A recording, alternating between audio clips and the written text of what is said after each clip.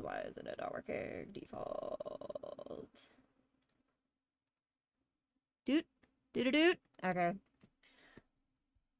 Well, just as predictable as everything else, despite the fact that I've spent the last couple weeks testing and retesting and making sure everything worked, nothing has worked so far, including the fact that my PlayStation controller is missing. Oh, is that it? Okay, there. Got it. Buried under blankets. I am back. I also accidentally turned my PlayStation on from the other room because apparently this controller was still sunk to the PlayStation, so I'll have to fix that at some point. Anyway, hi guys! What's up? There is a new layout. We have a new chat screen. Fucking goddamn it, Uli. Son of a bitch. Do I even? I only have beer!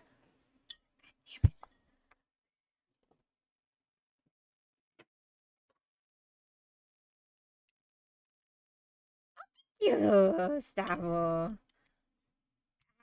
Yeah, health. My vitamins with my beer. Thanks for that. Uh, yeah, we're back. I got the call 2 days ago that everything in my abdomen is looking fine. But then I got another call saying that I apparently still owe them an X-ray. So I don't know what that's about. So it might not be over, I guess, but for the most part, I've been told that my health has been cleared. Um, well, see, when they discharge me, they're like, we're gonna need to do an X-ray in like a month to make sure like everything's good. And I was like, okay, cool. And then like a couple weeks ago, I got a call saying like, oh, the doctor referred you for an MRI, so you have to come in for an MRI. So I was like, okay. So I assumed that he had misspoke about the X-ray because the MRI is better than an X-ray. So I went and got the MRI done, and I got the call that the MRI showed everything was fine, but then I got another call today saying, hey, you haven't done your X-ray yet. So I don't know what's going on with that. Anyway, oh gosh, it's gonna be so bad with beer.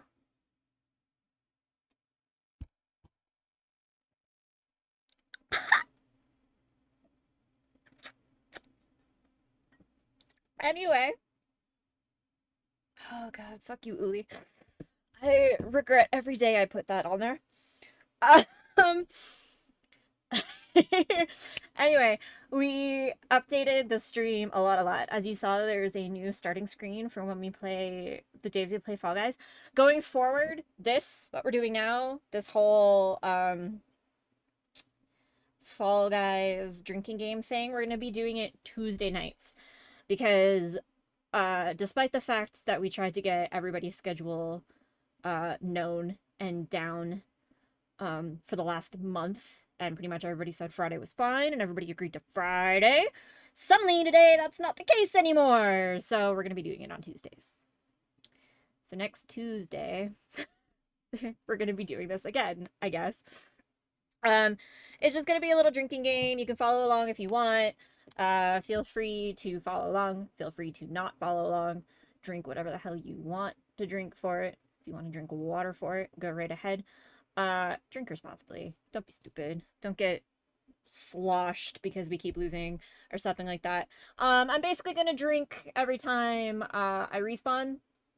Every time our team gets booted. And anytime we come in first place and anytime we win a match. Like if we get a crown at the end, I will drink. Can I take a toke or is it liquids only? You could, sure, you could take, if you want to be high as a fucking kite at the end of this, go right ahead. You got some good tea. That sounds better though, to be honest. So yeah, so we have a new starting screen for the days we do Fall Guys. I'm gonna see if I can like get some more thematic starting screens thrown in the mix. It's a lot of drawing. It's a lot of drawing and stuff, and it's just we're kind of perfectionists and we don't like the drawing so far. Ooh, you got some gummies. Oh god, this is gonna my feet's gonna get trashed so fast. Anyway, as you can see in the background, it's kind of hard to notice. Oop. No, there we go. That's the right way. Whoop. The background picture has changed. I have so many more pictures of jellyfish. I have so many more pictures of jellyfish, you guys. I went to an aquarium while I was recovering. I went to an aquarium while I was recovering, and I got many, many, many, many, many more jellyfish pictures. So, with that being said, the redeem for change the lights, that has changed drastically. I'm gonna also fix this light a bit. The change the lights redeem has changed drastically. Now when you change the lights, the overhead lights will automatically change. I am so happy about that. The background picture will change to a picture that is appropriately colored. I'm still going through some of my jellyfish pictures because there's like a color or two that I don't have jelly pictures for yet, which I'm pretty convinced I have the picture for. I just can't find it. So I'll have to find that. So for now, there's like a fish, I think.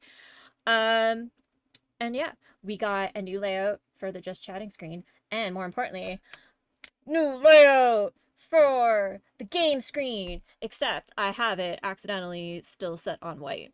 So that's kind of like a sneak peek on that one. There we go. So yeah, this is our new layout. Isn't it grand? I made the chat box a little bit smaller. I realized you guys, I'm reading it out anyway. You guys don't need to fucking see what you said. Although I still have this saying Supermarket Simulator. Why does that still say Supermarket Simulator?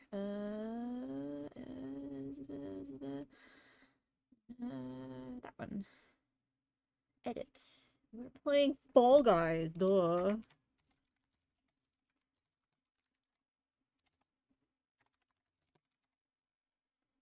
That's it. Okay, cool. We have increased the gameplay screen size exponentially by quite a lot. It is much bigger than it used to be. We cleaned up the thing. We realized that no one was really reading those marquees that we had about like latest subscriber and stuff.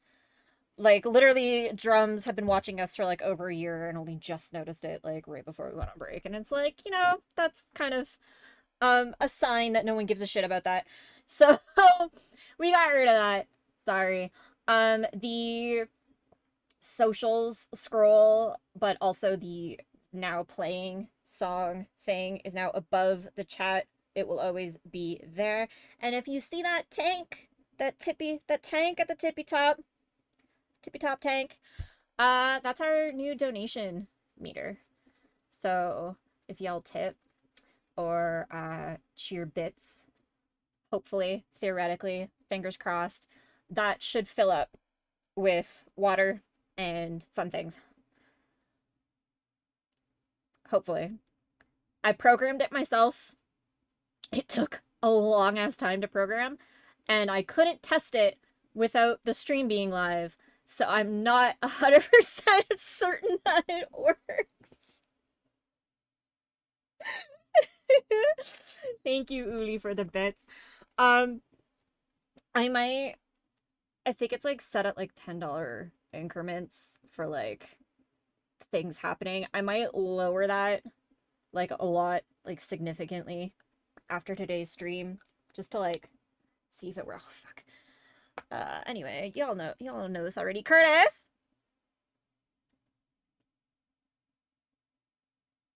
Curtis, you come here and close the window. Anyway, we are gonna be playing Fall Guys today. Curtis is here. He's in the other room. He also has beer. Two other people were supposed to join us. Neither one of them got back to us. That's coming from outside, right? Can you not smell it? For those of you who don't know, I'm allergic to marijuana, and our neighbors like to smoke it, both in the hallway and on their balcony, and it like wafts in from under the door or in through my window, and then I have severe allergic reactions. Fun times. But anyway. Okay, thank you. So yeah, Curtis is here. I guess I'm gonna start a Discord call with him. Is that how we're doing it? No response.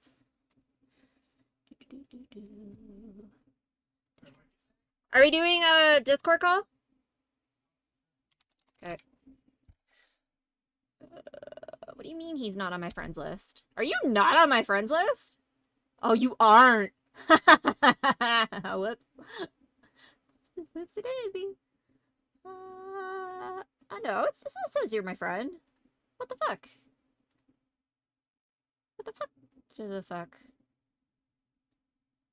Weird. Maybe because you weren't online?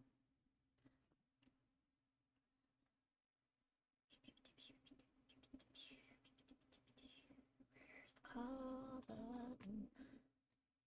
What the fuck happened to the call button? Why can't I find the call button? Legit. Do you have, like, calls turned off? Oh. Hello? Hello. I still can't hear you.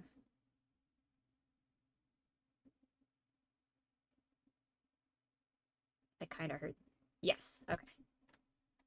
Let me make sure that Discord is turned on for chat.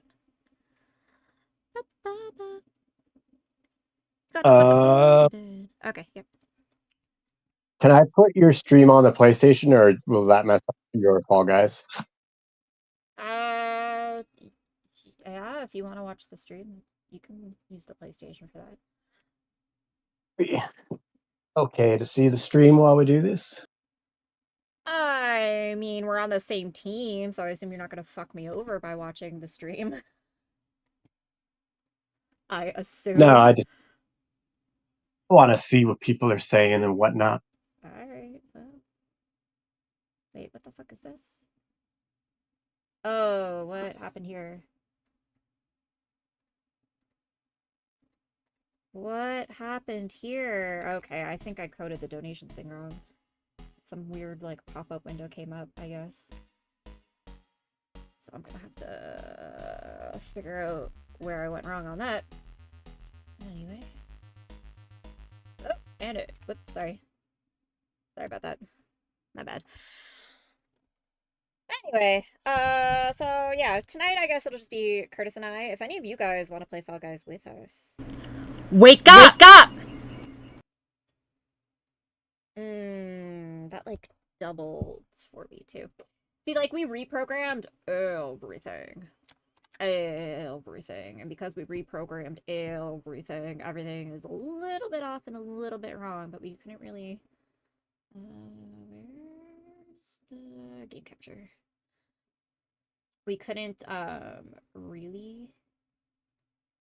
What the fuck? Where is the... Oh, locked, that's why. Game capture. Nope, it's still not letting me do the thing.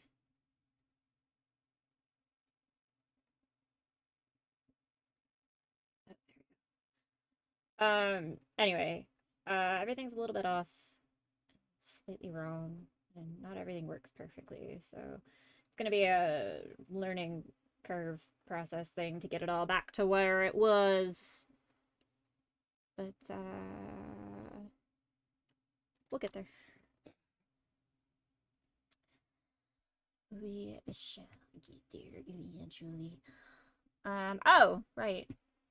I just remembered I can't play Fall Guys music, so I might as well throw Spotify on.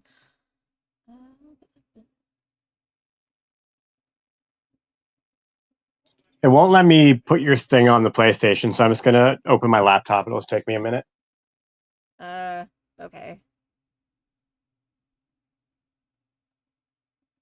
I mean, I know I've watched other Twitch streams on the PlayStation before, so I don't know. I don't know, the red controller just won't do anything. Oh, because the white one might be on still. Yeah, the white one's still on over here.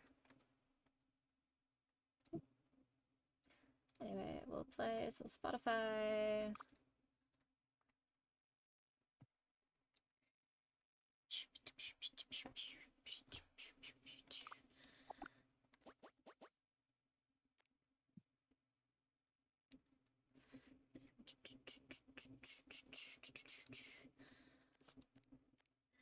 Anyway, like I said, we're gonna like start having like themed days. The Fall Guys Friday had such a good ring to it. I'm so pissed that everybody changed their schedule at last minute. So we'll be doing these streams on Tuesdays from now on. So if you want to play Fall Guys drinking games with us, or if you want to play Fall Guys with us, I guess there'll be room for that occasionally. That'll be Tuesdays. We want to do like a multiplayer Monday as well. And then we're trying to work on like a point system that'll let the viewer with the most points pick a game for us to play one day a week. So we're working on that. We're working on stuff. Anyway, what else is new? If you didn't notice, there should be a shit ton of stuff under the channel points redemption now. We added way more sounds. Way more sounds. We will be constantly updating those as well. Each one of those sound reactions will play a random noise that is thematic. Why did that one not work? What the fuck is going on, StreamerBot?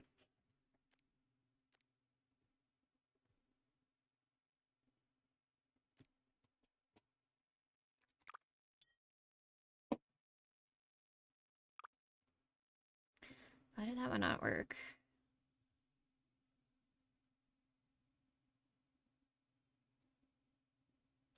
They were working before. What the fuck, dude? That one worked. Why did random noise not work?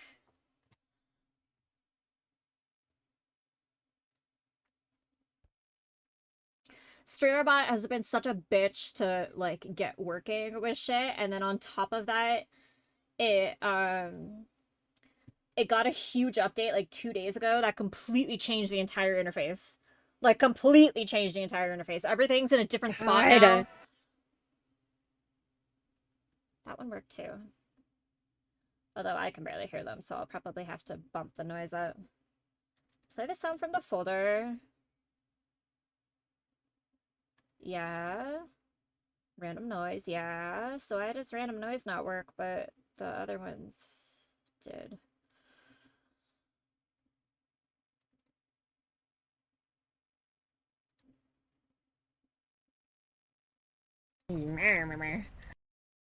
That worked. I think this is gonna be a thing where like I look back on it and go through everything that didn't work and test it 700 times. It's gonna be annoying. It's gonna be annoying for a while. I apologize for the things that don't work when they're supposed to. It's trial and error at this point.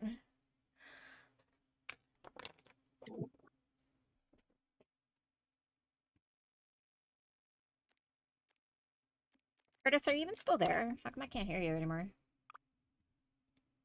I'm still here. Can you hear me? Yeah. I'm gonna open my actual volume mixer. I'm almost ready to go. I'm just getting my laptop open to get your Twitch on.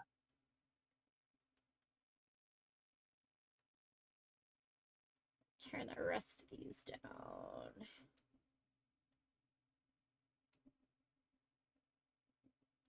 I don't even know what half of the things on my volume mixer are.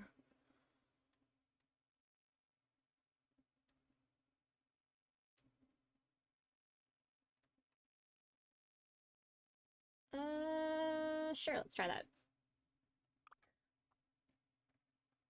Try that. Can you talk for a sec, Curtis? Hello, hello. Might not be enough.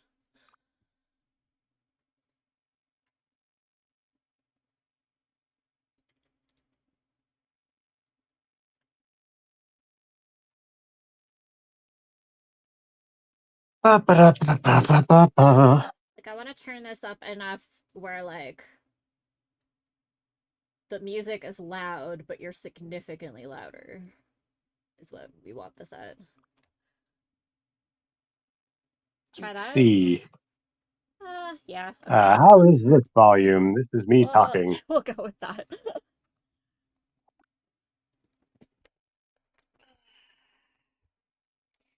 Alright. Oh, Sticky's on. Interesting. Okay, shall I invite you? Well, we'll see if it works when I invite you, because I know when we do PlayStation and Nintendo, it boots you a lot, but it might work when I'm on the computer.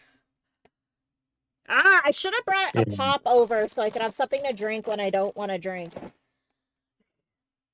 You want me to bring you a pop before we start? Yes, please. I need something to drink when I'm not losing. 1 second.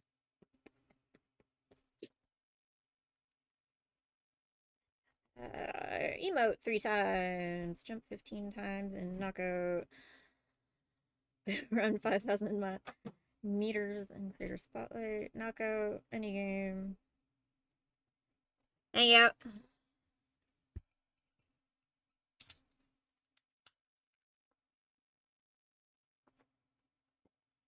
Okay, what mode are we doing? I don't know. Creator spotlight, I guess, just to get it over with, and then we can do squads.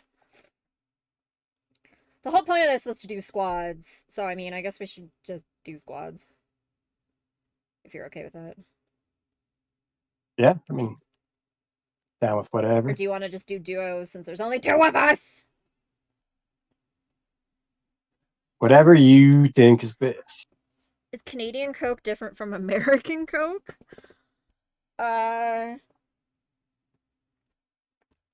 Is the Coke different? It might be, actually. I know we have way higher standards for things for like sugar and stuff. Yeah, I'd say from when I was down there anyway. Hello, Gas City. When were you down there? Oh, you went to Vegas recently, right? Forgot about that. Gas City, do you want to play with us? Wait. Cancel. How do I cancel? Cancel. Gas City, do you want to play with us?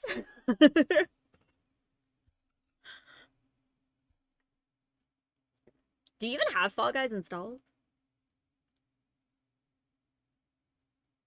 Do you around you just started installing it? Okay, cool. Guys, Gas City used to be my roommate. Back in the day. Hello, Gas City. It was awesome. Cannot recommend enough if you like magic.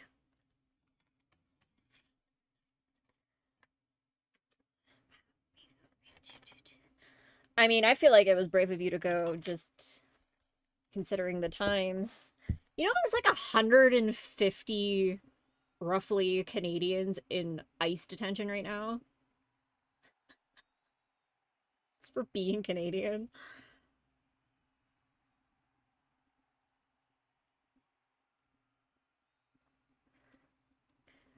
Hey, guess what just happened? Did you get disconnected? Fuck! Yeah. God damn it, that's an automatic drink. Well, have fun. Is there a Discord to jump in? Yeah, kind of. It's just a private call right now. I'll add you in a sec. I'm gonna lose anyway because Kurt is disconnected. How about I drink every time you disconnect too? Okay, that's a good rule. It's like a double penalty because fucking I'm definitely gonna lose. It's always been bad It's always been bad, but I just recently did an update on the Switch, like 2-3 days ago, and it's gotten so much worse. Yeah, I don't know what the fuck happens. My PlayStation, now when I play this on the PlayStation, I hear no music in between rounds, no matter what. If you're ever interested in trying Magic the Gather Arena, it's free and on mobile. You don't trust stairs, they're always up to something? Mm. Alright, well, we already automatically lost, because I'm at 14th and have no partner in this. So it was my losing swig.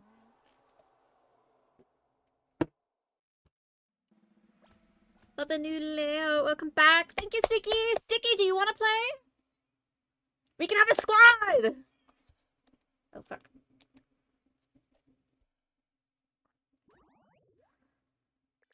Oh, love the old Mitch Hedberg bit. An escalator can never break and only become stairs. Okay, Discord. Do I have you on Discord, Gas? I don't know if I do.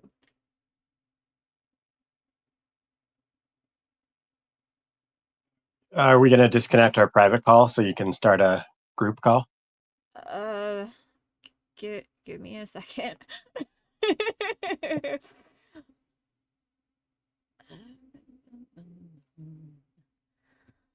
um, well, I mean, that's my like Discord group, Gas. So if you wanna go in there and like send me a message so I can add you. Also, we'll do a just chatting while we're waiting for this. Just so everybody knows, my constitution is a little bit weird. I cannot get drunk on absolutely anything in the world except for rice alcohol, which I found out accidentally on my first time in Japan. Um, because I can literally drink pitchers of beer, be fine. Pitchers of vodka, be fine. I went to Japan and had one strong zero and was sloshed for the rest of the night. And that's how I found that if I want to get drunk, Asahi's the way to do it. And what a way to find out. It was not fun having a convenience store drink and walking home from the convenience store not being able to stand up.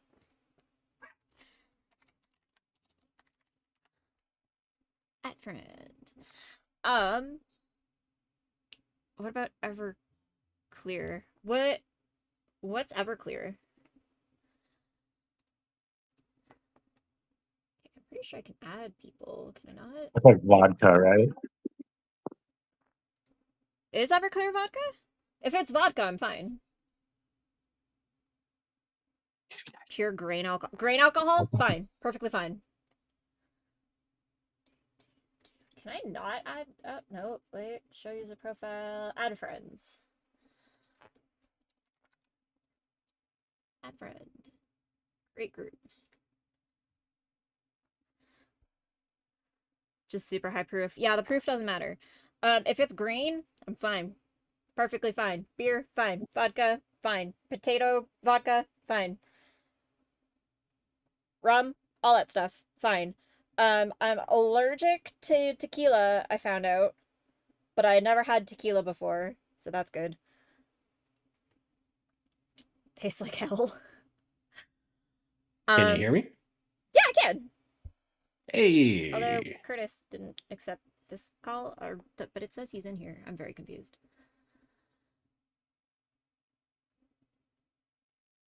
Uh,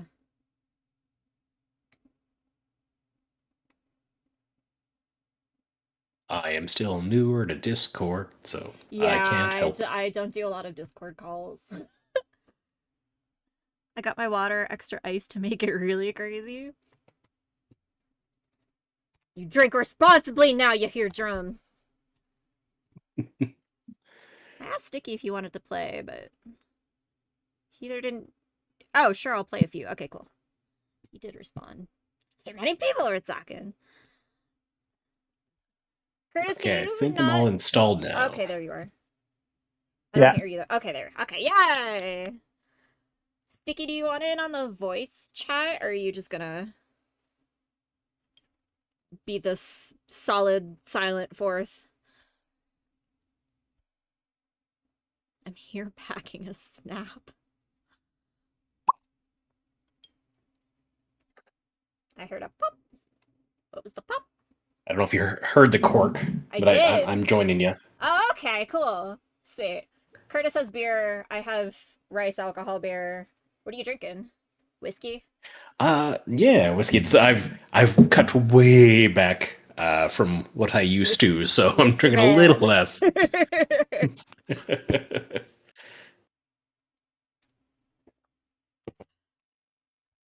You'll be I the shall. silent solid fourth for now. Okay, cool. Sounds like a plan. I guess I need to invite everybody. Oh, I also Yeah, I'm just launching right now. yeah, I also don't have you on Fall Guys. I don't even know my name on there, so we're gonna find out together. Are you on your PlayStation? No, I'm on PC. Oh, It's cross-platform, I believe, right? yeah, it is. Yeah. It's just if you were on your PlayStation, it would just automatically use your PlayStation account. Yeah. Otherwise, I might make you make a name.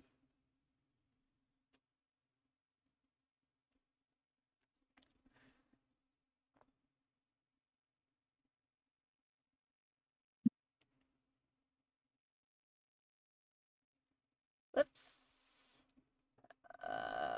Not filter for it. Oh god. Add friends.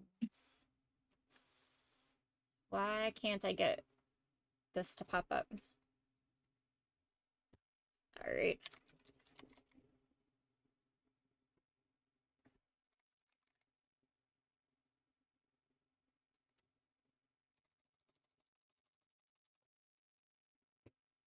Hmm.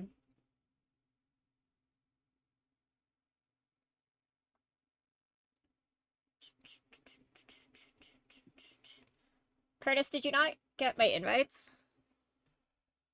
The Fall Guys? Yeah. I sent a couple. I'll send another one.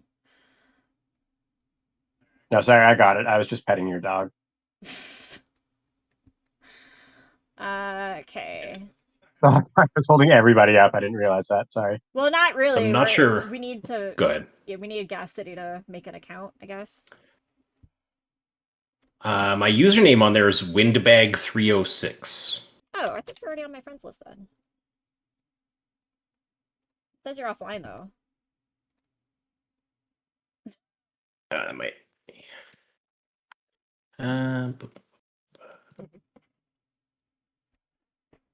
Oh, here, I'll share my screen if that helps. Oh, except it doesn't share the friend page.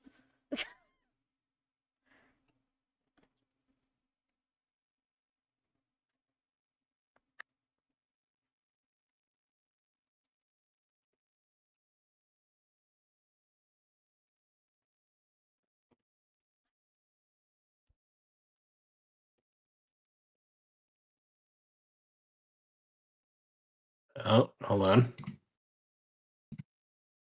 I sent you a join request.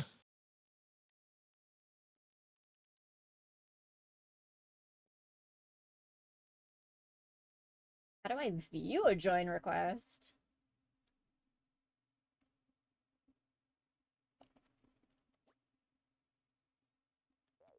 Because it's not showing up in the... Okay. It says there's something new on this page, which theoretically means the join request is here. But I don't see it.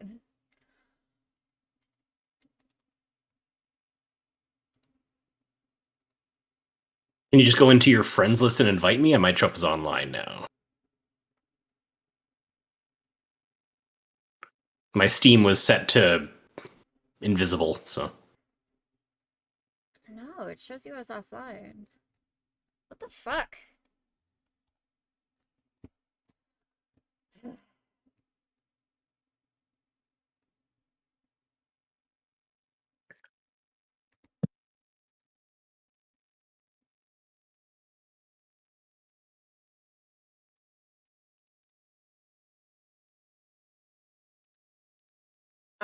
Maybe if you... Whoop. Maybe if you restart Fall Guys, now that you've changed the setting. Can you? Do I show up in your friends list now? Is online? Can you try to No. invite me? You it still shows you as offline. Oh, weird. Yeah. Uh, The game can be pretty bugged sometimes. Maybe require a restart to see the request.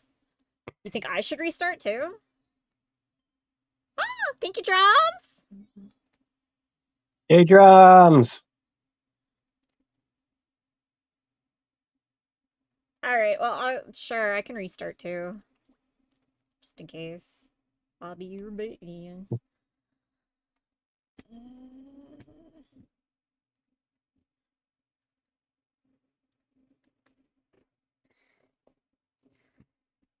Wow, Spotify's going hard on my comedy songs.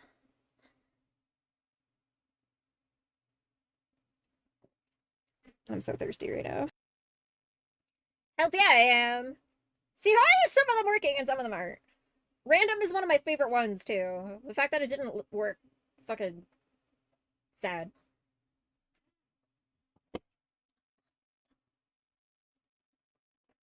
Okay, yeah, now it's showing you as online.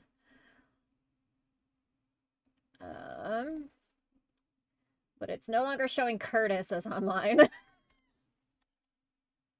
Don't y'all fuck with me. Oh, there we go. You fucked with me. How dare I you did fuck with go me? through the Epic Store, not Steam, apparently.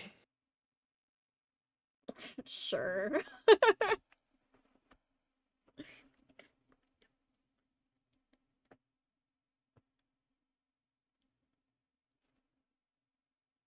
Wow, you got all the good hits. Oh god, oh god, oh god, oh god, oh god, oh god, oh god, oh god, oh god, oh god. Why did that played two different sounds. Interesting. No, fucking. So panic is broken. I have to make mental notes of this. Can you send another invite? How to restart? Okay, cool.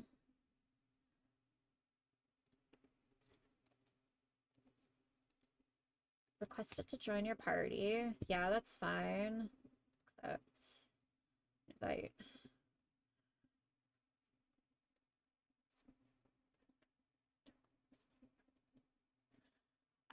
Oh. Hey! Alright, let's get this drinking party out on the way. Here's me with like the basic skin. Yeah, I haven't played for years. Yeah. Curtis and I went with an aquatic theme. I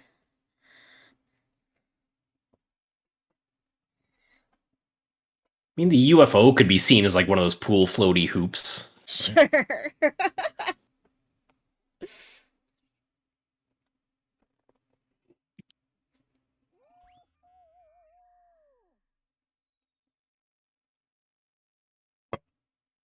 Here we go.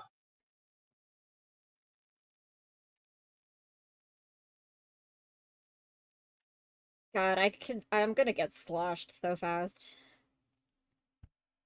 I had like 2 sips of the Asahi earlier and I can already feel it in my face. Do your face get like warm? Numb. My face gets numb. That happened years ago when I did the one chip challenge thing. My face got numb. It was weird.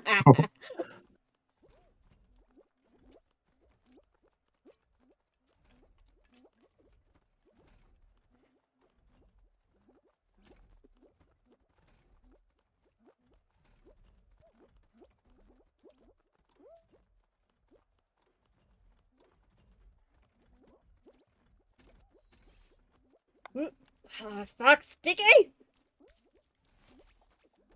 Damn it!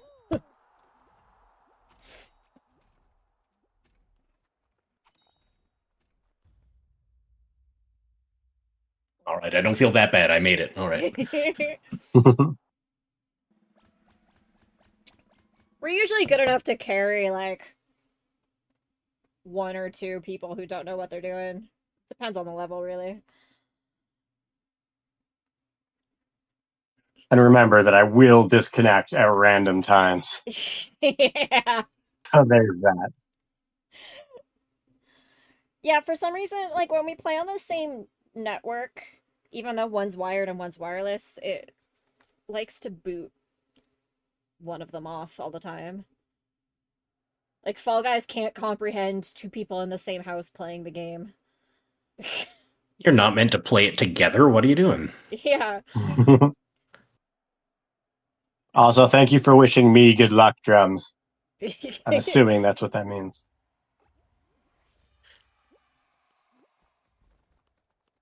Curtis specifically needs it. Oh, you fuckers. Ah.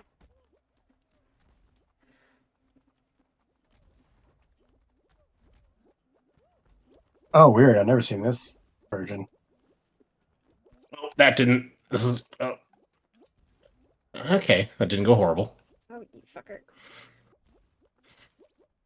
Ah, sticky! Damn. My goal God, no. here is to beat Sticky on a level.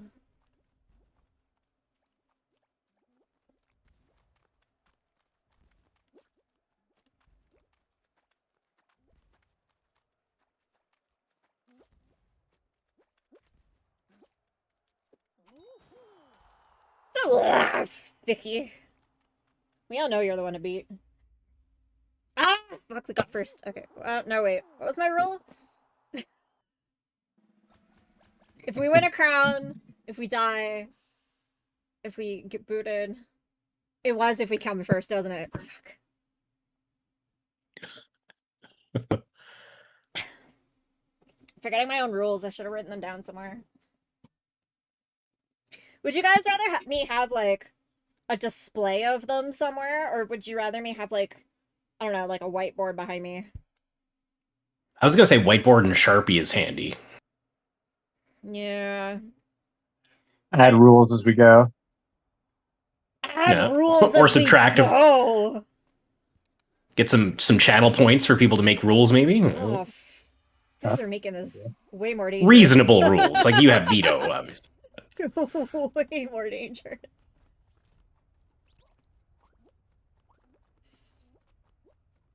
Yeah, whiteboard would be good. Alright.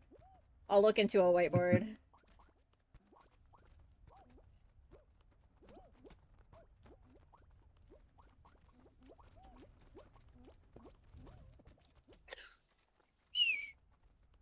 Oh, there's no snow in the middle of this one?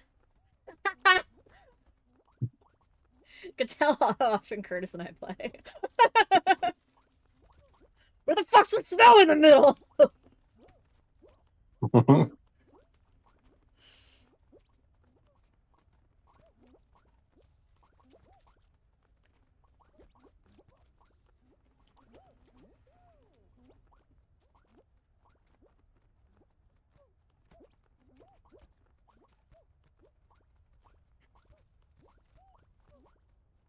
Am I playing the comedy list? I swear to God, not a single serious song has played on this fucking Spotify. Oh God.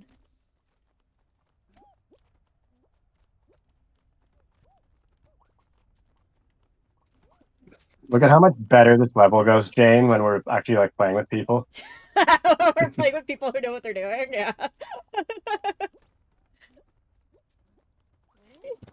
Hey. Fuck, that was another first. Damn. I think that's the nice thing about this is, you can play once. Okay, that's what it's like Mario Party, right? It explains how to do it, and then you do it. Yeah, except it takes way too many people too much time to figure that out. We're all rooting for you. Ow!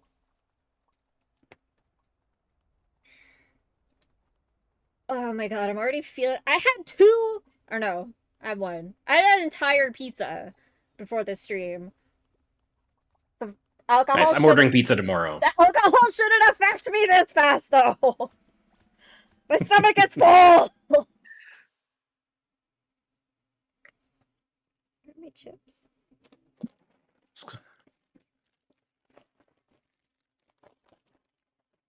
Straight to the finale. This sucks because now I'm either drinking because we lost or drinking because we won. I didn't think this through.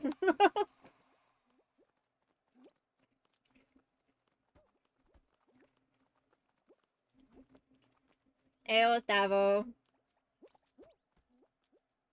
Green dude is grabbing, like, a lot.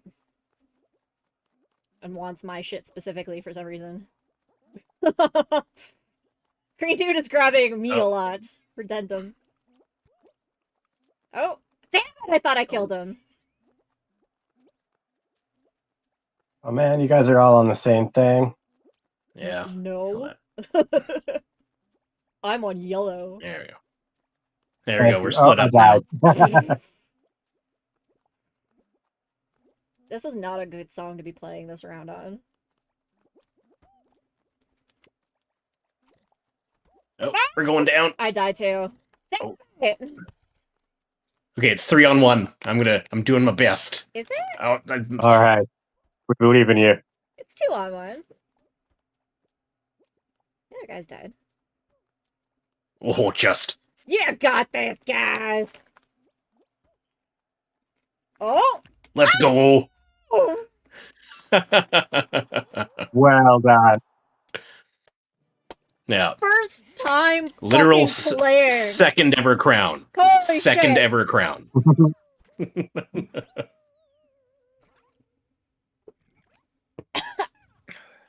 That's what level 3 gets you in. All right. Level 3 gets.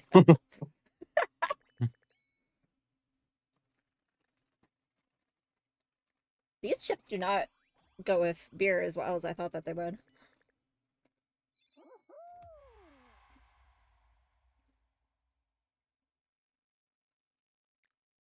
Huh. I thought malt vinegar chips would go good with beer.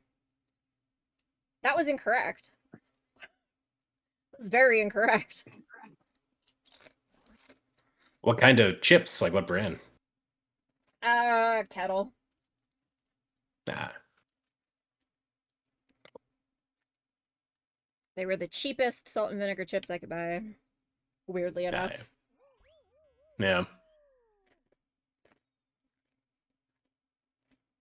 They just don't go with beer very well. I'm kind of Oh, disappointed. we finally maybe almost a year ago now got a Freshco and Medicine Hat, and I've been shopping there a lot. Man. The chips thing reminded me. That's where I found they have those the hot ones, Pringles. Oh man, they're so Yeah. good. Bought a couple different ones of those. Hmm. Legit. They also I had these would've, really good little Ukrainian snacks. They were like dried croutons, but flavored. And at one point, they were like 20 cents a bag. So Freshco usually is what Sobeys uses to like test new products.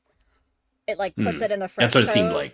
Yeah, it puts it in the Freshcos to see if people will like it enough to put into a Sobeys. God, if Medicine Hat had a Freshco when I moved there, that would have saved me so much fucking stress.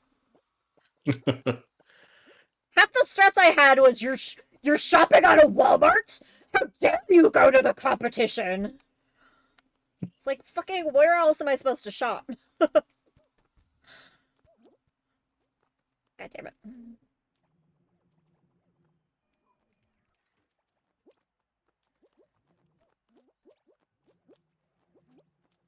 Shit. Oh, fuck! No! That almost happened to me too. Shit, okay, wait, I owe a drink because I respawned. Oh god. Oh goodbye. I can't do it on I this didn't know one. the floor moved. Okay.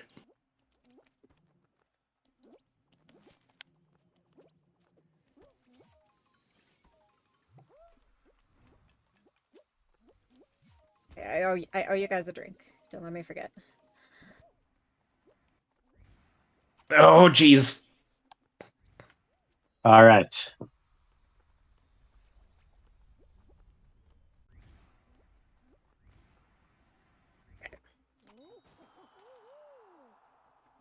That's my respawn. Oh fuck, we're first! God damn it! We're too good.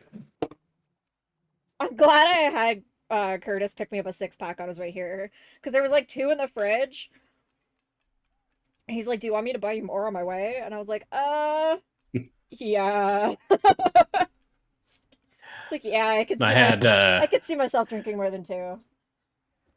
I saw you jump online. You're like, oh, Fall Guys drinking game. I'm like, I'll run out. I live in a fourplex now. It's just like a couple years old. It's a really nice place, but so I live. There's a co-op liquor store nearby. I'm like, I'll just run out and buy something. I was in Hell Medicine Hat the yeah. other day, though. I had to stop in on my way to Toronto. Place is just as weird as I fucking remember it to be. It has not changed at all.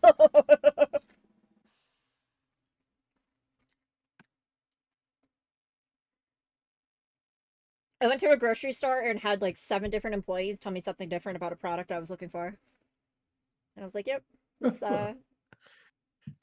town did not change after I left it. No. As a learning and development professional, that pains me. Well, like the one girl like knew exactly what I was talking about, but I had no idea where in the store it was. So then she sent me to produce, and then the person in produce was like, "We don't sell that." And I was like, "Well, the other girl knew like exactly what I was talking about." She's like, "No, that girl was lying to you. What are you talking?" And so then I had an argument with her. So then she brought somebody else in produce over to like back her up, and then the other person in produce, without me even saying anything, knew the name of the product I was looking for. And then she's like, "Yeah, it's over here." So I was looking for a salsa. It's made by a woman in Medicine Hat. Oh, cool. She has her own store downtown, but like I was there super early in the morning, so I didn't think she'd be open.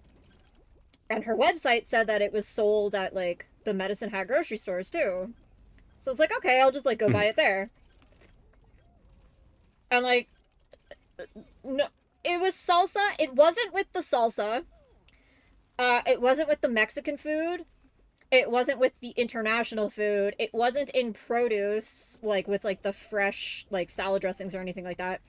It was on an end cap in frozen by itself. I got knocked out by the swingy bar. By a swingy bar. Ooh, that means we probably won't get first.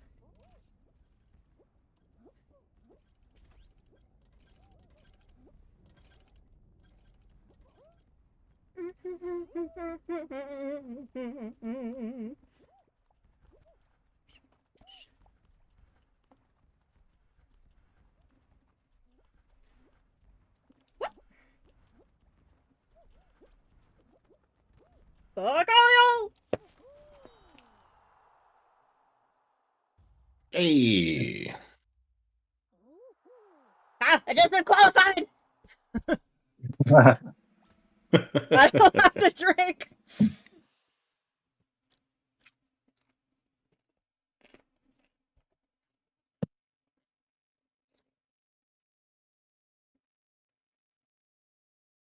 think I have to kind of change the frame color of her purple. I might make it like darker or something. Feels too one-toned right now.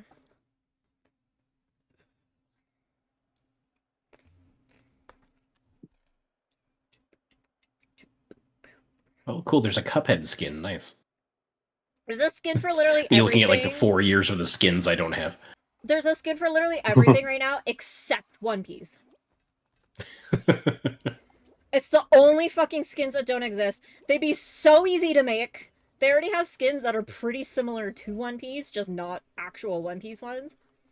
I thought when the live action came out they might do it, and they still fucking didn't. So now I'm just like, what the fuck?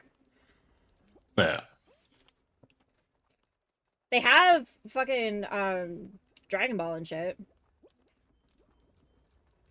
Yeah, but that's kind of like the. What'd you give it? That's like the Black Forest ham of anime kind of thing. I mean, I know that they sold It's the in rights everything. to that for super fucking cheap, but oh god, that's too sideways. That new anime he made, the Tank one on Netflix, like right before he passed. It's pretty good. I've watched it. Fuck. Okay, I owe a drink. Tank one. What I'm tank? still on, but I forget what it's called. Man, this platform is pooched. Yeah, it's like everyone's just waiting for it. There. There, I even jumped on it to make it easier for you guys.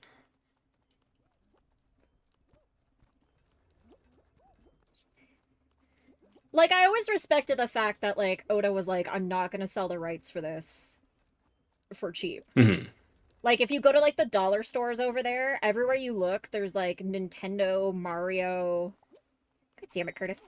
Oh, I owe a drink.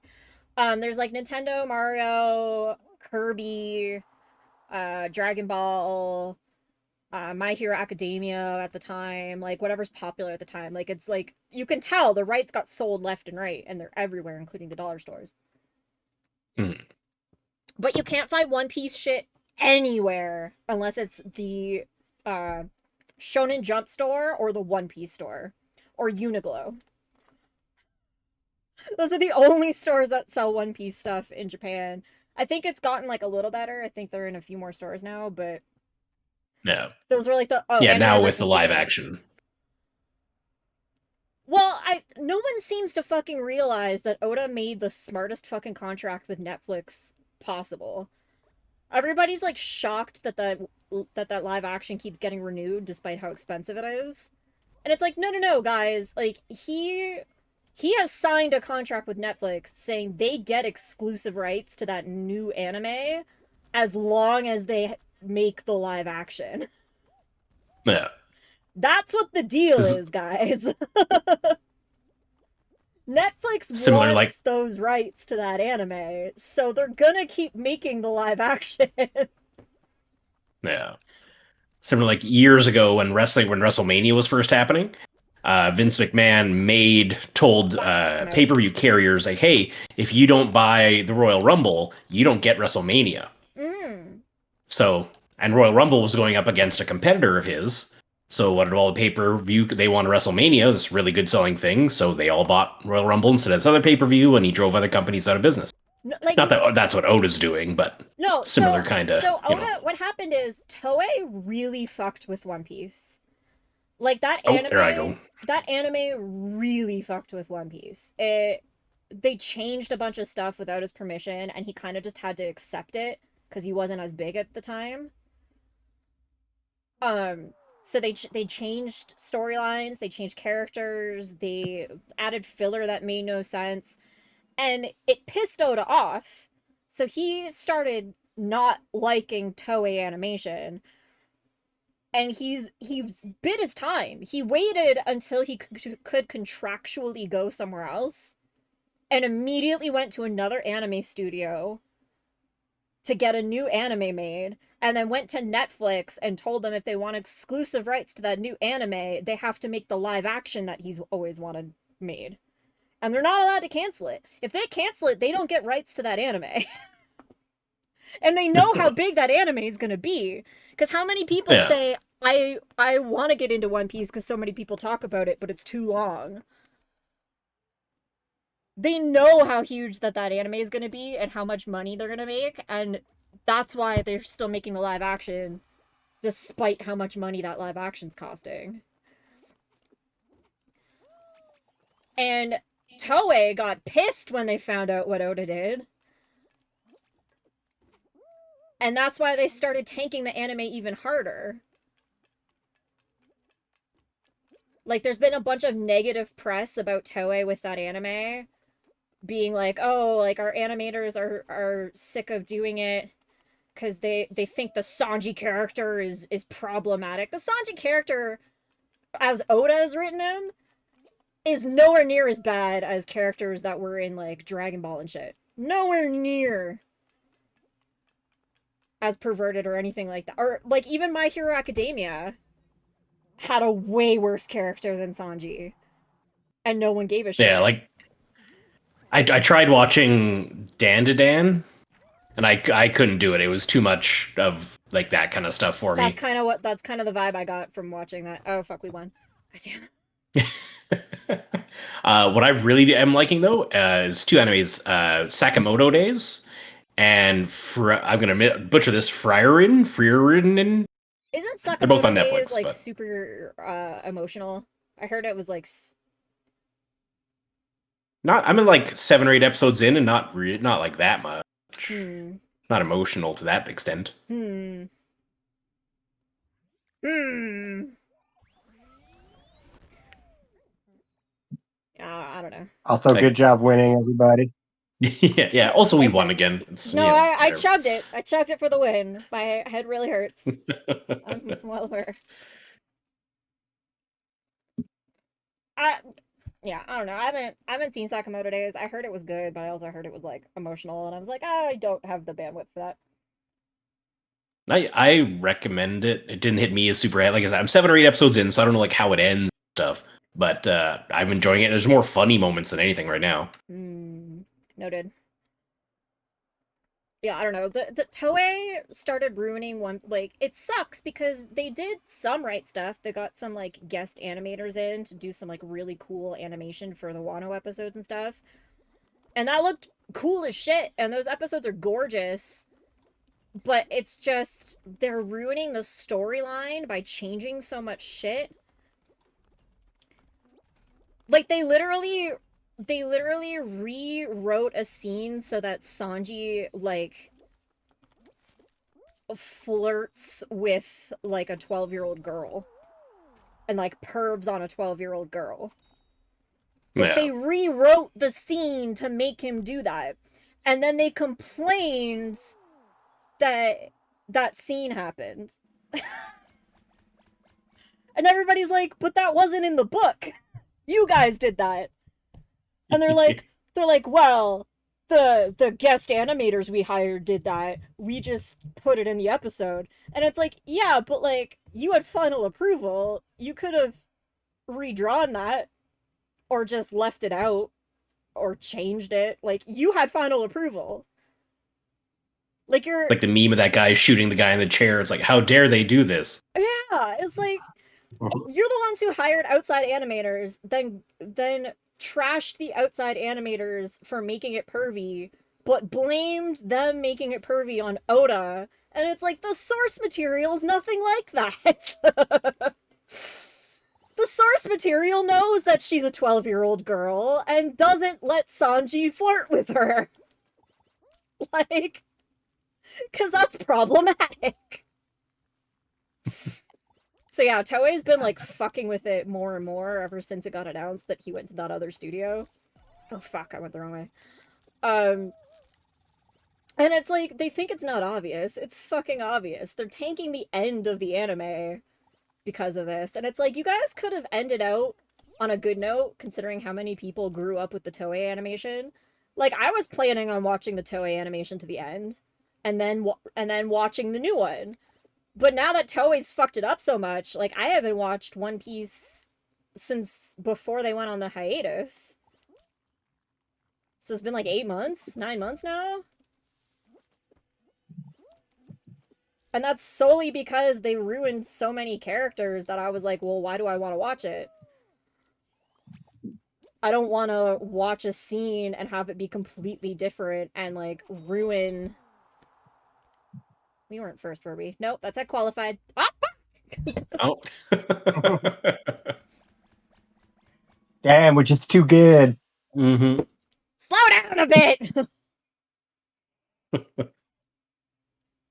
I'm almost done. I remember my first 20s beer. playing this Mario Party drinking game where you like drank every time you got a star, and by the end of it, people were just not buying stars, so they didn't have to drink. Yep. I mean, that's how you get When into I was in somebody's head. university, there's a website, I think it still exists, called Kitten Wars. And we divided the room in half, left and right. And the website shows you pictures of 2 kittens, and you vote which is cuter, click on it. So there's like 12, 15 of us sitting in my dorm room looking at this website, be like, left half of the room drank, right half of the room drank, just like bouncing back and forth. That's amazing. Thing y'all do to get drunk. I had such an easy college time thinking I couldn't get drunk from anything. I would just go out with friends and then we would get free pitchers of beer and they would just give them all to me because they didn't want to drink anymore, and I would just have like 7 pitchers of beer to myself. And that was a good night. And then I would walk home like nothing ever fucking happened. It all fucking changed that one trip to Japan. And that all changed when the Fire Nation attacked. Dude, you don't understand. To never ever be drunk, and then how old was I? Like 26, something like that. And then at 26, get like it's basically a vodka lemonade, like a Mike's Hard, from the grocery store, and take a sip on the way home, and then no longer be able to stand for the rest of the night. I don't remember getting back to my room that night. Jeez. I don't remember anything except trying to like stand up from my bed and like get the cake that I had in the fridge and like collapsing and being like, "Oh shit, whatever's in this drink, this fucking 7% alcohol drink, I cannot drink this." And then I ended up making the same mistake by going to the Asahi. Fuck, we were first. Too good. Going to the Asahi bottling plant tour, because at the end of that they give you 3 free beers, like 3 full pints. They gave you a choice of 8 different flavors, and you get to just like fill up 3 times. And holy shit, that one was outside of Tokyo, and I had to leave that tour drunk and get on the Shinkansen and ride it back to my hotel in Tokyo, in Asakusa. It was a nightmare. I think I also ended up buying a couple shirts that day because I was drunk and there was a Uniqlo next to the Asahi factory. Yeah, that'll happen. The days I woke up with Steam games, I'm like, when did I? Oh, yeah, okay. I can't help it. The Uniqlo in Japan has so many One Piece shirts. And it was right there. Where'd that ball go? Oh, there it is. This is like basketball, right? We got to score in the yellow? Yeah. Okay. Although Yeah. I lost the basketball. You can like jump in holding the ball also. You don't have to throw it. I mean, I don't know if anybody's ever tried that in basketball, but I would love to see it. Those arms go through Yeah. and stuff sometimes. I'm sure it counts. it's like the Airbud rule. Nobody said a dog can't play basketball. Exactly. I think if you wormed your way in through, it would still count. Oh god. We are not so hot, guys. Well, where the fuck did that ball go? There it is. Shit. That thing, I feel like there's less balls than There normal. is. God damn it, Top Hat! I mean, we're pretty far ahead, but Okay, I gotta go. And they have 9. what? No, we have 9. We have 10. Oh yeah. I thought we were way are behind blue. too. I thought we were. Yeah, I was looking at the wrong thing. Yeah. Like I'm we're shooting on scoring the on the yellow right basket. But I was looking at the wrong scores. That one wasn't even close. I'm just saying maybe change the chug rule. I'm not your boss. I'm not in charge of only you, doing but you it know. for like the minimum of things. I do it when I die, when we lose, and when we get first place. It's just we're really good at the game. Curtis, can you bring me another beer? Yeah. And I guess open the window while you're over here. It's hot. I'm assuming they're not smoking pot anymore.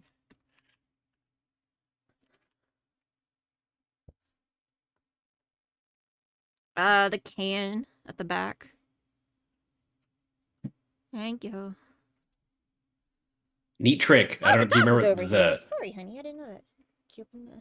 if you're drinking cans, you store them. I don't know if the Asahi gets like an ass on it like regular beer does. Like wheat beer does, but if it does, store the cans upside down. Like if the bottom's a little compared to the rest of it, but Oh, no. Bottom's good. Whop. I don't know if you're actually watching, but pop.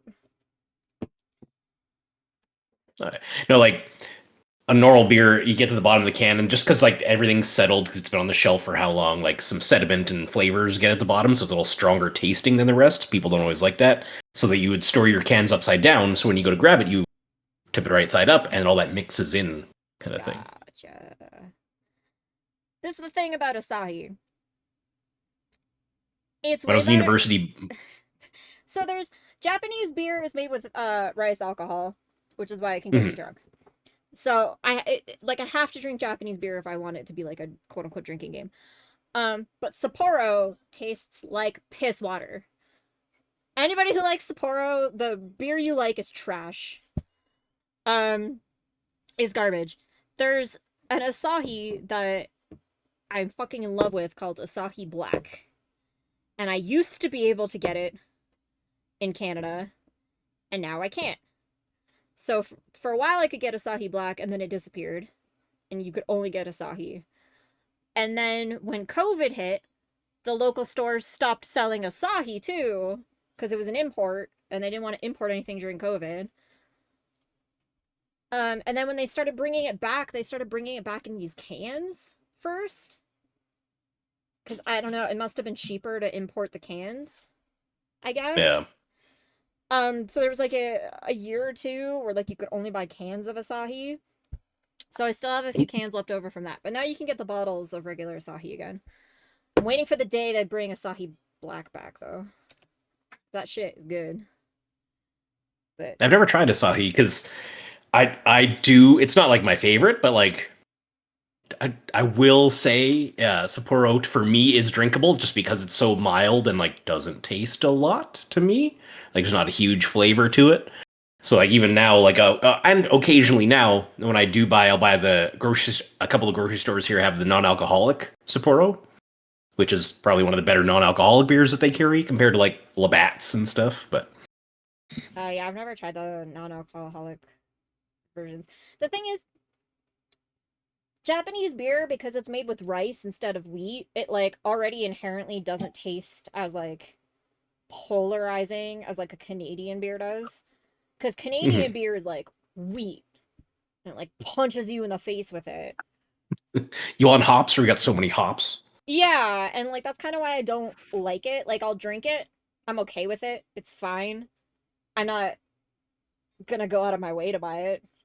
If someone hands me one, I'll drink it. But like it tastes too like not bready, because Guinness tastes like bread. It tastes I don't sourdoughy, I guess. Yeah, I can see that. Like bready, but bready in a different way than Guinness. I don't know why you would ever go to Regina, but if you were ever in Regina, there's a restaurant called Beer Brothers. We just got back from Where Regina. there's a restaurant called Beer Brothers there, which has awesome food, but they have beer like from all over the world. Like if you go in there and order like an Alexander Keith's, they'll look at you weird. And the serving staff there is amazing. Just like tell them what you usually drink. If you want to go lighter, darker, like they're trained awesome. But if you ever go back, go to Beer Brothers. It's downtown Regina on Scarth Street. It's fantastic. I mean, to be fair, we were there at like 10 in the morning, so. I don't know what time they open, but I don't think it's 10 in the morning. But yeah, I don't know. I like Japanese beer in the first place because because it's made with rice alcohol, it doesn't have like that bread taste to it. It has more of like a vodka-y taste to it, but it still tastes more like beer than vodka. Like it's weird, but that's why I like it. Fuck! Okay, I owe a drink. But then in terms of like Sapporo versus Asahi, Asahi tastes more like beer, and Sapporo to me just tastes like really watered down. Like I think it's mostly meant to be like a lighter, like you're drinking this by the pint in a izakaya in Japan, and you're like doing it as like your team building business meeting, so you're gonna get slosh and you're gonna have a lot of them, so like it doesn't really have a strong taste, so you could drink so much of it. Whereas Asahi is more like you're buying a couple beers on your way home and you just want those couple beers. Yeah, and I like that kind of, not that I really drink much anymore, but that kind of drinking culture I like better. Just having buying one or two, being able to do that. Whereas like when I lived in Manitoba in university, the liquor stores had like the foreign beer section where you go and try like one of these and one of those. I don't see that here. Yeah, no, Alberta doesn't give a shit. No. Alberta does not give a shit. It's all the privatized liquor stores, so they just buy what sells, which is like the mainline stuff, and they buy 6 and 12 packs. Yeah, Alberta knows its market, and Alberta knows its market isn't going to go in and ask for a Japanese beer 99 times out of 100. That's why I wish I lived in a province that did do more of that, but because of healthcare, I can't. Yeah. Although with the latest new health stuff that's happened recently, I might be able to afford it now. Yeah, I saw something was going on with that. I didn't see exactly what. Fucking okay, I owe a drink. The I owe 2 drinks. How many people on the bed? So Oh god, that's caught me square. So essentially, the federal government. Okay, this is like the wrong thing, which means that one over there is the right thing. Fuck. Which means I have to go this way. Okay, wait. I can't think and talk at the same time while I'm drunk. Cannot do it.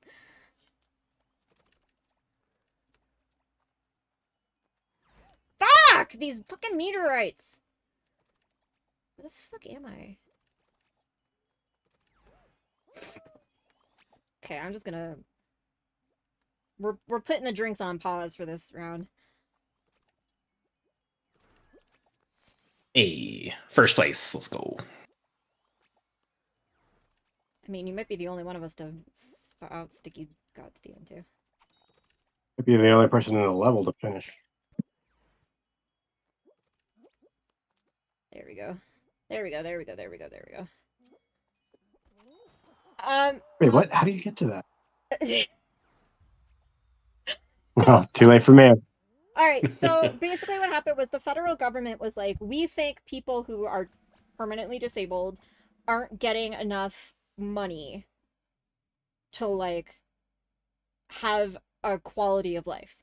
They're like, yes, they have enough money to, like, rent an apartment and buy groceries, but, like, they also have all of these expenses to do with their health and, like, doctor's appointments and stuff.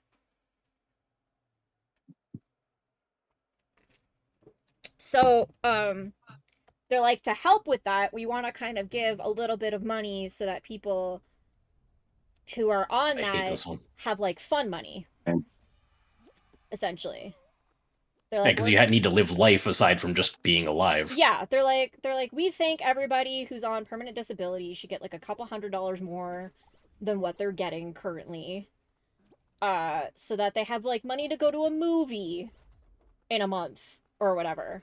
Like, that was the point, right? So all the other provinces went, oh my god, that's so nice of you, federal government. Good job. Round of applause. And just left it at that. Alberta went, well, we're already giving the people on disability more money than anywhere else in Canada. Mind you, Alberta has, like, the 3rd highest cost of living. First of all. And second, I just saw a thing in the news the other day. It's a second. It's the second. The second stupid cost high, of whatever living? it is. Did it pass one of them? I forget. I didn't check the date on the article either, though, so it might have been a little bit older. I don't know. But it has a stupid high cost of living. You're right, but also, it's only, like, they're only beating the 2nd place province by, like, $100, right? So, like, the next. So it's the same. Yeah, basically, it's like if you live in Alberta, you can get $1,800 a month. And I don't remember what province it is. It might be BC. Give 17. So they are giving the most in Canada, but barely. So when BC should be giving a lot more for how much it costs to live there. But anyway, that's a different thing. That's a different thing.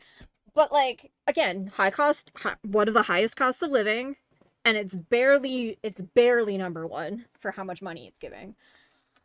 So then when the federal government did this, oh, we're going to give $200 extra so that people on disability have some money to like go see a movie or like buy clothes if they need them, kind of shit. Yeah. Alberta was like, well, we're already giving them more money than everybody else.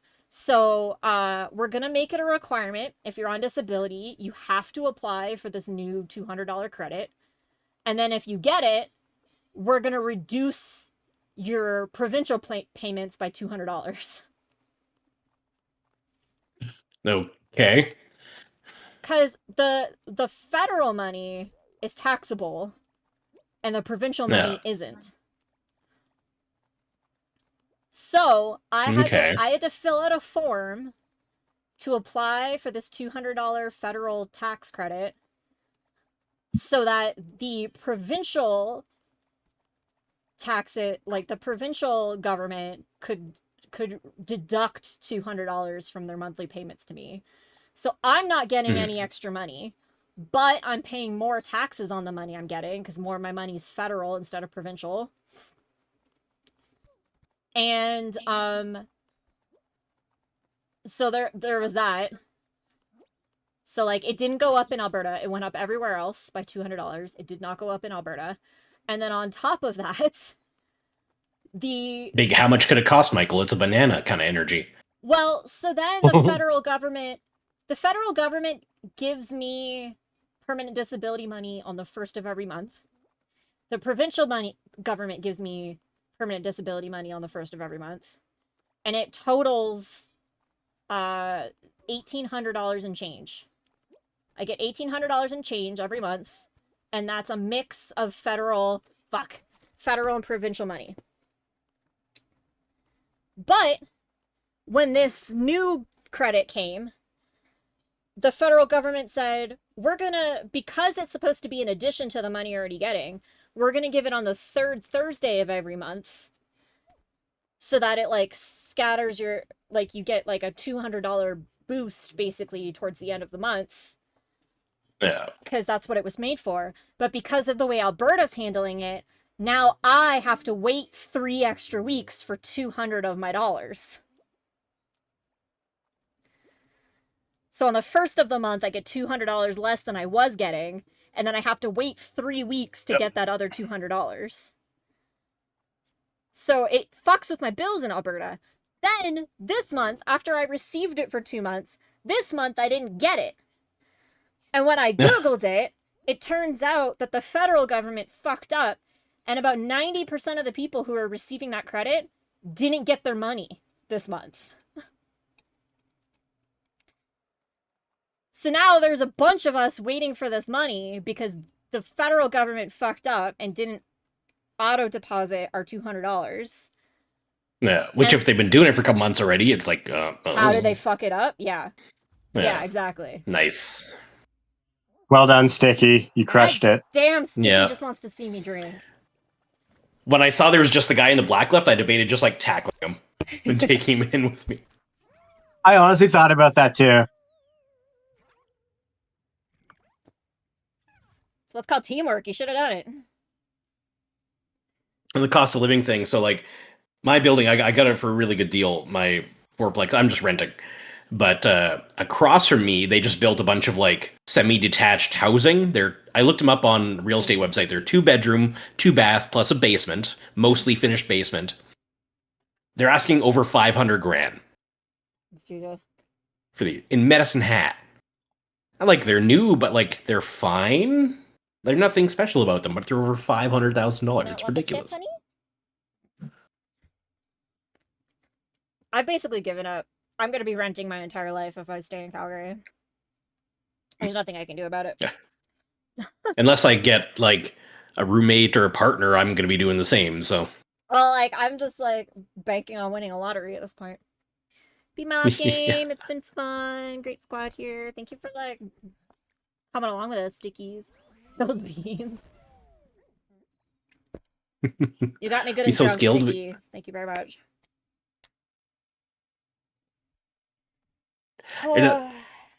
Is there, because like if you make like a decent amount of money, like if you have to report income and whatever, that changes potential money from like Asian stuff, right? Or whatever the new thing Any is money called. I make myself gets deducted from what Aish gives me.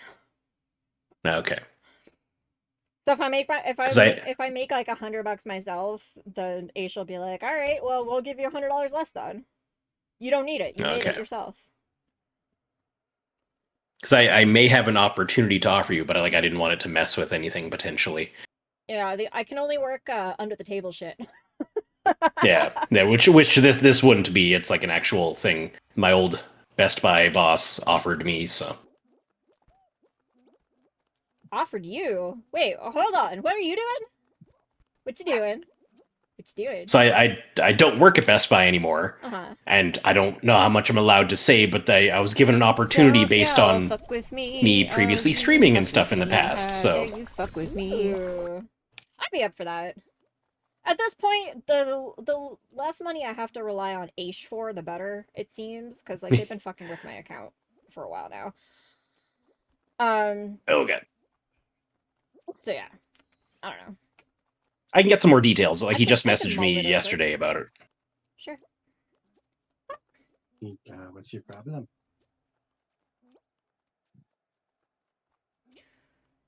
Sticky, you fucker.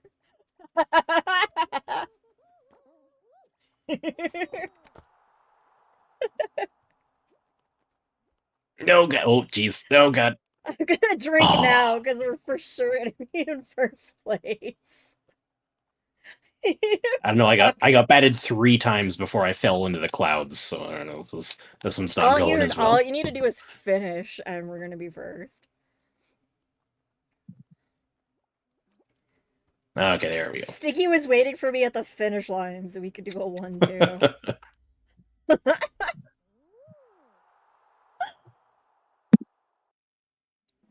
It looks like I need to up the volume on the streamer bot sounds. Oh, and I was looking. I was gonna order some gamer subs next month from a YouTuber that I support, but then I saw you do like a similar thing through a different company. What am I doing? Oh, Dubby? Dubby, yeah, like the energy powder. Yeah, I'm sponsored by an energy drink. Yeah. I really only talk So, about like, it during Puppos usually, but yeah, it's like they have like some that are like Gatorade and then other ones that are energy drinks, but they're just like weird, powdered drink mix-ins. Yeah, because it's like those are cheaper than buying energy drinks like per drink. So I'm like, oh, well, we'll just order one of those. But then I'm like, oh, you do it. So I do. Might as well support you rather than a YouTuber who's doing fine. You know, it's like a couple million subscribers or something. Well, thank you. Yeah, I think my link is in the chat under the command, but I can send it to you separately if you want. Yeah, and I have it. I think you posted about it on the socials. I'm sure I have. Well, I know I posted about it on Instagram a lot. The one that I like the best. I thought I had one here. Yeah, I do. I'm a fruit punch or orange kind of guy. That's no, it's a fruit punch flavor that I'm like obsessed with. Let me navigate this real quick. I used to have a path like locked down on this level, but I don't remember it anymore.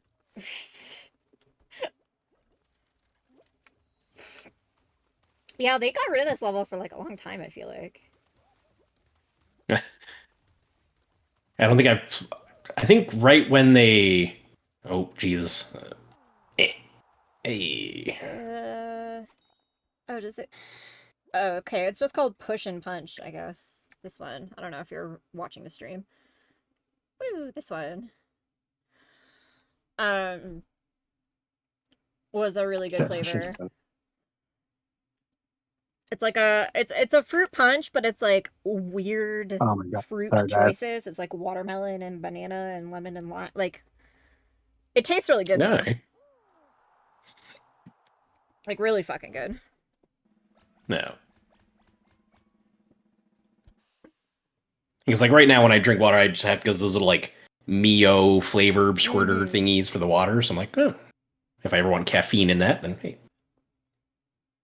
Yeah. They do have like non-caffeinated like Gatorade flavors too, but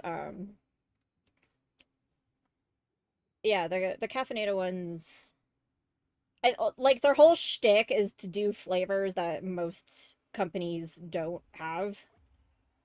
No. So like they have like a one is called Japanese soda, which I think is just Ramoon. I haven't bought it yet. But I definitely want to try that one. And then like they just got like a Japanese yuzu one.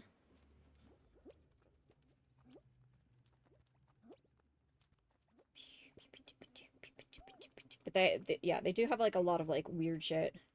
Oh god. Oh, there I go. I had no idea what was going on. Did you die? Yeah. The whole ground started to move. Yeah, the little Kraken guy. The little Kraken guy moves the little platforms. Yeah, I was just watching the tentacles and thought like the platforms were like the tile game where they fall, but no.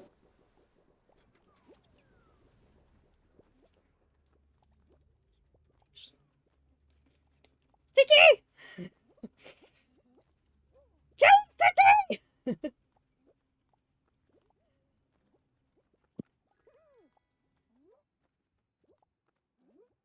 What a star indeed.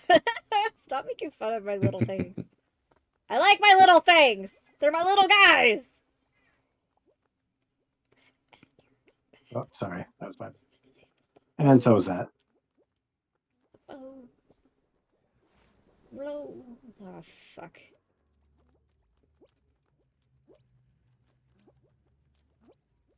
Oh, shit. Fuck! Oh, which That one was is a not big going? addition! Okay. Uh, Oh, my video was fucked up. My video was fucked up! It didn't show the tentacle hit my platform! I just got launched! Fuck, I died. God damn it. Oh, good job, Sticky! Holy fuck.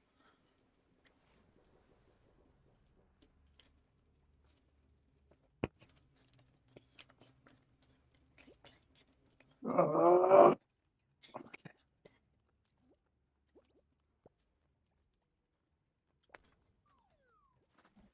Oh, nice save. That's curtains for me. Sticky! I think we're the ones getting carried, I think is what's going on. Yeah, I mean, seems to be the case. Yeah, no, Sticky's really fucking good at the game. Good job, Sticky. See, this Yeah. is the problem, Sticky. You recommended me to Synergy, and now Synergy thinks I'm good at this game. Because you recommended me. We are unstoppable. Oh my god, I entirely drank too much already. I'm like 1.5 beers in. You're actually great at the game, to be honest. Okay. I'll pretend I believe you.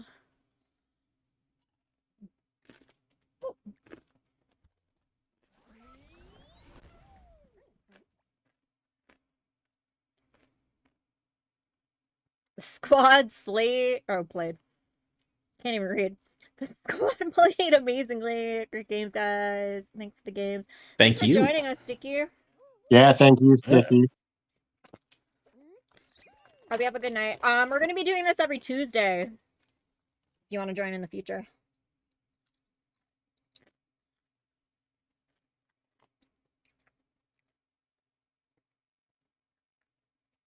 Every Tuesday noted. Is there anyone in chat that wants to join before we open it to a random?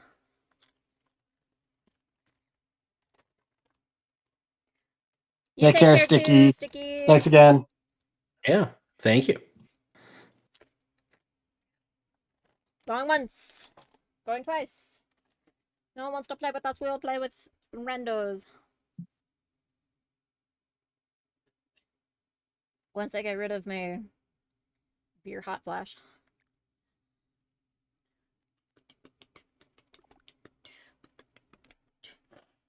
I would, but I don't know if I'm that operational. Do I sound operational to you?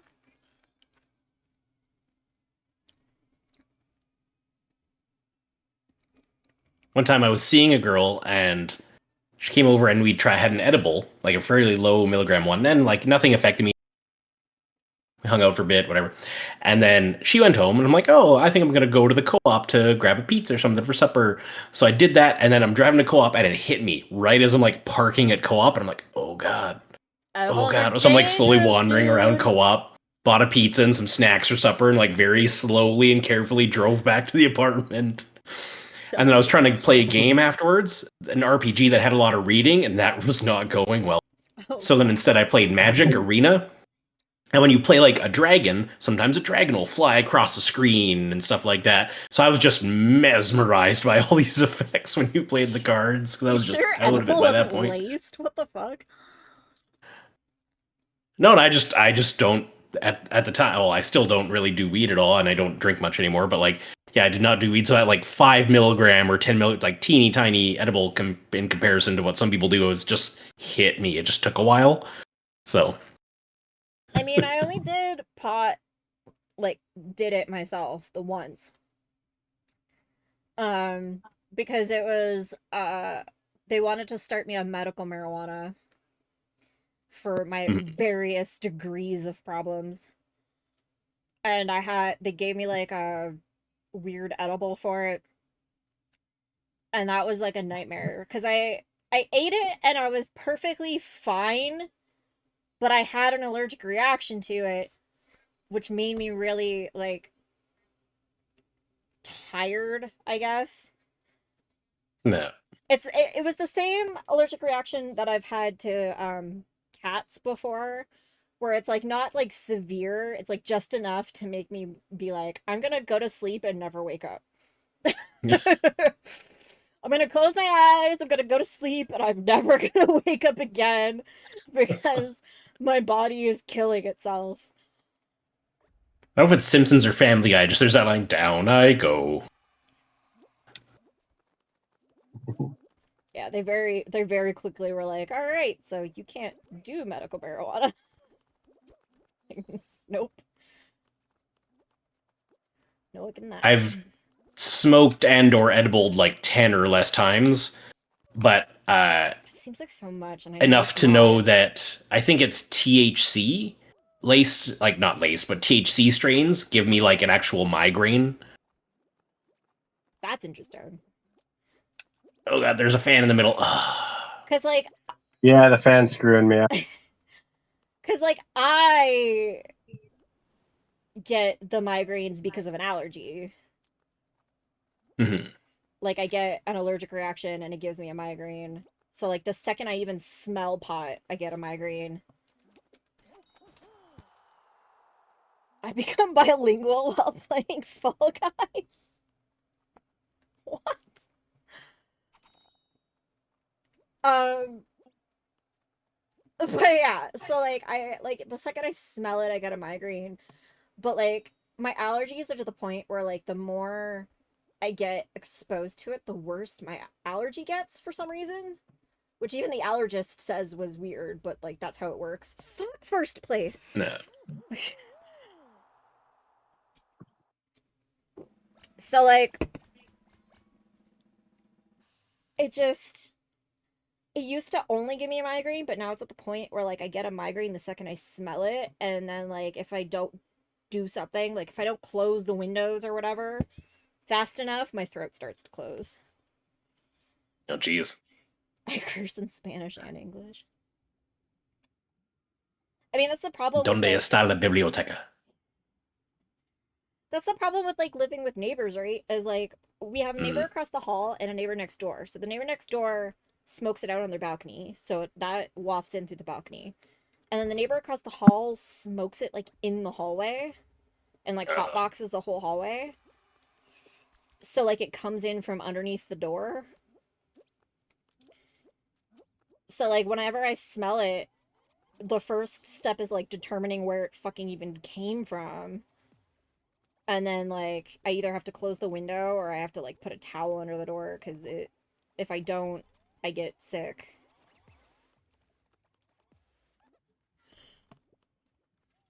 Yeah, not so I'm in a fourplex, and it's like I have an upstairs and a downstairs kind of fourplex.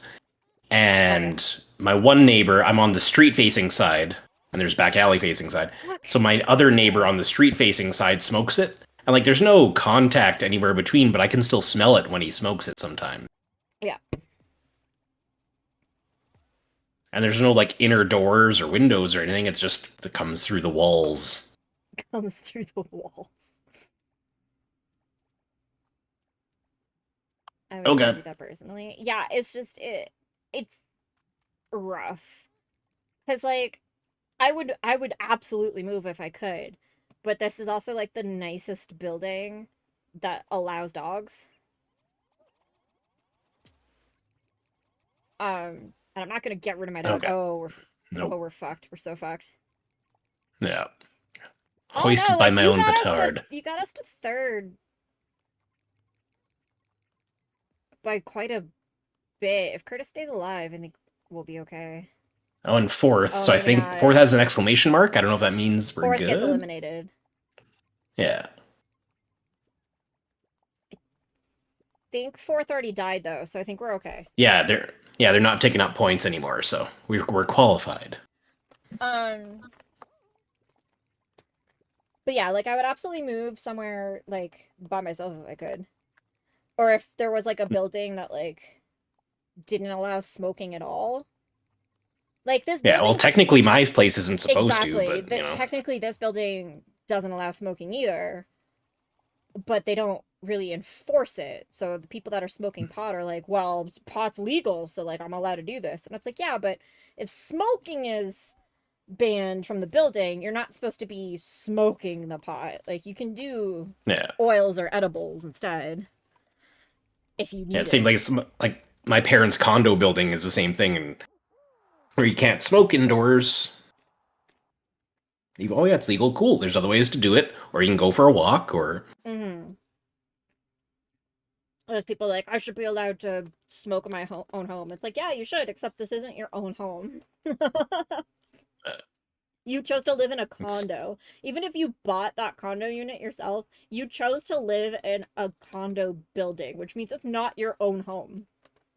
yeah, it's a complex, and it goes into the common areas. It's like a noise complaint. It's the same thing. Exactly. And like, if they want to do edibles or oils, that's fine. I don't care. If they want to smoke with all of their windows closed and like towels under their doors so that it doesn't seep anywhere, I'm also fine with that. But like, it seeps into my unit every time. Yeah. And I'm allergic to it. If it was just the smell, I wouldn't care. But I have an allergic reaction every goddamn time. So it's at the point where like I want to leave, which sucks because like I have a great landlord and my rent is like really cheap. Like he's like the only landlord in the area that didn't raise his rent during COVID. Oh, nice. Like he's I know like I'm living here. I'm in my second year, and my rent only went up $100, which I was pleasantly surprised at.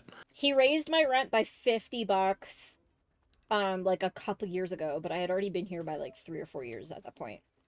And it went up by $50. Like I don't care, that's fine. Yeah, I was gonna say in comparison to other stuff, that's nothing nowadays with how much a lot of rents are going up. Yeah, no, like everybody skyrocketed their rent during COVID. And he was the only one who didn't touch it. So like I was the only one paying pre-COVID rent prices during COVID in the area. So it's like I love my landlord. Like he's super nice. Like it's great, but Oh. did we get eliminated? Ah! That means I have to chug. I had streak had to end at some point. We got no sticky anymore. See, that's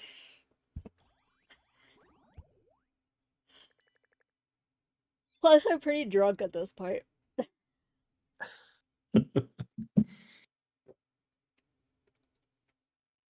I'm only on my second drink. I've been taking it easy, so.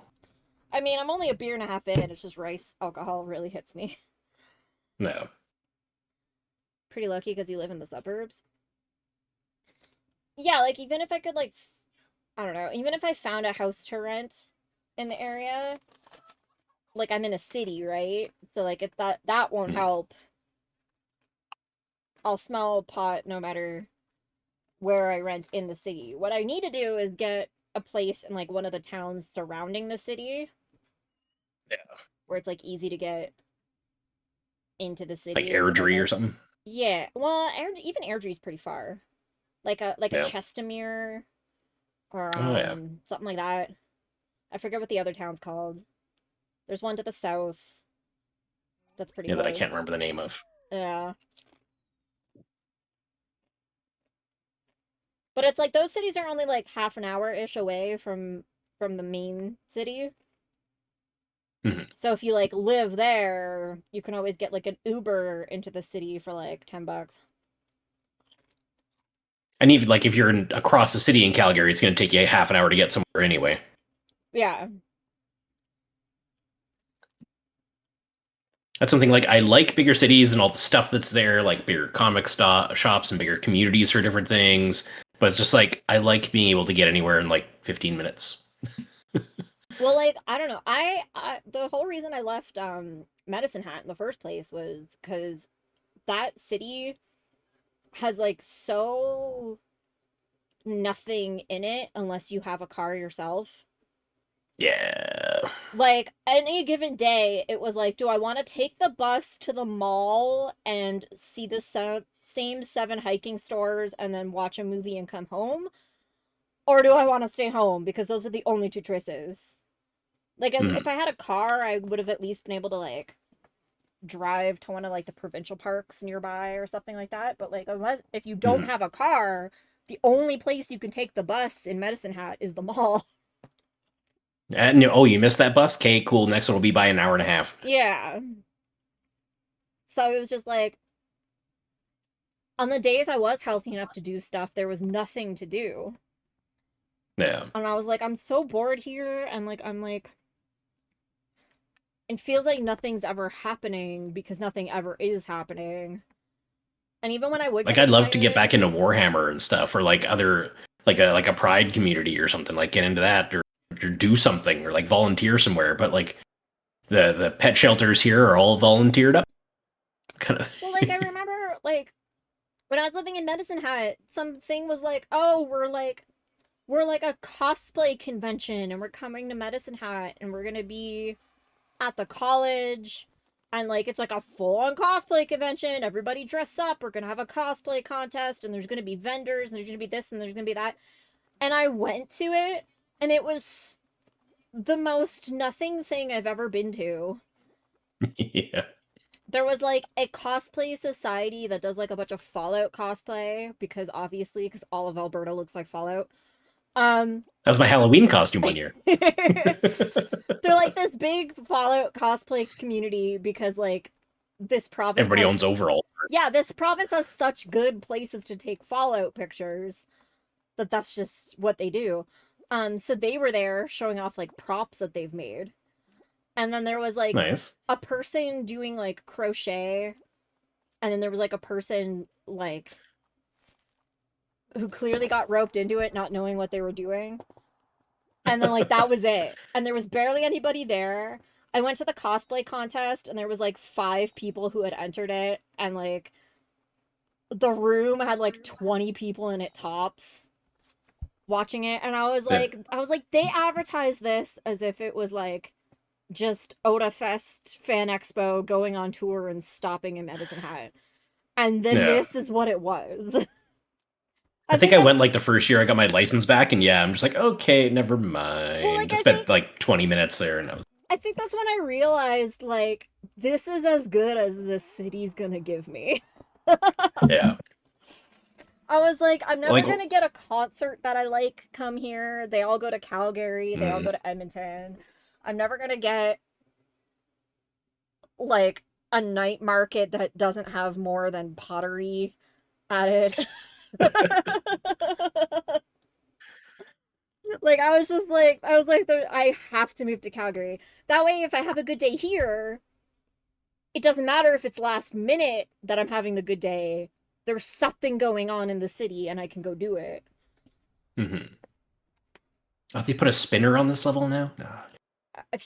It's a variant, but yeah. If you stand in the very corner, it doesn't hit you.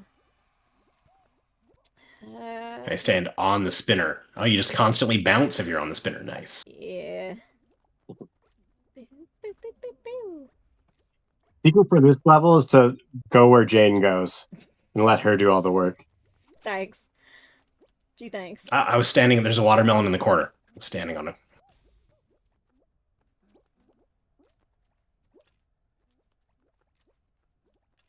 Grape, watermelon, cherry, apple. Grape.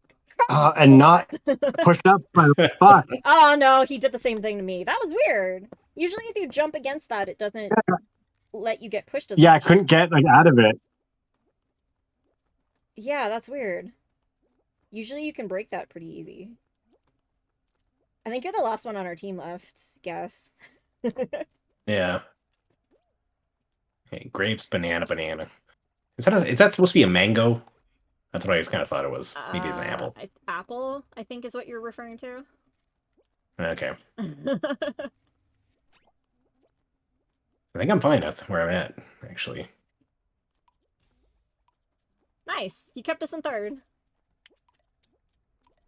Well done. Hey. Also, this is my I died drink. I forgot to take it.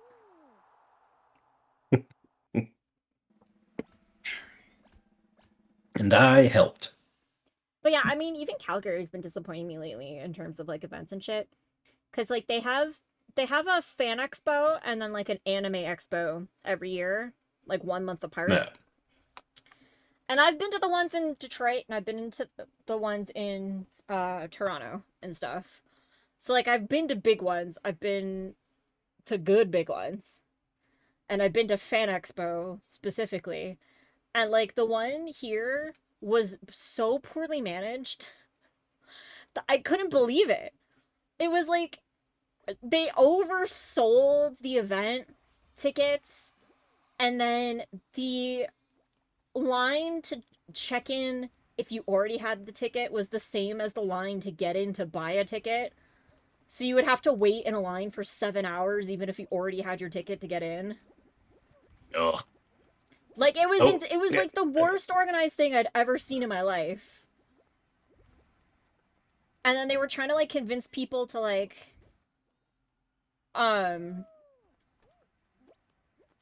change their like weekend pass for day passes because they had oversold the weekend pass. Oh, jeez. But they like weren't offering anything to do it except for like Yeah. a partial refund. They were like, "Oh, we'll refund the cost of like the Sunday." And it's just, like, we'll refund a third of the weekend ticket if you let us take away the weekend ticket and give you like a Saturday ticket instead. And it's like, why the fuck would I do that? Mm-hmm. Like, why? You're giving me no incentive. I bought a weekend ticket because I plan to be here all weekend, and you're giving me no incentive to not show up tomorrow. You're offering me a refund of like $10 to not show up tomorrow. Oh god, there. Well, I'm out. That's when I went to Vegas, I was super impressed with like just how well everything was ran. Like granted it's Vegas, so it's probably, but like they ran everything through an app. It had a hiccup or two, but like I was perfectly fine with it.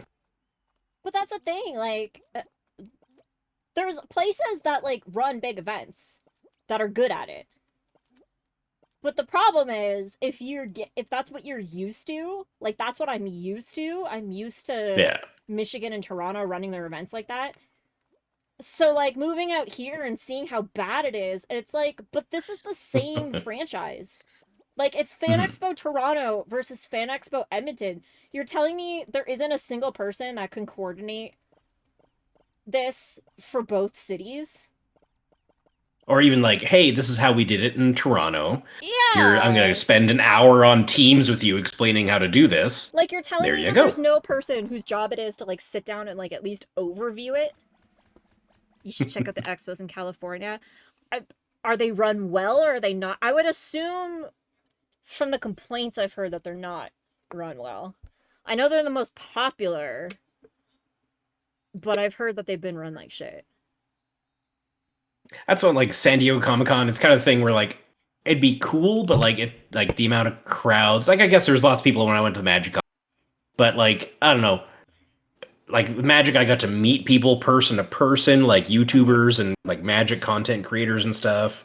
So that's what I liked about it, because you got to like meet them and take pictures with them, and I got autographs, and like you don't get to do that with Robert Downey Jr. at Comic Con, and like I didn't have to pay to go to any of those meet and greets or anything. So Yeah, I do think that the meet and greet costs at Fan Expo and shit are always too much money. Like always too much. yeah, money. like I might be a fan of the person from Lord of the Rings or something, but I'm not going to pay $80 to get their autograph or more. Well, this is the thing. I remember my family spent a shit ton of money to get William Shatner's picture and autograph, but we were doing it for my dad. Like my sister and I did it so that my dad could have a picture of us with William Shatner. So like that cost a fucking fortune. But like it was worth it in that regard, but like I would never do that for like fucking Chris Pratt or something like that. Like I did that because it was fucking William Shatner and it was like my dad's everything. But if it wasn't for the fact that like it was that living legend, fuck, we never would have done it. But it's like every star charges that much.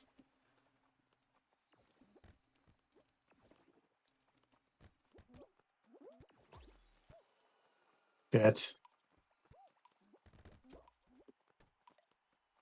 Yes! Yes!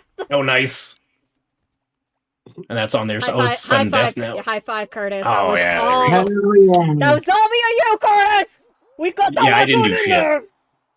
there!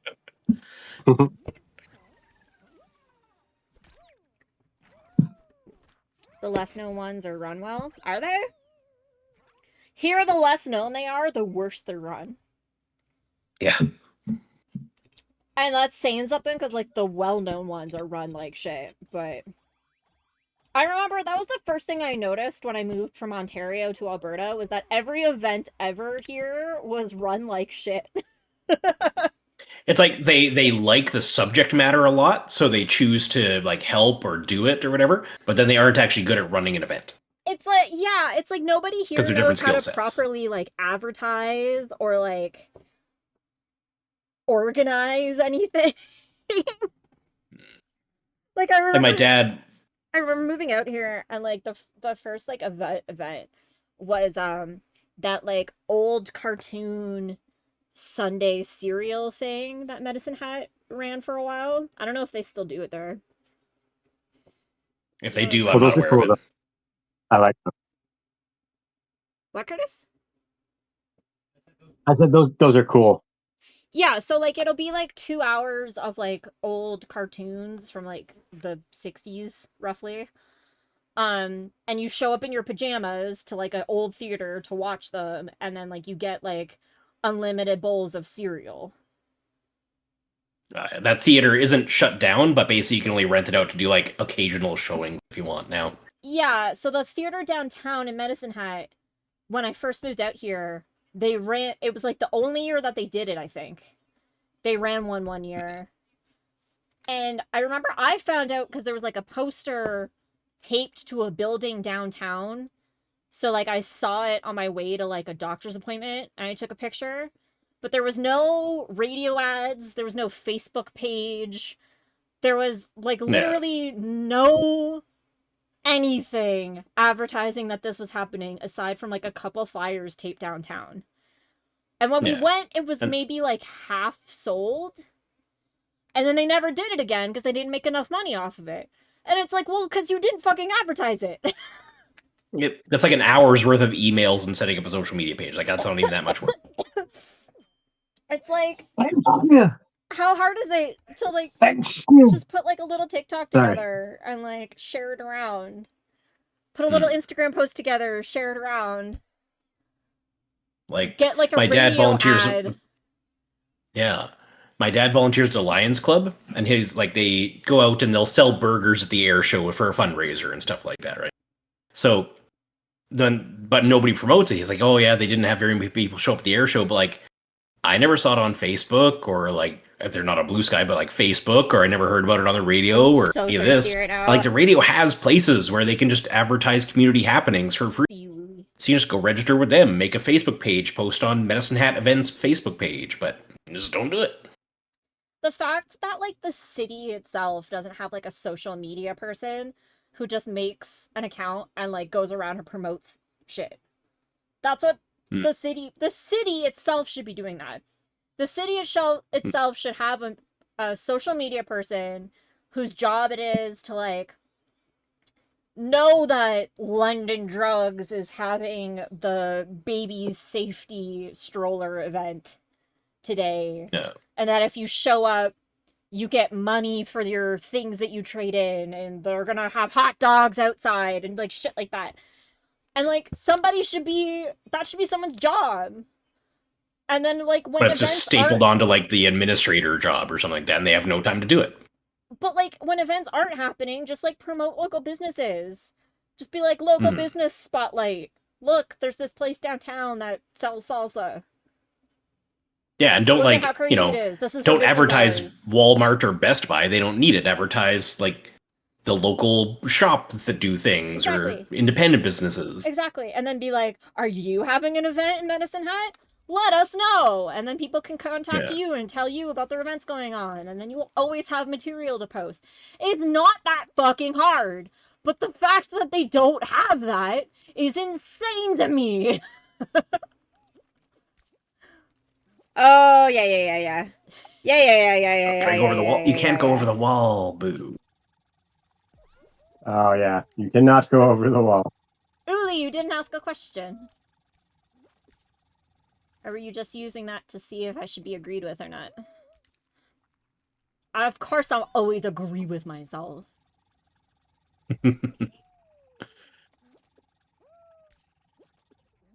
What the fuck? Okay, that was interesting. Fuck, I need to clip that. What the fuck was I that? missed something. You did. Oh shit, I forget how to clip shit. Hang on, the stream is a little far behind. You like all into the The stream's far behind. There it goes. Clip. Clip, goddammit! You can clip out of VODs too, but it's less, you gotta mark a time and... No, I know, I do that too. Basically, I clip them in real time, but they're never, like, good clips. So then I go back and find it. It's just to remind me to go back and find it and do a good clip later. Yeah. Would you kill someone for that salsa? The Medicine Hat salsa? I wouldn't. Curtis likes it. Brandy's salsa. So good. Do I have some in my fridge right now? I might have some in my fridge right now. Curtis, while you're here. Someone might have eaten all of it. There's this woman from Medicine Hat. She does all the local events. So like for Calgary Stampede, she had a booth and stuff like that. And she comes out and she makes homemade salsa. But it feels like every time we talk to her, she's attempted to make her salsa more spicy than the last time we talked to her. I mean, that's the that's the thing nowadays, is go spicy. Well, no, so she has like a bunch of different flavors, right? She has like a mango, like a sweet mango salsa, and then she has like a mild and a medium. And then, but she had like a habanero one, a Grim Reaper pepper one, and then what's it called? Yeah, I died. Pardon? I died. Oh, you died. She had, I forget what it's called. There's a pepper that's hotter than the Reaper. Pepper X. I can't remember it right now, but she had a salsa based on that too. But she like grows her own tomatoes and peppers and shit for it. So every time we see her, we're like, which one's the spiciest one? And she always has a different answer, because it'll be like, oh, like, this one's supposed to be the spiciest one, but like, the batch of Reaper peppers I grew this time were way hotter than last time. So right now the Reaper one is way hotter. Yeah, like I got a buddy that grows his own habaneros and like dries them, so that he can grind them to make rubs or put them in things or. Yeah, my grandfather always grew his own hot peppers, and the thing about growing hot peppers is if you do it right, every generation of hot peppers is hotter than the last one. Mm-hmm. That's why they're always coming up with like new peppers and stuff like that. Because when I did the one chip challenge thing, there's hotter peppers than that now because that was like 4 years ago now. So you make homemade salsa, Uli? I kind of want to do that. I just don't have enough balcony space to like grow the tomatoes and stuff for it. yeah, you can get like my buddy that grows his own peppers. He has like kind of an indoor starter area for them, but it's a starter area, and there's lights and a whole kit. I'm not sure how much that was. To do your own salsa, you need to like grow your own like tomatoes and onion and garlic and all the good shit. Penguin, Penguin, what the fuck? You're usually my friend. I've never played this. This is adorable. You've never played Penguins? But Penguins are my friends. Penguins are my buddies. Penguins love me all the fucking time. But yeah, anyway, so this woman, every time we talk to her, she has like a different salsa that's now like hotter than the last one. But she's based out of Medicine Hat. So like, I was doing a road trip to Toronto myself, and I was like going through Medicine Hat. So I was like, I'll stop and I'll buy a bunch of her salsa while I'm here and like stock up on it. But if Curtis is correct, then he has eaten it all, I guess. Good job, whoever beat that for us, because it was not me. Like 3 seconds worth. It was. It's like, I prefer, like, flavor-wise, I prefer Tostitos salsa. But, like, I also like supporting local, so, like, I don't mind her salsa. I think her salsa's good. I like the flavor. I bought some Cholula salsa, and I like the flavor, but it was very watery. It was very liquidy, more so than I want. I like chunky salsa. I like... the flavor was good. I don't like chunks in my salsa, but I like my salsa to be, like, hefty. If that makes sense. Like, ketchup-y consistency, I guess. Yeah. Where it's like not this one, watery, the Cholula but was there's watery. no chunks. There's some YouTubers that I watch, and they have their own line of hot sauces that I want to buy, but that might wait a paycheck or two first. But there's varying levels. Like one of them has GERD. It's like an intestinal thing, and his tummy's real sensitive. So they'll have their own. There's 5 of them, and they all have their own level of spice. So his is just a hot honey, which sounds really good. Oh, that does sound good. This is the I like that on thing, though, pizzas. As someone with like clinical intestinal problems, I don't think hot peppers fuck with that as much as people claim they do. If hot peppers fucked with that, I would have been fucked so long ago. Like, you have no fucking clue. Like, I eat the hottest food possible, and then my organs all failed, but I still eat the hottest food possible. Like, I think that's something else going on that people are blaming on, like, a weak gut. But it's not weak gut. That's completely... It's something different.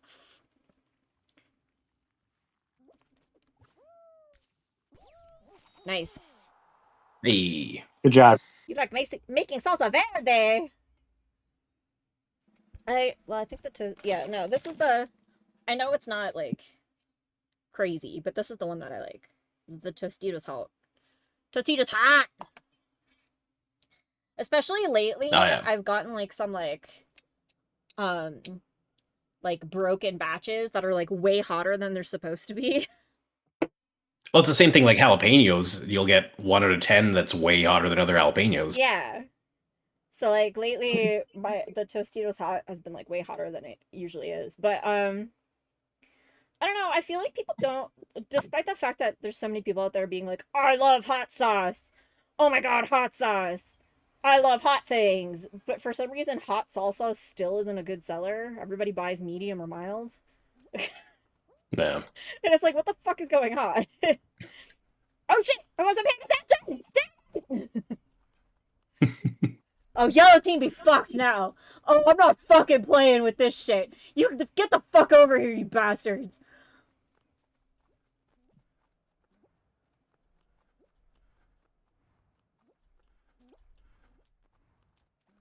Oh, fuck off, you jumped over that. I never understand the mechanics of this, because, like, half the time it's like, oh, if they jump over you, it works, but, like, if I try to jump over someone, it doesn't. Yeah. It's like, Dude, I swear to God, I just run 5% slower than everyone else. Like, I swear to God. Got him! there's one person left where they be. Why can't I'm the only one left on our team. if you are, go fucking hide, because I cannot... Oh, there he is. Oh, still alive. King. I have like 3 people on my tail, so. Yes! Got him! Nice. Nice. Nice. Well done. Ooh, I got an Achievio. I enjoy spice, What so I never really achievement get did you mad with get? medium spice. That's the thing, though, like, When, when a game with a score of 1 left. I feel like the last, like, 5, 10 Nice. years, well, 10-ish years, everybody's been like, ah, spicy's the thing to be. Spicy's so good. I love spicy shit. But for some reason, you go to the salsa aisle and it's still all mild and medium. You can So I barely think that ever depends a find little hot bit where you salsa. go. It's like if you go to Superstore, they're pandering to the people who are going to buy stuff at Superstore versus like a specialty store. Like I really want to try. I forget the name of it, but it's like chili oil, like Chinese chili oil. I really want to try that. Gochujang? Oh, it's really good. If you like hot salsa, you'll like that. Well, he said Chinese chili oil. Are you talking about gochujang? That's Korean. Yeah, no, not gochujang. It's a different. Gochujang is. I know what it is, but it's different than that. Hey, I forget Curtis, it has a name. do you want to get me my Chinese chili oil? Yeah. Oh, fuck, I dropped my chips. Yeah, it's really good on pizza. As I said with the last hot sauce mentioned. Curtis likes to steal my ingredients every time he fucking comes over. It's not in the fridge. Lao Gan Ma is, I think, the brand name of one of them. Yeah. Yes. There's like a picture of an old granny on the bottle. Well, like, this is the good stuff. Whoop. Rah. Yeah. It's really hard to block the light. Yeah. So yeah, that stuff, I basically. have tried every brand. This is by far the one that everybody says to get, and I agree. It's the Lim Kuke. Where do you get it? Lee Kuke. I got this, I think at Walmart, maybe Superstore. Oh, okay. It's LEEKUMKEE. It's usually in their international aisle, not the spice aisle. I'll take a shot of Medicine Hat, have it. I think Freshco might have a good chance at having it. They have 10 international stuff. The Lee Kuke, they got popular the last couple years, but like popular among like the Asian crowds. Yeah. Like all of my Asian friends were like, if you're looking for Chinese chili oil, this is what you should buy. And I was like, all right. When I was in Vegas, there's this really good noodle place in the hotel. Like that. There's a couple of award-winning, like James Beard award-winning restaurants in the hotel. And this noodle place had soup dumplings, and I had never had soup dumplings before. And it's a good thing there's no place in Medicine Hat that has those, because I would have a problem. I always forget this Medicine Hat has like a Roxy's, and that's it. Yeah. No, at all. Oh my soup God, dumplings were I never. Soup dumplings. Oh yeah. No. There's a dumpling place opening. Like they're building it right now and the sign's up. But I don't know what they'll have. But if they do have those, do you know who owns it?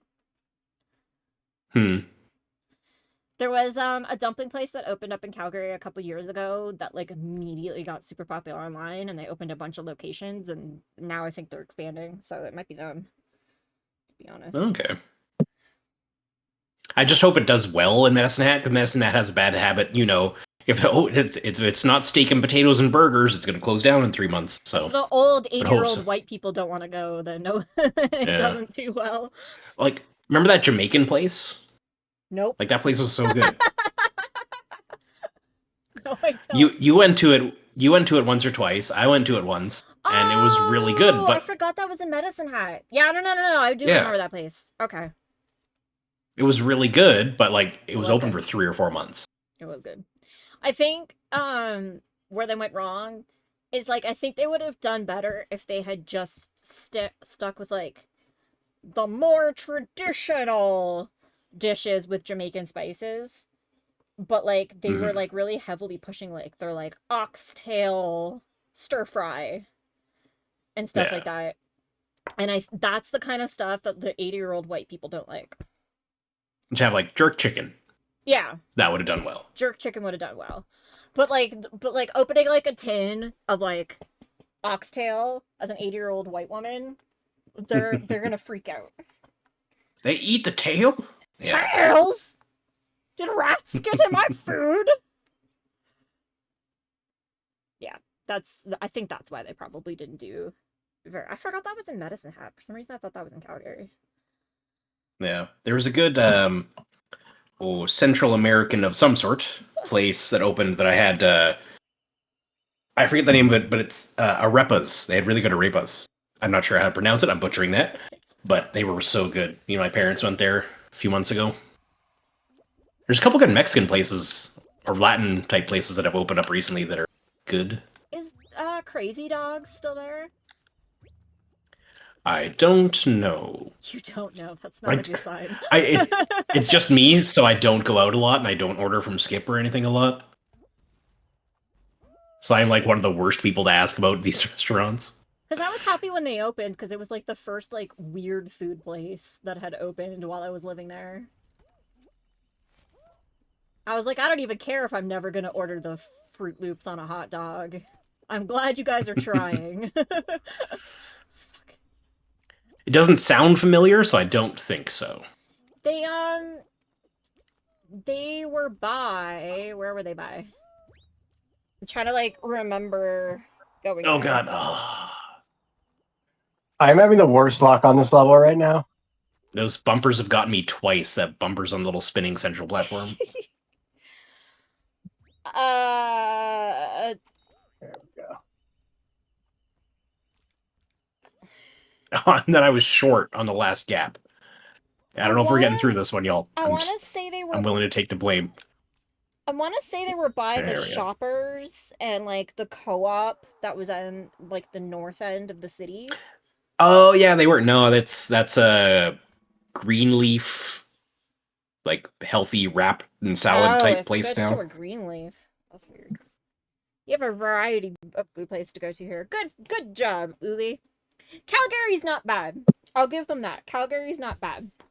It's mostly Chinese and Vietnamese places. Which I'm fine with. Here? That's me. I would prefer more Japanese and like Mexican. Those are my jam. I prefer Japanese over Vietnamese just because I have the cilantro thing, and the cilantro tends to be more prevalent in Vietnamese versus like Japanese and Chinese. Vietnamese food. But I have the This is so cilantro weird. tastes like bug spray This gene. is so weird.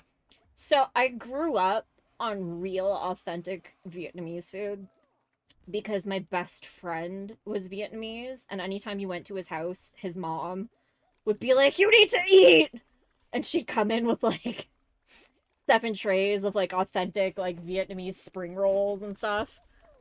So like I grew up on like real like actual Vietnamese food. So like going to like a Vietnamese like restaurant always feels weird because it never tastes right. Yeah. Because it's like Chinese food in North America, right? They've like Americanized it. Oh fuck. I died. God damn it. That's also the Ukrainian grandma tradition. Is like I was 5, and for lunch I got a plate of Eat at home. like half a dozen You meatballs, bastard. half a dozen pierogies, and spaghetti was my lunch as a 5-year-old. You bastard. No, it's just yeah, I don't know. It's like you go CPT! Uh, But yeah, so like Vietnamese restaurants, unless I'm going and just getting like the like steamed rice with steamed veggies, which like has nothing on it, Hmm. then it just doesn't taste right to me because it doesn't taste like actual Vietnamese food. It tastes like Americanized Vietnamese food. yeah.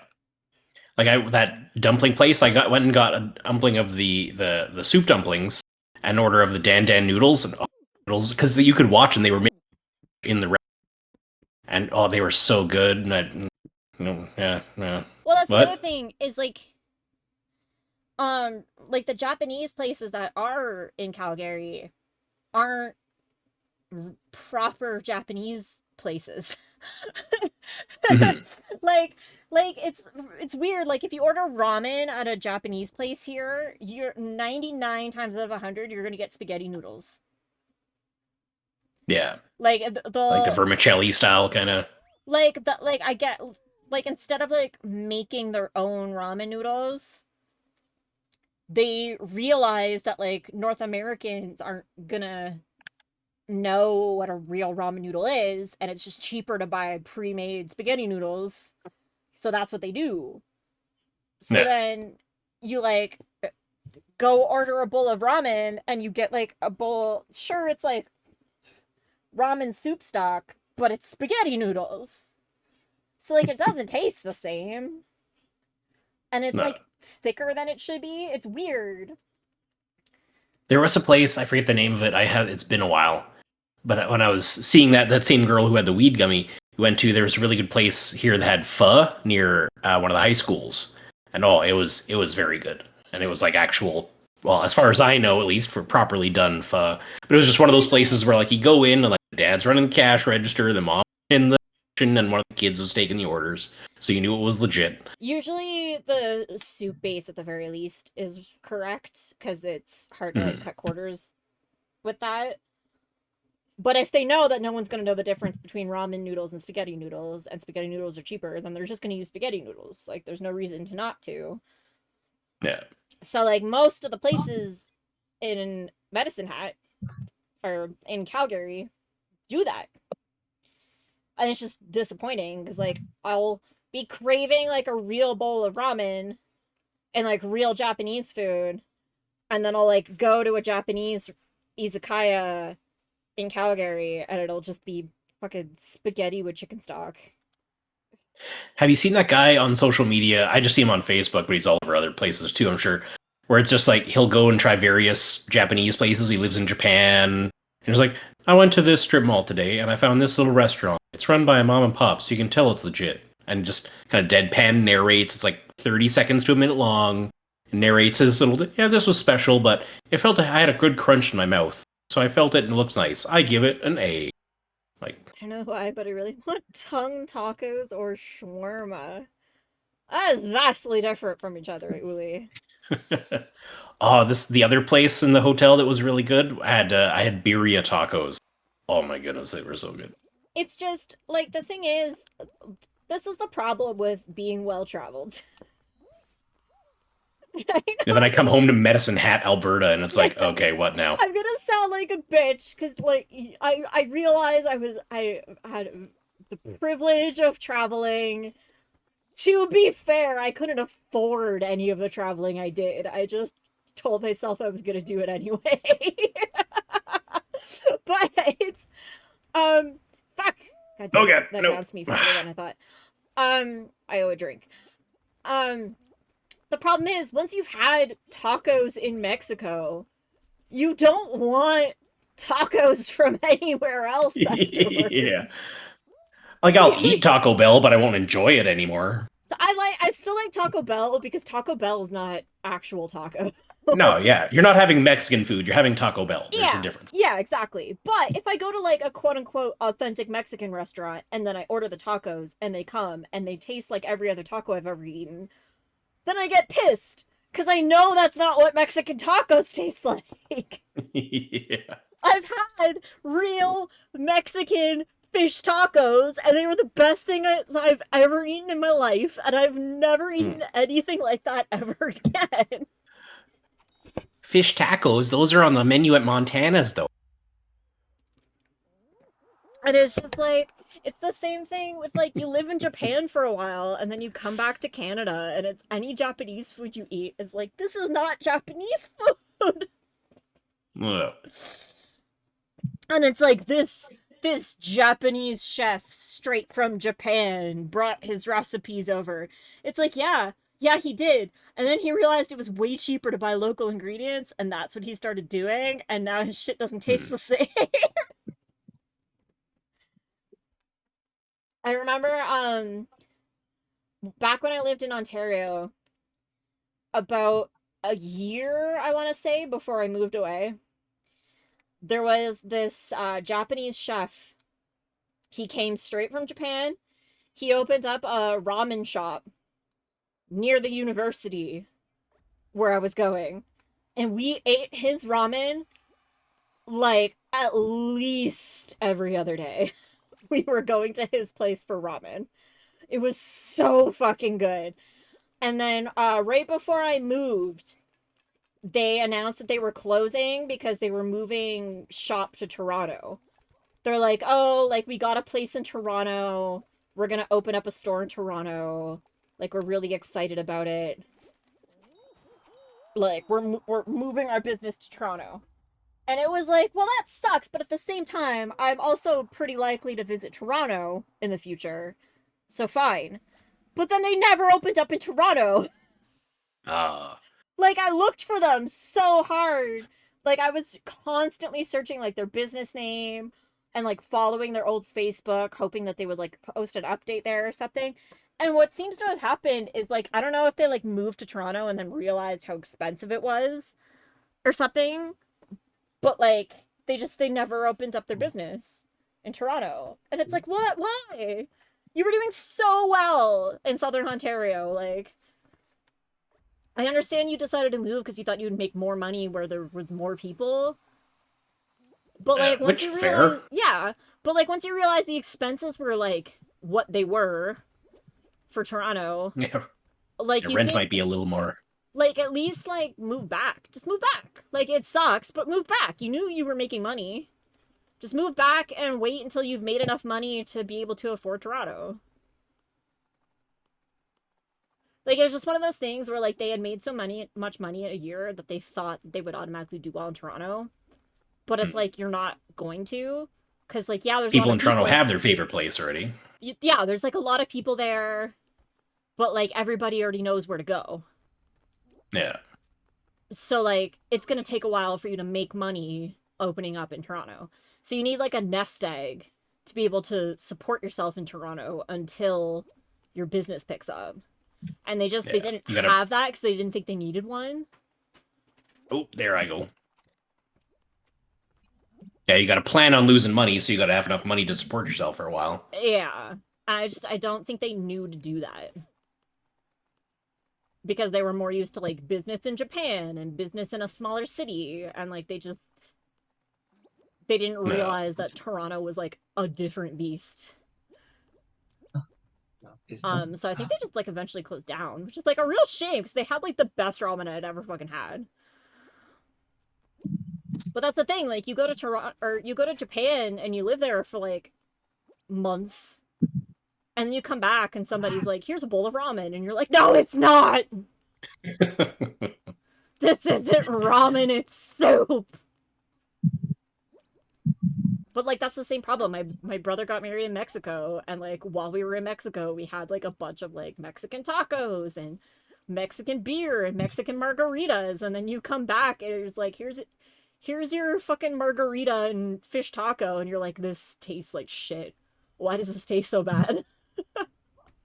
And even just coming back, like when I was in Vegas, I drank a little. I had two drinks a night was my plan because like one night I went to an Italian place in the hotel as well. Say it's a Sahara, by the way. Really recommend it. A lot it built in. But they had this really good Italian place. I mean, it was just me, so I sat at the bar and talked to the bartender and some of the serving staff who was not working that night came up and he's like, oh, you want me to make you this old fashioned that I've been making them, but it's made with Serrano? I'm like, yeah, that sounds really good. Like, yeah, do it for me. So he made me that, and we like chatted for a bit. It's just that kind of experience where like you can have that conversation, Medicine Hat, but it's not going to be with somebody who's the level of expertise necessarily of somebody in a bigger center like. And that's not even like talking about the authenticity that you're talking about, but that just that level. Like, you're the best bartender in Medicine Hat wasn't as good as that guy at the Sahara in Vegas. Yeah. Uli says, I live not too far from the Mexican-American border, so I got authentic tacos still, even though I live in the U.S. I fucking hate you, Uli! I've never been so jealous. I love making fish tacos, it's pretty easy. Ah, you jackass! Oops, I forgot to leave. Also, drink for losing. Wake up! I know, I'm sorry, I'm drunk! And my face is getting warm. My face is so numb. Okay, exit. There we go. Yeah, I'm basically doing the same rules that Jane is doing, by the way. So I'm not going that hard. So I'm taking a drink on every loss or.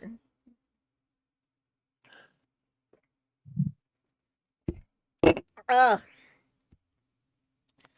I don't know, it's just the thing of like I've traveled a lot, mainly because growing up,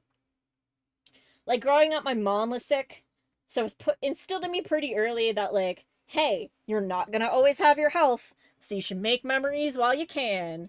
And that was doubly correct for me because I have no health from a very young age. So like it's always like, oh, you're still able to walk? Well, you should do shit you can walk through while you can walk through it, kind of stuff. So, like, even though I don't have money, I travel all the time. Because I just decide to eat ramen for a year. Yeah. I'm like, well, I'll eat 25-cent ramen for all of my meals for a full year. I asked if he wanted me to grab you anything while I was going grocery shopping. I wasn't gonna make you buy me groceries. I wouldn't have bought you like a whole trip. You were already giving me a discount on rent at the time. I wasn't gonna ask you to buy me shit. For all of you who don't know, Gas City saved me from being homeless because, like, that was before I was getting disability, so I wasn't even getting, like, livable wage every month. I was getting, like, $400 a month to, like, live off of. And it took you like years to get onto it too, which is fucking stupid. But hey, that's a different issue. It took years to get living wage. But like at the time I was getting like $400 a month, and I also had to spend like $100 a month on medicine. And then at the time I was living with a roommate who started abusing his girlfriend to the point that I was like, I'm gonna call the cops. Like, I caught him doing it one day, and I was like, I'm calling the cops on you. And he's like, no, don't call the cops. I was like, I am going to call the fucking cops. And he's like, if you call the cops, I'm kicking you out because this is my apartment. And I was like, well, now I see how it is. If I don't have... Like, if you're going to be an asshole and threaten to kick me out on the street anytime I do something you don't like, I can't live here, obviously. No. I mean, well, my spare room just has, like, Warhammer figures in it, so I'm like, I have a spare room. Well, I posted a posting on Craigslist, looking for, like, someone to move in with. And I was basically like, hey, I'm in this terrible situation where, like, my roommate's abusing his girlfriend, but he's threatening to kick me out if I say anything. But, like, I'm also permanently disabled and don't have, like, a lot of money. Like, if you have a room that I could rent and you'll never see me, I swear to God, I'll lock myself in that room and never leave, and I'll just hand you a couple $100 a month. And there was this one woman, she was about twice my age. She asked me to come, like, look at the apartment. She lived in, like, the most gorgeous apartment I'd ever seen in my life. It was insane. Everything was marble. Whoops. Peace. Yeah, it was crazy. The floors were marble, the countertops were marble. Everything was fucking marble.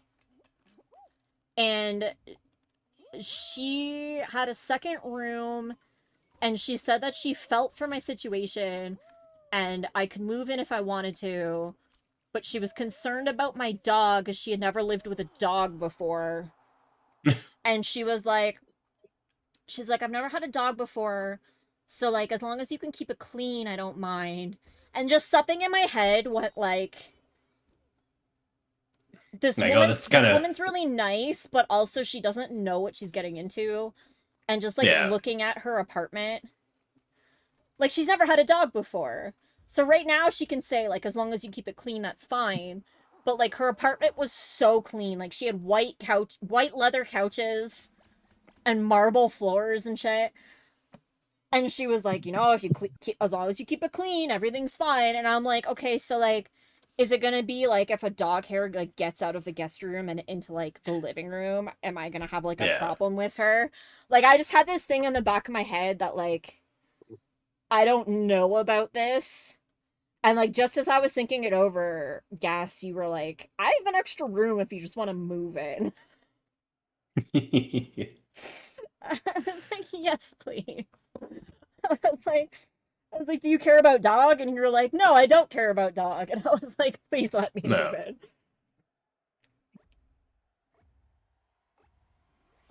That was very awesome of you, man. Like, just say it.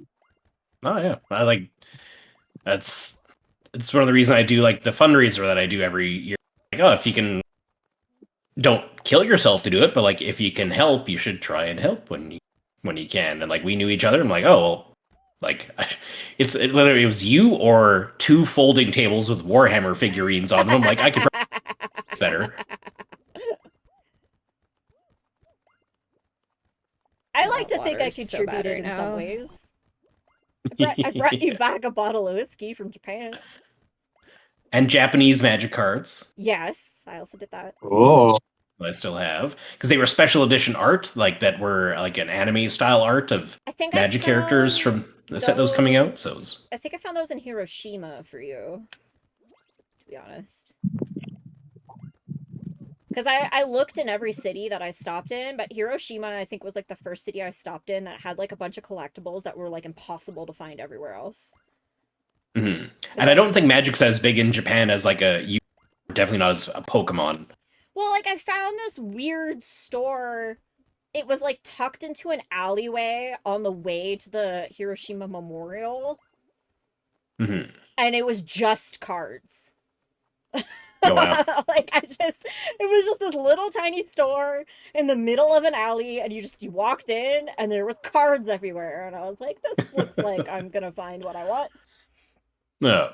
It's like when my parents went to England, my mom was like, oh, here's like a look. She said there's some comic book characters in, and she just asked like, oh, do you guys have Warhammer? Is that what it's called? They're like, yeah, because my mom's like 50, 55 at this point. And all these like 30-year-old guys are like, yeah, we have Warhammer. She's like, oh, my son really likes that. But she didn't want to like, buy some and maybe take it on the plane. So she didn't get anything, but... And the Warhammer's like the same. It's not like they had a special art that you could only get in England like they did in Japan with the cards. So, tail tag. I'm not good at those. I remember the chasing ones. When I went to Japan and I had asked you what you wanted for a souvenir, all that you had said was like the Warhammer card, and I just like I knew in my mind I was like, he's helped me out so much that like I need to get him what he wants, but like I should also try to like get him like a second souvenir. So I remember I knew it wasn't very big, like it didn't take up a lot of space, and you're just cards, they don't take up a lot of space and stuff, so. And they weren't super. I looked up ones that I wanted, but that weren't super duper expensive. Because some of the magic cards nowadays they've gotten ridiculous. I mean, if you had asked for the expensive one, I probably wouldn't have gotten you the whiskey, but like I would have still gotten it for you. Yeah. Because like I put budget aside to buy that, because I think you told me how much it was when you asked for it. Yeah, those ones were like less than $10, I think. But yeah, and I was like, all right, I'll put that aside so that like I can find it and buy it. But then when which I appreciate, I still have them. So like it was like my last couple days in Japan, and I was like, I have enough to buy like one more souvenir. I should get Dave something else. I was like, I should just get him something else, because like I felt at that point I felt really bad. I was like, he's watched the dog for It's like he's watched the dog for like 3 months at this point. I should get him more than a magic card. It was Fuck! That I wasn't don't anywhere know. close to me! I didn't necessarily make Sony famous, but I definitely like made some tweets to like YouTubers that I watched, and I was like, "Oh hey, just watching your video, watching your stream," and they like them, responded and stuff with like me watching, but Sony looking back at the camera as I took a picture. So Sony was so fucking photogenic. Unlike my current Brett, who can sense when a camera gets taken out and immediately moves. I have so many pictures of like just a blur of fur because I've took my camera out to take a picture of her and then she's like realized it and moved. It was just like that how people can get. It's like, oh, you don't want a picture of me, I'll move. It's that polite. Nah, she knows what she's doing. She knows what she's doing. It's creepy. She picked up a lot of Sony's habits despite the fact that Sony wasn't around when she came into the picture. No. Which is like, it's creepy as fuck. Because like, she'll do something that Sony used to do all the time. And I'll be like, why the fuck are you doing? Because it's like not a breed thing. You're just doing it to do it.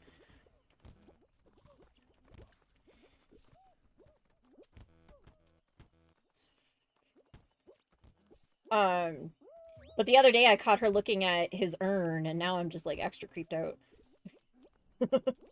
Like she was just. Your dog's a medium. Well, she was sitting there. Well, like she. First of all, there's a spot in my apartment. I am convinced my apartment is haunted. The previous tenant did die in this apartment, and there's one spot.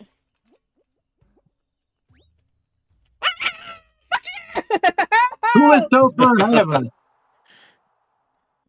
That was not me. That was you? What? No, Who it was wasn't. that? Who won? Me. Was it our random? I won it. Oh, Why do you well, think good I job. freaked out so much? Jesus Christ. Because the thing ended right when I didn't see where you were, so I didn't even know that we won. Oh my god. I just got onto the last bouncy things, and it said we won, so it wasn't me. Jesus, guys. Well, good job, Jane. For fuck's sake. No, so right when I moved in, there's 2 spots in my den that are like quote unquote cold spots. There was one spot on my couch that was always cold, and then there's this spot in the corner. It's like not really a corner. It's a weird spot in the den that I could definitely see having a chair in, but it's not a corner. That's always kind of cold. And the second, like Sony always used to sit there and stare at those corners. And then as soon as I got Nika, that was like she did that for a while when I first got her. She would just sit and stare at those 2 spots. And now she's added the urn that has Sony's ashes in it to a spot that she stares at. And it's creepy as fuck. It's creepy as shit. But also, it makes sense where she learned all of her fucking bad habits. Because some of her habits, she learned, I don't know how, she learned how to pet herself on people's feet. Yeah, I remember that. Yeah, that's like 100% a Sony thing. And he learned that because of the coffee table we used to have.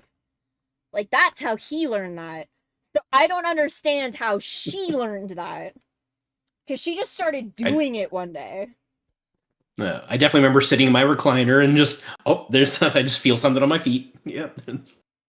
Yeah, because he used to pet himself on the coffee table we had, and then when we moved, he realized he could do it to people's feet.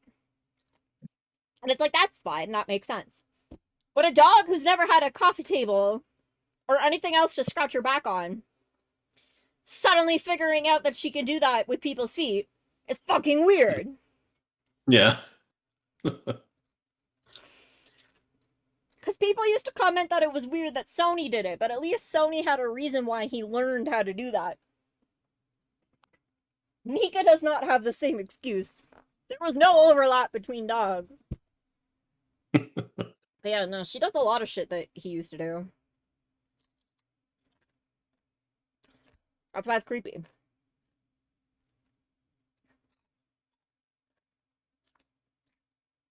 Like, I don't want to think the ghost of my poor old dog is still around. Spreading knowledge. He's spreading knowledge. The I just want him Obi-Wan to be Kenobi. happy. Yeah. Just apparates to Nika and like she'll rub her back on something and gives her the nod. Yes. Exactly.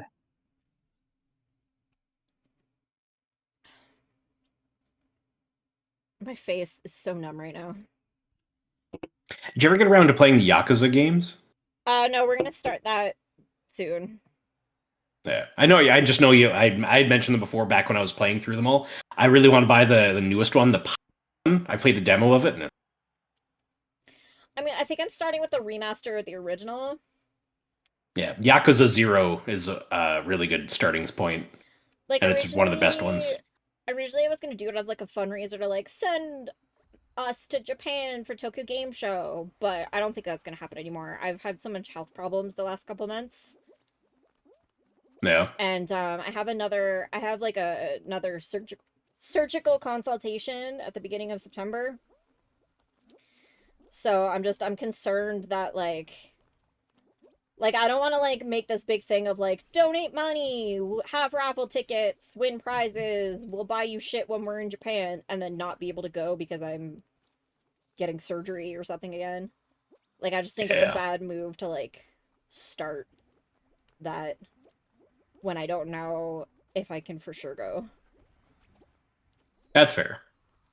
So I think this year is out of the cards, which is unfortunate because I really wanted to talk to the Australian team doing Infinity Nights. I've done a lot of voice chats and stuff, but oh fuck, I forgot to jump first. We did like a lot of voice chats and like they sent me merch and stuff, and I'm like beta testing their game and stuff like that. So like I really wanted to go to Tokyo Game Show so that I could like hang out with them at their booth. Yeah. And like maybe I don't know, meet the composer of the Tales of Mana series. But I don't think it's in the cards. We'll see. Because it wouldn't cost me a lot of money outside of the plane ticket. So it might be one of those things where I just go for a couple days. Like, I don't make a trip out of it, but I go to, like... Just an event type thing? Yeah. Instead of a whole vacation? Yeah, instead of... Because, like, I wanted to do Tokyo Game Show, and I wanted to do Osaka Electronic Expo. Because, like, the Electronic World Expo is going on this year in Japan at Osaka, and it's supposed to be crazy. But, like, I don't know, like, a week worth of, like, hotels is only, like, $70. That's alright. So, and, like, food-wise, I know I can do food in Japan for, like, $2 a day if I really have to. Mm-hmm. Yeah, So, convenience stores and stuff there. Yeah, plus, like, I don't eat much in the first place because my autoimmunes and stuff like that. So, like, I know how much, a, like, like, a on-budget trip to Japan would cost me. And, like, on a day-to-day basis, I wouldn't be spending more than, like, $20-30 a day on food and... food and a hotel and, just, like, incidentals. Yeah. Like a Gatorade if I need it and shit like that. So, like, that part's cheap. But, like, the plane ticket would still be, like, a good grand at least round trip. Even if I could get it on sale. So, it's like... if I really buckle down, I might be able to save the money. And if I save the money, I might last minute do it just to, like, surprise the Australian team. and be like, hey guys, you Yeah. supported us so much the last year. I wanted to come say hi. Kind of deal. Yeah, that'd be cool. I'm gonna pass out. Hope you all have a wonderful night. Thank you for joining us, Uli. Yes, thank you. And I still want tacos. Oh, god damn it, Curtis, you put us in first. Oh goodness, sorry. Son of a bitch! I don't think we can get out of first now. Fuck. Alright. Hang on. No, I don't think so. Hang on. I almost never finish this level either. Like I struggle with this level. I know you do! The last part That's with why the I'm yelling bumpers at gets you. me. Yeah. So, game. Oh man, when I went to Vegas, so I'm in Calgary, and the flight gets delayed by about 2 hours from Calgary to Vegas. And I'm on Twitter in the meantime, and I see, water main break in the street out right in front of the Sahara, like my hotel. And I'm like, oh no. So the hotel has no water. So I get there, get my Uber to the hotel, like a few hours later, and I'm checking in. I'm just like, hey, hour and a half. You're cutting out. And because so many people had gotten checked out, because the water didn't work, so a lot of people moved hotels and whatever. My room got upgraded for free, so I got a nicer room for the same price while I was there. Oh, nice. So it all worked out for me. But I got a really good deal. My dad, in his spare time, just like researches trips and stuff randomly. So he told me to actually book on not with a travel site, but just on WestJet. And it was like my flights, round trip, and hotel for 4 nights was like $1,200 or $1,300 for Vegas, which I thought was really good. Well, so here's the thing about Japan. They have hostels in Japan. And like most people when they hear the word hostel, they're like, "Oh my god, that's horrendous. I would never do a hostel." But a hostel in Japan is as close to like a regular hotel room as you'll get anywhere else. Like a hostel in Japan is like, yeah, there's a bunch of beds in the same room, but each bed has its own like lockable door.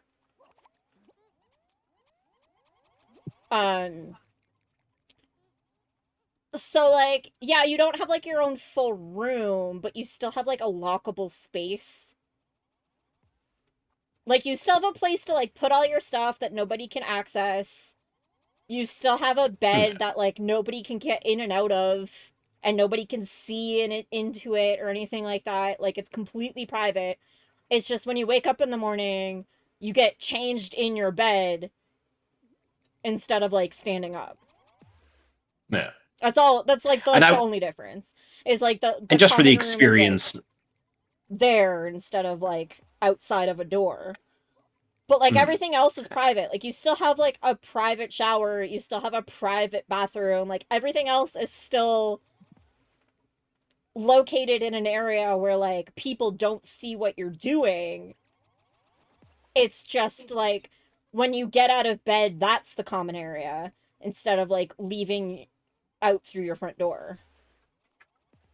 like one night I would want to stay in a nicer capsule hotel just to say I did, The just for capsule the hotels are experience. like $10. And they're nice. Yeah. They're really nice. They're also separated by gender. So like you're not gonna be like in a room with girls and guys, like you're gonna be in a room with guys. And I'm in a room with girls.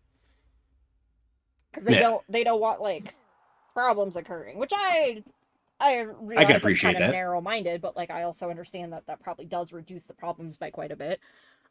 But like Just easy thing you can do to prevent 90% of issues. yeah, so like my hostels, the days I stayed in hostels, they cost me anywhere between $7 and $15 a night. Yeah. 90% of them came with a free breakfast in the morning every morning. And like a Jeez. full Yeah. breakfast, like rice and egg and miso soup, like a full Japanese breakfast. Sometimes they would have like English breakfast that had like toast and butter and stuff. But like most of the time it was like rice and soup and fish and rice topping and stuff like that. Seaweed salad. Like you get Did your stomach have a hard time getting adjusted to anything while you're there? Or, like, no, so I don't know, because the Japanese diet is everything that my stomach is fine with. Yeah, good And point. I Yeah, think fair. that's why their population lives so long. Because the Japanese diet. Oh fuck! God damn it! I thought I had more time. The Japanese diet is just everything that's easy on your stomach. It's white grains. It's fish. It's poultry. Um, and it's like really easy to digest vegetables like seaweed and Nope. carrot and stuff like that. The things that I have problems with are the red meats, so like beef and stuff, which you can get in Japan, but it's not common. Yeah, And more of a specialty thing. well, it's like if you go to like this prefecture, they're known for like their beef tongue. I would want to try like some Wagyu while I'm in Japan, like Yeah, prepared I did try properly. That'd Wagyu be... while I was in Japan. Like you do that because you're in Japan, and it's like Yeah. this area is known for this, and it's like, hey, cool, like I'll try it. I still got sick whenever it was red meat, because like there's no avoiding that. But you don't go to Mexico and get the fettuccine. But like the thing is, like most traditional things in Japan, like soybeans or like even natto, stuff like that, that's actually all stuff that's like super easy to digest for your stomach and stuff. So like the Japanese diet's already all of the food that I can already eat. So like I feel the healthiest when I'm in Japan. I think humidity has a lot to do with it. I think the carbon dioxide, because I recently, well, not recently, I found out a couple years ago that I'm actually hypersensitive to carbon dioxide. So like levels of carbon dioxide that like a person would usually find, like a normal person would find to be acceptable, like not even noticeable, causes me to spasm and be in severe pain and pass out. And So, yeah, especially when you're in places like doing shrines and stuff like that. There's like, I'd imagine. well, like I found the carbon dioxide out thing because I was doing a medical study for my autoimmune, and they were seeing if carbon dioxide affected how the autoimmune reacted to certain things. So like the whole point was they were gonna like they had me on like an oxygen machine that would slowly feed me higher and higher levels of carbon dioxide to see what it would do to my blood pressure. But like the second they gave me any carbon dioxide at all, I like immediately was like convulsing. And they were like, "Oh god, we need to stop. You can't handle carbon dioxide at all. Like you can't. Yeah. Like you're super sensitive to it. Like we're so sorry. Like that was like a normal level, but like you like it fucked you up." And it's like Jesus, yeah, like if I look back growing up in Windsor, if you ever go to Michigan, there's two ways to go to Michigan. There's a bridge you can take, or there's a tunnel under the river that you can take. And the tunnel is filled with carbon dioxide. It's filled with it. And my parents would always drive the bridge to Michigan and then take the tunnel back because the customs agents were nicer at the tunnel crossing. So they'd be more lenient if you bought stuff in the States, if you took the tunnel back. So they would always take the tunnel back. And as a kid, I remember being like, can we please take the bridge? Please, please, please take the bridge back. I don't want to take the tunnel. The tunnel makes me sick. I don't like going through the tunnel. And they're like, there's nothing wrong with the tunnel. There's nothing different with the tunnel. Like, maybe you're just claustrophobic. And I'm like, I'm not claustrophobic. It's just the tunnel. There's something about the tunnel. It makes me feel car sick. I don't like it. And like, they never would listen to me. And it's like, now I know that I was justified. Yeah. It's like, now, you've been tested. Now I know that my body rejects carbon dioxide with a passion. But that's why, like back when I had my seizure, I used to make the joke, no, my brain's fine. It's it's like, I don't know, you tell people things and they think you're trying to like be dramatic or whatever, and it's just like, I'm telling you what I know. Yeah. And what I know... So you can believe it or not, but this is what happens. What I know is that when I go into the tunnel, it makes me physically ill. So please don't take the tunnel. And then it was just always like, oh, well, like, no, she's being dramatic. So, like, we're clearly going to keep taking the tunnel because it's easier. And it's like, well, fuck. But, like, I always wondered, because, like, when I went to Japan the first time, that was, like, right after I got diagnosed with a couple of my autoimmunes. And I remember coming back and, like, asking my doctors, I was like, is there something about, like, humidity or something that, like, helps with these autoimmunes? Because, like, I felt way healthier when I was in Japan. And they're like, no, like, that shouldn't affect anything. Like, that shouldn't have changed anything at all. And it's just like, but when I was in Japan, like, I know. Like, did I have rough days? Yes. Were there days where I couldn't walk? Yes. Were there days where I had to stay in bed the whole time? Yes. But, like, I had way more healthy days in Japan than I've ever had here. Like, there was way more days where I woke up and I was like, I can walk today. I can stand up today. I can go from 8 a.m. to 11 o'clock at night today. And, like, that happened. I know my parents were, like, super worried about you. Like, I'm like, oh, she has a plan. You know, she has contingencies. But my parents were like, it happens. She'll be fine. Well, I remember when I told my own family members that I was doing that, they were all like, you shouldn't be doing that. And I was like, well, why not? And they're like, you're going to go there by yourself. You're going to be alone. What if something happens? I was like, well, are you going to come with me? I was like, because those are my options. Like, I'm going to Japan one way or the other. So are you going to come with me and make sure I'm safe? Or am I going by myself? No. And, like, not a single one of them wanted to come with me. And it's like, right, so you just wanted to complain about how I shouldn't be going because what if all these things happen? But I'll feel worse about myself if I don't go. Because that too, at the time, they were telling me I was going to be blind any day. Do you remember that? Yeah. Like, I had just, Because you're getting those eye injections at the time, like, right? Well, Curtis disconnected. I still, well, I haven't needed the injections in a while. My doctor has said I'm healthy. I haven't needed the injections for, like, a good little bit. But, yeah, that's when they had just found that. And I had, like, that giant black spot in the one eye that never went away. Where, like, there was, like, a big, like, chunk of vision that was just black that I couldn't see through. And when that had happened and I had gone to the doctor about it, they were like, oh, well, basically, you're gonna go blind randomly. And we don't know when it's gonna happen. And, like, it'll just one day you're gonna wake up and not be able to see. Is what they told me. And I was like, well, I'm not gonna have that happen without seeing Japan. Like, it's been my life goal to see Japan. I'm not gonna wake up blind one day without ever having seen Japan. There's no fucking way I'm letting that happen. Oh. We got eliminated. Yeah, because Curtis disconnected, so, like, our team... Oh, yeah. No points. Yeah.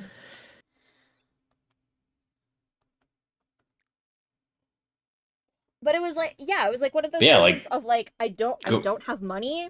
This isn't the time to be going. This is probably the worst time for any of this to happen.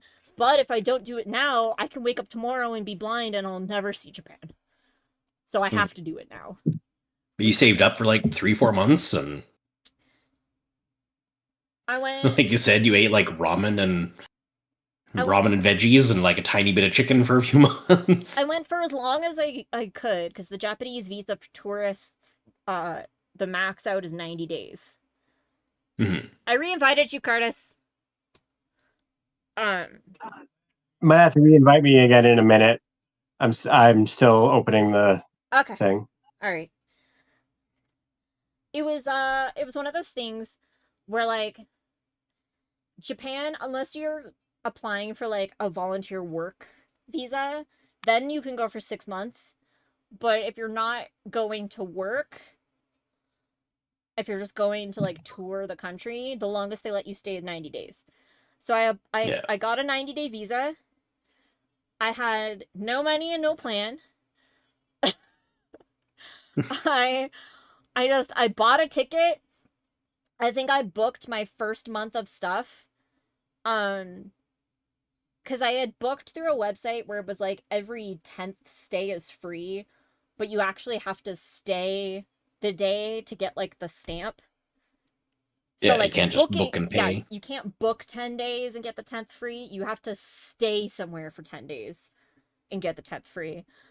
So I booked like a month worth of hotels through that website.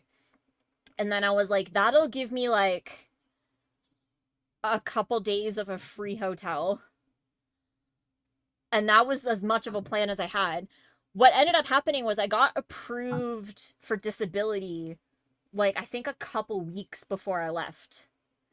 And they Yeah, back paid like it. a month at most. Yeah. Yeah. And they back paid it, the entirety of it. So I got like a year's worth of disability pay in a day.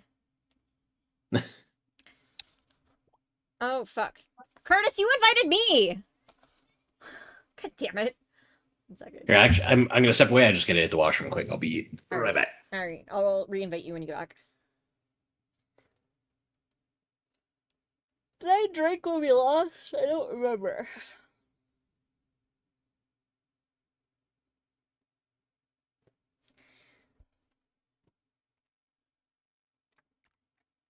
I can't think. Do do do do.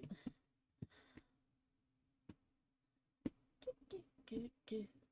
One of my docs is missing. There it is.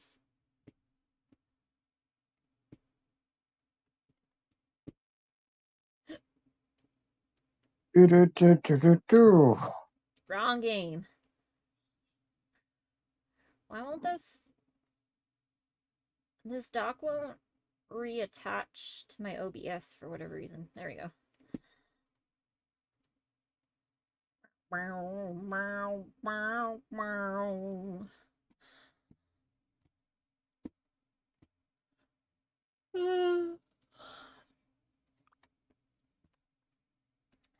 My face is so numb. Here, we'll do chat window while we wait. My face is so numb.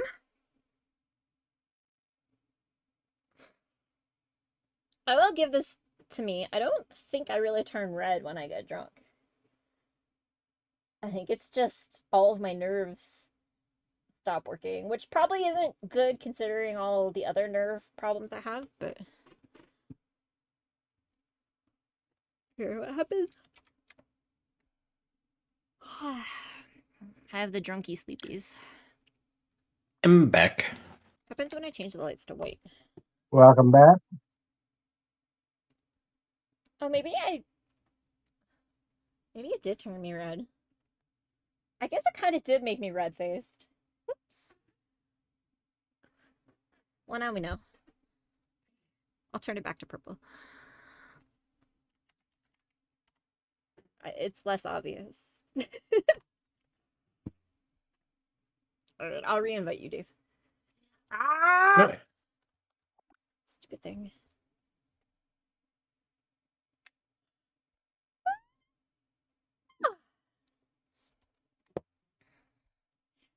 Yeah, I don't know. It was one of those things where I was like, if I don't see Japan now, I'm gonna regret it for the rest of my life because I'll wake up blind one day, never having seen Japan, and hate myself for it. I was like, I don't want that to happen. Oh No. fuck! I fucked up the. I was How like, did I do that? when I was working in the store at Best Buy, like I was paying bills, but not much else. So when I got the head office job, I talked to my manager one day because my manager, when I got the head, was fantastic. Can't say enough good stuff about him.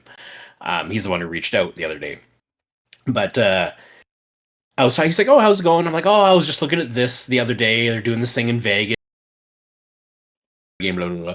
He's like, "Oh, why don't you go?" I'm like, "Yeah, it'd be a little expensive." Blah, blah, blah. So like a couple weeks later, we have another little hangout meeting, which was great with that they did that. Just like, "Hey, how's it?" He's like, "Not how's your work? How are you?" He would say, and which was awesome. But I'm like, "Oh well, those trips." I started to look at those trips. He's like, "Oh, well, how much is it? Oh, well, can you afford that?" So he's kind of started to get, because when I was working at Best Buy in the store, I wouldn't have been able to do that. It wasn't a question. Someday dream So, I had this little more than a year-long contract at head office. I'm going to do it now. I'm going to book it now. Like, I have other things this money could be going. Book it now. I'm going to do this now. And it was fantastic. It was an amazing trip. Like, best trip of my life, question mark? That and going to the paintball thing in the States with my dad when I graduated university was like 1 and 2, not necessarily sure which order. Yeah, it's just But, like, it's one of those things. I think I lucked out. I mean, this sounds bad, I guess. But like because my mom was sick ever since I was like super, super young. Mhm. And then like I got sick. The mentality growing up was very much like spend money even if you don't have it. Spend the money to like make the memory. Yeah. Because like there's like a good chance you won't be able to do it at all later, and then it's like what are you gonna do? So like even when I think it was literally within the same year basically was when they announced that the Greyhound buses were going away, Yeah. and they were like, we're getting rid of the Greyhound buses, they're not going to exist anymore. And I sat there going like, shit, like that's like It's like when you got back, you took the Greyhound back, and that was like within the last month or two of those buses running, I think. well, if so I remember. like what happened was, oh fucking, where's my charge cable? There it is. The thing was, I had also always wanted to go to Victoria, to BC, and I had never been. And I had been thinking of going, and I'm like, well, I'm gonna do this Japan trip because I'm going blind and all this other shit. I was like, I can't do it right now. I'm saving my money up for Japan. I can't go. And then Greyhound announced that they were going away. And I was like, Yeah. if I wait for Greyhound to go away, a trip to Victoria is gonna be a plane ticket then. Like I'm gonna have to take like a shuttle to Calgary and then a plane from Calgary to BC and then like a shuttle or a taxi or something from the airport to a hotel. I was like, that's gonna be thousands of dollars. Or a Greyhound bus ticket to BC is like $40. Yeah. And An hotel in Victoria, that's like $250 a night. Well, yeah, the Victoria Hotel. Yeah. But I was like, if I don't go now, it's going to cost me 20 times as much later. And I'll never Right. have that money. I'll never have the money to just fly to Victoria for a couple days. That's never going to fucking happen. There's no way. No. And I was like, I don't want to not end up going to Victoria because of that. So it was like one of the last Greyhound bus tickets while they were running. I think they stopped running like the week after. But I took a Greyhound bus all the way to Victoria. I think it was like a 48-hour bus ride. It had like a 12-hour layover in Calgary at like 3 in the morning. Because I remember I showed up in Calgary at some ridiculous time, and then my brother kind of lives close to here, so he drove into the city that day so that he could have dinner with me. And then I was at that bus station all night. And then the bus picked us up at like 4 or 5 in the morning, and then we drove and got to Victoria at like 7 o'clock at night or something like that. It was an insane bus ticket. Also, we lost. What the fuck? We're the only team eliminated too. Oof. Yikes. But like I blame the random. it was the random. But like that was like the whole reason I ended up going to Victoria for the first time. Like I've been several times since because I've been lucky enough to like know people who are like, we're going for a concert. Do you want to come? And I'm like, yeah, sure. And I went with them. Yeah. But like there was splitting that trip is way cheaper. There's no guarantee that was ever going to happen. Mm-hmm. And like so I went by myself on a bus. I stayed in the cheapest, shittiest hotel I could for a week. Um, I went and saw the Japanese gardens at the University of British Columbia, and I ate like a bunch of authentic Japanese food because they have a really high Japanese population there. Yeah. I did Victoria Park. I did the beach. Did Is like a bunch Bouchard of Gardens there, or is that Vancouver? I don't remember. I did do both while I went though. Yeah. Like I did do Victoria and Vancouver. Nice. When I was in like grade 8 or 9, me and the family went out there, but that was 25 years ago now. So Like I remember even I had managed because I was doing mystery shopping. I had managed to line up a mystery shop for food every day of the week while I was nice. there. So all of my meals were taken care of. I remember got- going on a couple of those in Medicine Hat here. Yeah. I got them all for free. Yep. And because I had saved so much money on food, I ended up having enough money to buy a whale watching thing, and then I was there for it was like the first time they had ever witnessed this like scientific breakthrough about the whales that they were watching. Cool. About like the whales they were watching were like teaching each other a certain tactic to like hunt. And they're like, we've never observed them teaching each other this technique before. Like, this is the first time we've ever seen it. So we ended up staying out. The tour was supposed to be an hour. We ended up on that boat for like 3 because they just Nice. parked. Was it one of those little like Zodiac boats, or? It was just like, it was just like a normal little like dinghy kind of boat. Holds about like 100 Alright. people. Like, its sole mission is to go out and whale watch and come back. Yeah. But like it charges like $100. They take you out for like an hour.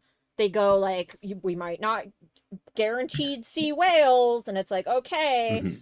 But it so happened that like the one that I had booked that day, because it was their first time ever observing this thing in the wilds, they just parked all of the tour boats just parked there Yeah. and like observed it for hours because they're like we've never seen this before, like holy shit. So like my 1 hour tour became a 3 hour tour of just like being next to whales as they were like constantly jumping out of the ocean because they were like That was really actively cool. hunting. Yeah. When me and my family went out there, we did a whale watching tour, and they took us out on this like rubber dinghy, like maybe 15 people fit on it. Ooh, that's This little tiny. rubber Zodiac is what they call the boat. But the cool thing was all the whale watching companies there worked together. They like radio between each other. Hey, we think we saw some. They like worked together. Versus when I was younger than that yet, we went out to like Halifax, Nova Scotia, like PEI, and did whale watching out there. But out there, nobody worked together. So like we didn't see anything. We saw a couple seals, which was cool, but like no whales. Versus the West Coast, all the companies work together because hey, if one of us sees whales, we all do better if we tell each other, right? So that was neat to see it that way. That they still do it too when you went out there. Yeah, like it was definitely like a holy fuck guys, like they're doing this thing we've never seen before. Get your asses out here. And then like all the boats came and like parked. But it was just one of those things of like I realize I'm sick and this is shitty and like There I go. my game is errored. My game is broken. Oh, Fuck! yeah. Same here. Yep. I'm falling forever. Does that mean I have to drink? Oh, I'm gonna fall through the map. Do I have to drink? Ah, disconnected. Oh, disconnected too. Do I drink for that? I think I do, right? Yay, Fall Guys. we're gonna take that as a sign to do a break. We're gonna do a break. We're gonna do a little break. What time? Yeah, we're gonna 12:30. Yeah, we're break for like 10-ish minutes. I'm really drunk. I need to lay down for a sec. All right, be right back in like 10.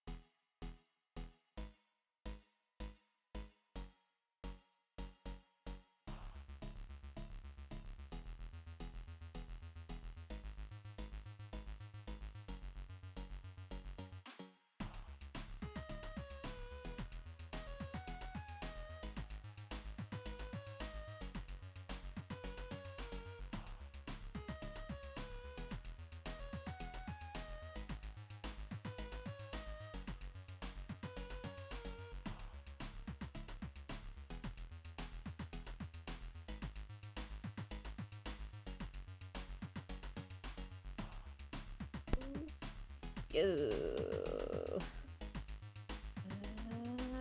Which one I use is the right one? That's the right one. Although, real quick question, because I've gotten into a drunken debate on this during the break. Beer and dairy. Yay or nay? Oh, that's Alcohol and dairy. Sorry, alcohol and dairy. it's supposed to be a big no. Like I've never drinking a glass of milk after having a few beers. Like I've definitely had matzo sticks while drinking and not had a problem. So First of all, cheese and beer are a classic combination. Second Yeah, of okay. all, White Russians. I'm sorry, what? See, What? my mom loves like milk. What do they call them? Mudslides. My mom loves those. Yeah. I've always been more cautious towards it because I'm like, not for me.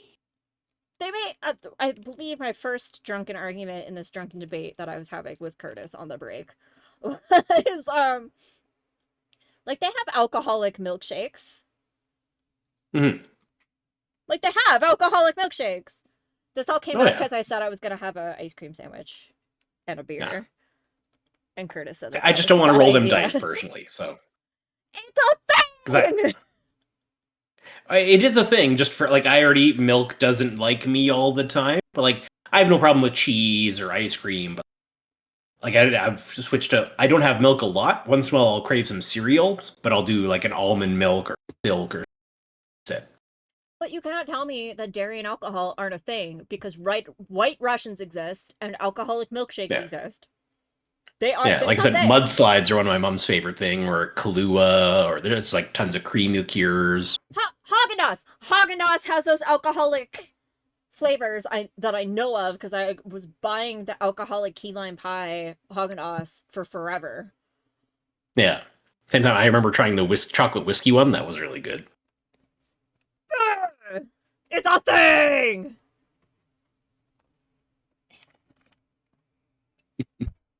I was craving ice cream sandwiches, and then Curtis was like, "That's a bad idea," and I was like, "No, it's not." It's like, how is that a bad idea? People have been doing that for centuries. I mean, to be fair, a lot of people have been doing a lot of bad things for centuries. Listen. Do I know people who refuse to drink White Russians now because they had too many? Yes. Do I know anybody who's died from drinking White Russians? No. No. Different thing. We can make a distinction there, yeah. It's not bad. It can just go badly.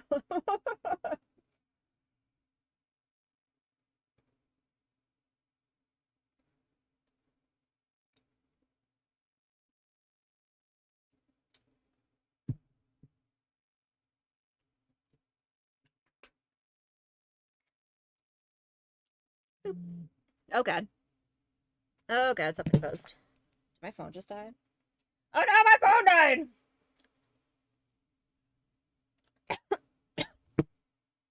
But clips!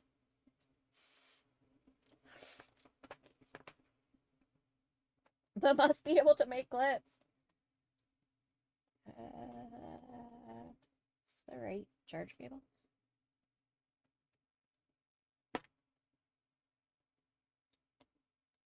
Also, Curtis, I don't know if you've been talking to Sam. I heard you.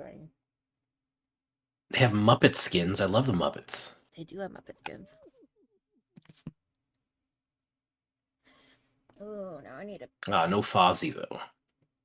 Oh, they did have Fozzie the other day. Okay, just on the front page of the ad, there's no Fozzie anyway. Yeah, if we go to the store at the top. I'm no longer in the call. Did you do that on purpose?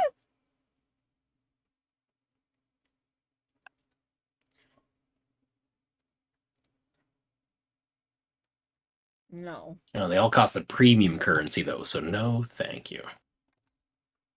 Yeah, I have to re-invite Curtis to the Discord. Apparently. It says you're still in the chat, though, Curtis. Can you not, like...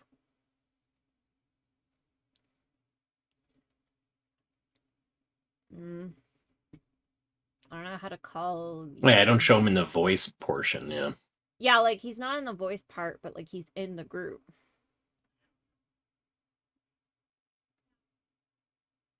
How do I call him? You can invite friends. Show member list, Curtis Musser.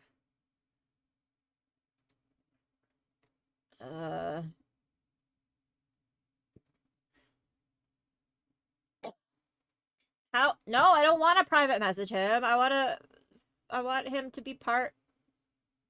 What the fuck is going on?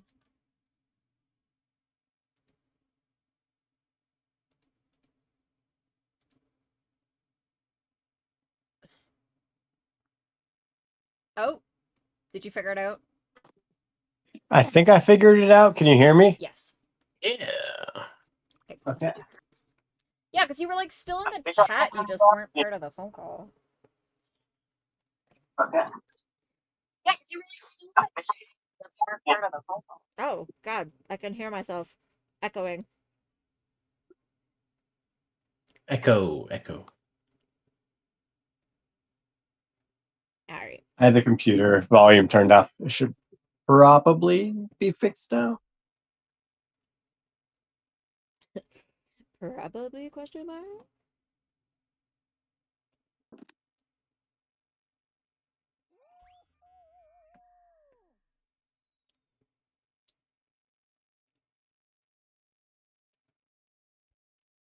Anyway, as I was drunkenly saying during our break, I am right, you're wrong. Alcohol goes with dairy.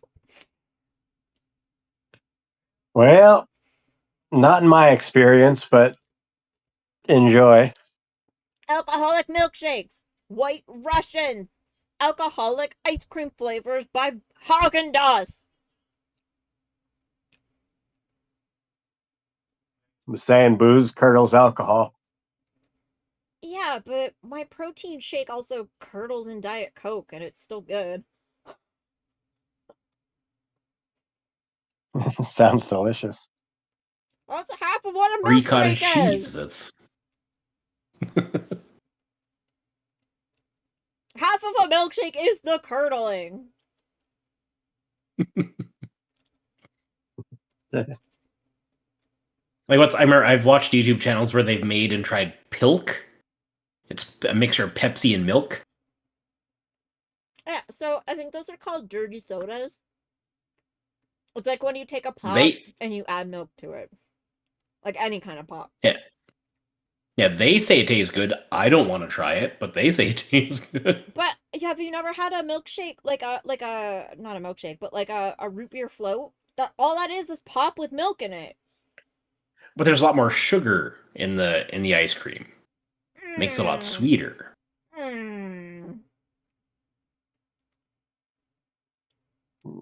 I mean, a lot of ice cream, like, yeah, there's ice cream with added sugars and stuff in it, but there's also a lot of ice cream that's, like, just, like, heavy cream and flavoring. One of my favorites when I was younger used to be orange juice and ice cream. Instead of pop and ice cream for a float, it was orange juice and ice cream. Orange Julius. Yeah, and it was delicious. Me and my dad would make them all the time. No, just like a pop with milk in it is fine. It tastes like a float, but it's not as like thick. So I can see why people would prefer it with milk because like it gets rid of like a texture thing. But during Stampede, there was this one booth where they were mostly selling drinks at Stampede, but it was like, oh, we have like a fountain machine, so we have like 20 different kinds of pop, which is like more than most places have at the Stampede. So like everybody was going there for drinks, but for like extra money, you could get them to add a vanilla protein shake to whatever pop you ordered. And I was like, that's an interesting idea. I was like, I've never thought of that before, but like I do, because of my autoimmunes and stuff, I do have a big problem getting like the protein that I'm supposed to be drinking and stuff. So I was like, I wonder if that's any good. So I bought it at the Stampede, and it was a Diet Coke with a vanilla protein. Oh fuck, we got first. And I do love vanilla Coke. Yeah, that was kind of my thought of like I like floats, I like vanilla pop. Like I can't see this tasting bad. So I bought it at the Stampede, and it was one of the best things I've ever tasted in my life. It was weird. It's like the first couple sips you take taste like vanilla pop, but then like your taste buds kind of get used to it, and then you stop tasting the vanilla and it just tastes like pop afterwards. And it's like that's kind of cool. Like you get like a couple hits of like flavoring, and then like the rest of it just drinks like normal. So then I started looking into it, and like one of those like bottles of like lactose free, not even milk protein shake, it's like $5. It's like anywhere between $3 and $5 for like a bottle of it. But the bottle makes 5 drinks. Like 5 mixes with the pop. Yeah. Like 1 can of a pop with a 1/5 of the protein shake. And I'm like, this is like fucking brilliant, because now I can have like flavored pops sometimes. These protein shakes don't really have like carbs or sugars in them or anything, so it's fine to drink as a diabetic. And then like, so it's still a Diet Coke, there's still no carbs, there's still no sugars, but it tastes like a vanilla Coke, and I'm getting like 10 grams of protein by drinking it. Yeah. See, it seems like an alright deal. Yeah, and I'm like, this is like, it's kind of expensive, but at the same time, it's still like only like $1 for the drink in total. Mm-hmm. So I started buying that, and then I started experimenting with different flavors. I bought a cookies and cream one the other day, and we lost. And we lost. God damn it! But yeah, I bought a cookies and cream one the other day, and that one tastes really fucking good and shit. So I've just been doing that. That's one of my favorite flavors, cookies and cream. Like like ice cream or just the chocolate bar. Well, like that's like the ice cream that I like, but I was like, I didn't know if I would like chocolate flavored pop. Yeah. So I thought I would transition from the vanilla shake to the chocolate shake by buying a cookies and cream shake. But it doesn't taste bad. God, we lost, so I need to drink more beer. I have nowhere to put this ice cream sandwich.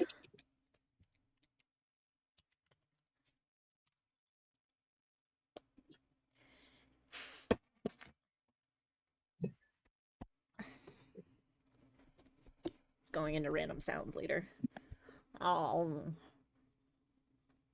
But anyway, point being,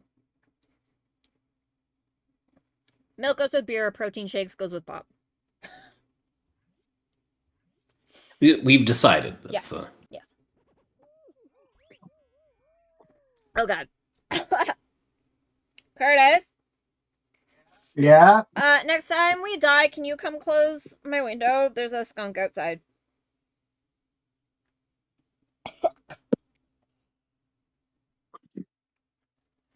Oh, that's bad. Or some really bad weed nearby. That's Well, my throat's not closing, so I'm assuming it's a skunk. yeah, fair. Oh, God, I forgot you were mobile. Thank you. Nintendo Switch, baby.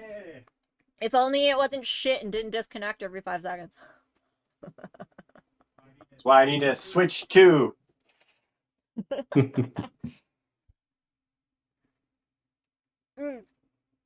I don't know if you were around for the saga, but the PC version of this game was so shit that anytime I tried to play it on PC, it would disconnect me.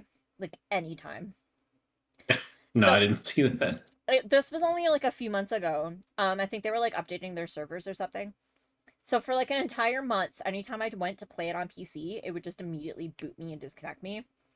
So it got to the point where I had to go on my PC and remote play Fall Guys on my PlayStation from my PC to get it to work. That'd be kind of, how was the latency on that? Well, both my PlayStation and my PC are wired. Oh, yeah. So there was like maybe A like burn there was fail, guys. there was enough of a delay where you could notice it sometimes. So it was like a split second of a delay where it was like if you were on certain levels where like timing was really important, you would notice it, but you'd also be able to adjust. This is forever loading. Maybe if Curtis disconnected, it might be screwing us then too. It just does this sometimes. Fall Guys. Ever since they added When I like mobile, quit from back into the game. yeah. Quit the menu. Ever since they added the mobile option, their servers have been really fucked up. It doesn't play as smoothly on any of the systems as it used to. Oh, it booted Curtison's party.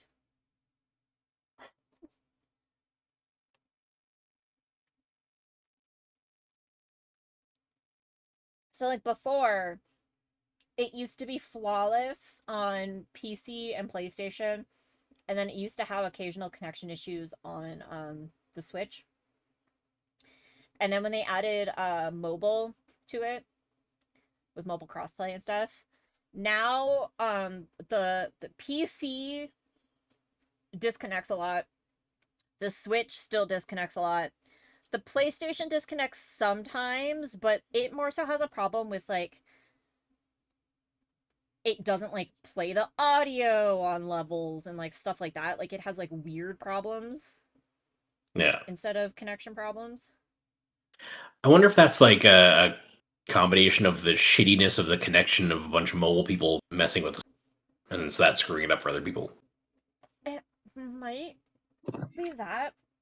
I don't know if it's that or if it's just their servers couldn't handle the amount of people that joined on the mobile. Yeah. Yeah, 'cause it's all free now too, so that always boosts the player count. But it's been free for a while, but like you said, if that was a while back, then... I accepted it, Curtis. I don't know why it didn't add you to the thing. I'll invite you again. Oh, there you are.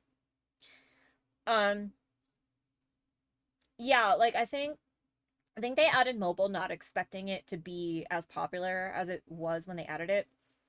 And then they had too many people on the servers and then it like effed with things. But like that should be fixed by now. So Yeah. like the fact that it's still having connection issues means that they like when they added mobile they fucked something up on their server. Player in your party canceled. Okay. But it's like one of those things that like clearly when they changed the code to allow for mobile, they effed something up and then they haven't figured out how to fix it. So now instead 9 times out of 10 when you try to like join a server, it boots you, or it'll boot if you're like in a party, it'll boot one person in the party but nobody else. And it makes it a lot more difficult to play. No. I know one thing I'm very excited for that I spent like the last couple weekends playing was the 6 beta. It feels like Battlefield 3 and 4, which were amazing, and I am very... I never got into those. I don't know, they just weren't my type of game. Yeah, that's fair. But like it's like Battlefield 3 and 4 where I played a lot of when I didn't have a gaming PC, I had an Xbox back in the day, so I played a ton of those. And it feels like back in the day. So what I want them to do is remaster like Elder Scrolls 3. 1 and 2 would be great too. I never played 1 and 2. I would love to go back and play them. But 3 to me was the best one out of the ones I did play. Like between Morrowind, Oblivion, and Skyrim, Morrowind is the best one. By far. yeah, it had like the most in-depth story and like backgrounds. It had way more story, world. but it also felt more open worlds than the other two. Like the other two felt much more linear because like the town it put you in, it like immediately told you should be going here next. Like, this is what you're doing, but, like, this is where you should be going next. Whereas Morrowind, it just threw you into a town, and it's like, okay, well, you have a path that goes this way, a path that goes this way. You also have this fast travel monster that'll take you to any of these cities that you know nothing about. The Strider. Yeah. The Striders! And it's just like, yeah, so, like, you would just... I remember hopping into Morrowind and just being like, well, I don't know what the fuck I'm doing, and, like, just getting on a Strider and, like, going to, like... just like whatever place sounded the best that Strider could go to, and then like you'd get off the Strider and the city would be fucking massive, and you'd be like, okay, well, what am I supposed to do now? Like, And you find that guy that you can fist fight to level up your hand to hand. Morrowind was such a fucking beast because it was just like you didn't know where you were ever supposed to be going or what you were ever supposed to be doing. It was just kind of like, okay, well, you're pardoned now, so you can do whatever the fuck you want to, we guess. I think that was it was one of the first. It was one of the first games I started playing with like making stuff in, because when you bought the game they gave you the toolkit too. So I started just like messing with stuff, with weapons stuff, and then when Battlefield 1942 came out, no, we're in first. Yeah. Oh, fuck, we're in first. was it 1942? I think it was. They gave you the toolkit for that too, and I started making maps for it. And some of my maps actually got like a couple thousand downloads, which is a lot of fun. So I think that's kind of where my computer programming, not programming necessarily, but like that kind of thing started building interest. So my computer programming got started with Neopets. For sure got started with Neopets. That 100%, the second I could figure out you could put guilds together and like make little like free web pages and then like do the HTML. Fuck, first place! Do like the HTML coding to like make the like guild and the web page look nice and like get people to join and shit. I was all about that for a long time, and that's what got me into coding. Because I was like, HTML is so much fun, and like CSS is so much fun, like coding must be fun. I was wrong, but I still have, it's up on my bookshelf, I have Visual Basic for Dummies. Yes! I still have the Visual CD. Basic! I made an entire Jeopardy game in Visual Basic. That was my final project one year in coding. It was like the class was basically introduction to Visual Basic and like using Visual Basic to make shit. So my final project for that class was to like you have to make like a basic video game, and I just made Jeopardy. I remember my teacher was so fucking impressed that I had made such a giant game with Visual Basic at the time. Because like I didn't want to like plagiarize anything, so I like drew my own picture of Alex Trebek. It's like this. I have the game around here somewhere. It's like this 8-bit version of Alex Trebek. It looks crazy. It looks absolutely fucking insane. It looks more like Will Ferrell playing Alex Trebek on Saturday Night Live. Honestly, it might. I haven't seen it in years. That was fun though. Hey, first place. God damn it! Really? Yeah. Were we? It didn't tell me first place. That's what mine said. So I'm taking a drink. I saw first place as well, Jane, to be honest fine. with you. Because, you need more. That's. I just saw qualified. I didn't see anything else. Usually it gives like a little medal. It says first place. Yeah, mine said first place. I think it said first place and then qualified. I don't know. I don't know. Usually it says like qualified, but then there's like a little medal underneath the word qualified that says like first place or top 20 or top 50. But I was just a qualified, so. Whatever, I took your word for it. I took a drink. Fuck. I didn't read what we're supposed to do in this. You have to jump on the yellow ones. Okay. Fuck you, Curtis. What the hell? Yeah, that's right. I was standing on it when it turned yellow and it didn't count it. This is maybe not to be a negative Nelly, but like maybe my least favorite level in this game. I don't know, I'm pretty good at this I'm just level. so It's bad just at this. sometimes it doesn't work properly.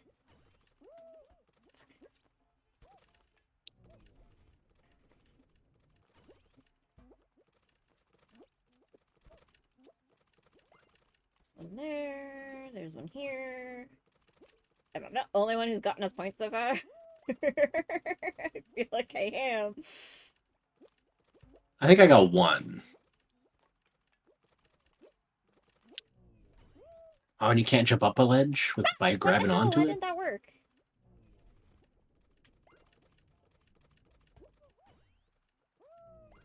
I don't know if it's a thing, but I feel like if you're standing by them, they don't change. No. After a while, they start changing on a pattern. There you go, I got another one. I think for the first bit they don't, but like after a while they do. Getting me to jump on that. Okay, one more, guys. Good job. Oh, yeah, there we go. Good I was job. looking at like 6 at once. I was just waiting for one of them to go. Yeah, that's what you have to do. You have to like find a corner where you can see like a bunch of them at the same time and then jump.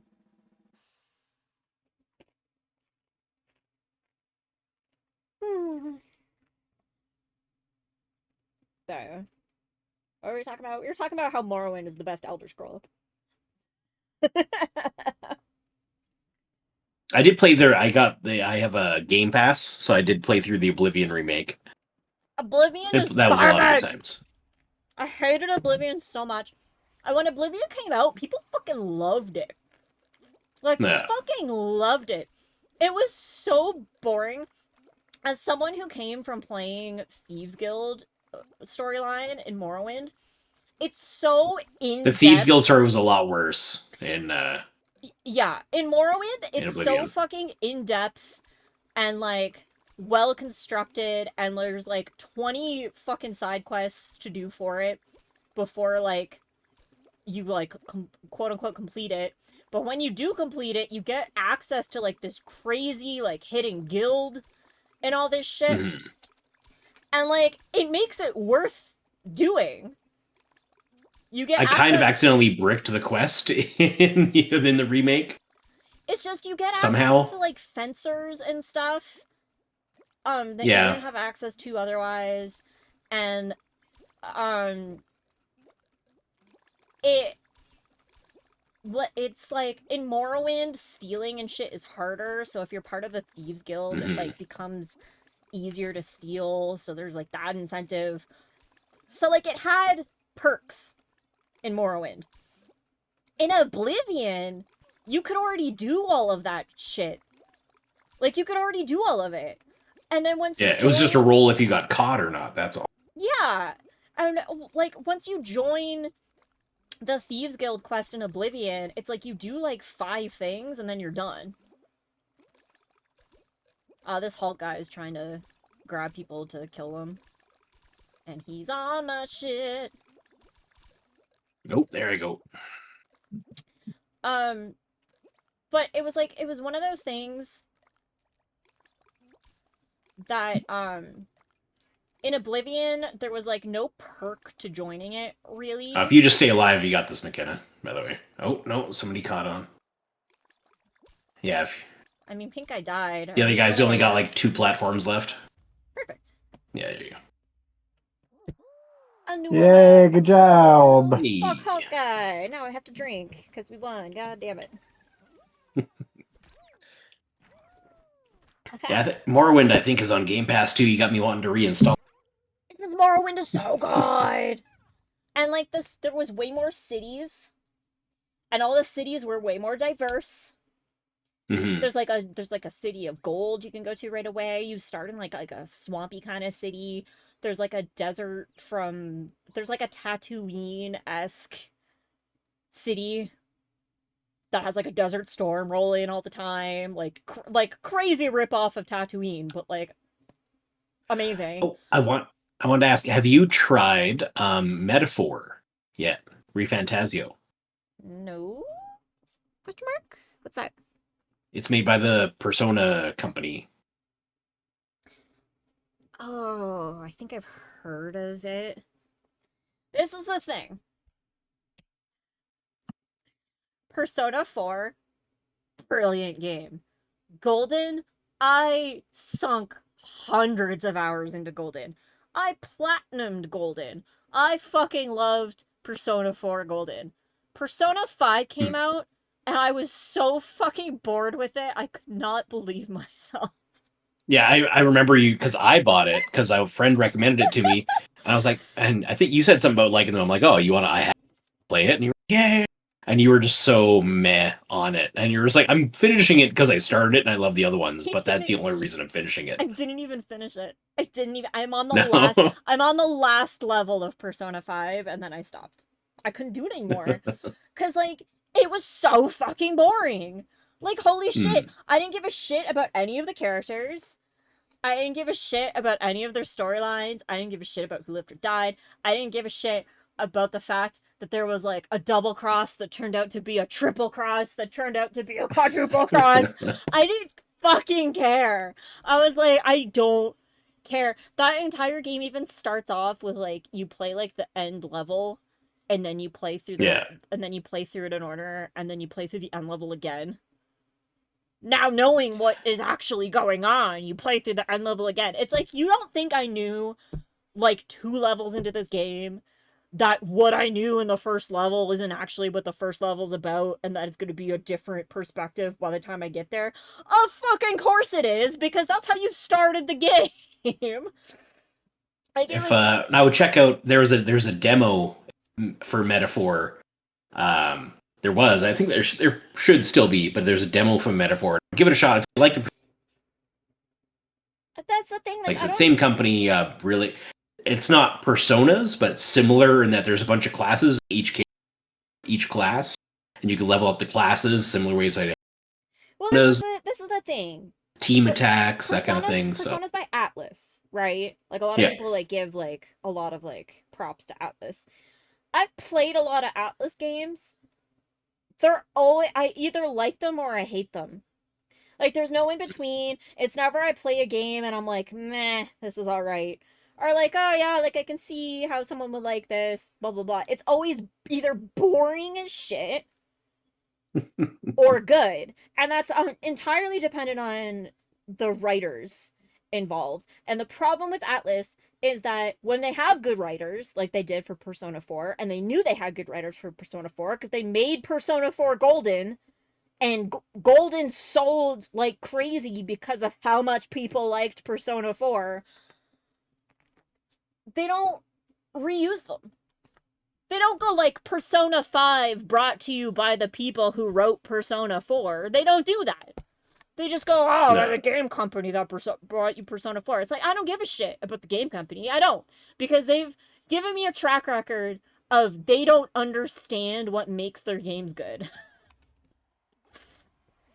They have a good track record of, like, taking chances on shit, which has worked out for them a decent amount of times. But then when it does work out for them, it's like they never rehire those writers.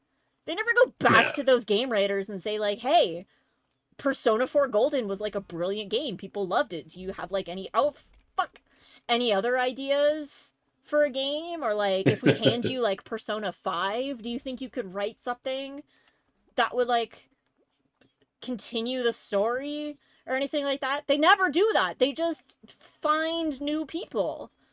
And, like, I understand taking chances on new people and shit, but the whole point of taking chances on new people is to find good people.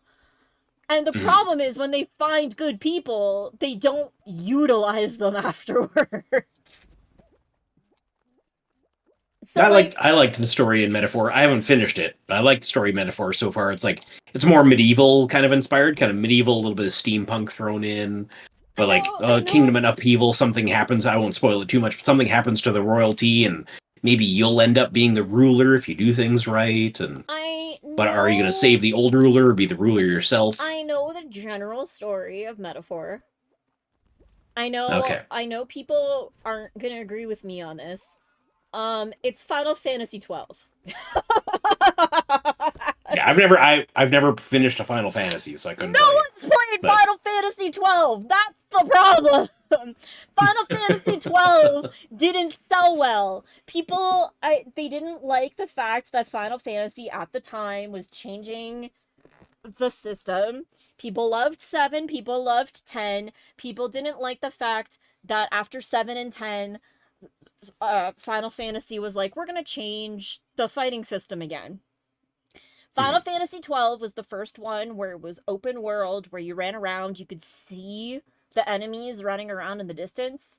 Like, if you were gonna fight a boar, you could see the boar running around on the map. Yeah, And that's what I like. Instead of being a random encounter, instead of just randomly running into it, you could see it in the distance, you could choose whether or not to avoid it, or take it head on, or try to get a sneak attack from behind. Like, you could choose all that. And 12 was the first game that let you do that. And 12 also had, they kind of tried to, like, upgrade the, I always forget what the system is actually called for 10. The, like, grid gem system that 10 had. Oh, yeah. 12, I'm actually playing through 10 right now, but I haven't finished it. But I forget what it's called, yeah. 10's amazing. I love 10. But, like, 10 had that system. It's... People liked it. No. Fuck. People liked that system. And 12 tried to, like, improve on it, which people didn't like. People didn't like the fact that 12 tried to, like, change it. I think 12 kind of, like, instead of, like, a grid, you had to, like, put, you had to, like, put skills onto, like, the weapons and the armor you were wearing, I think. So it was, like, kind of like the skill tree that you put skill node gems into, but it was like per weapon and per armor. First of all, I don't know if you're familiar, but I play a lot of Path of Exile, so talk to me about skill tree. I don't have a problem with the skill tree. It was the thing. The thing is, people like. What? We got eliminated. Did we? Oh fuck.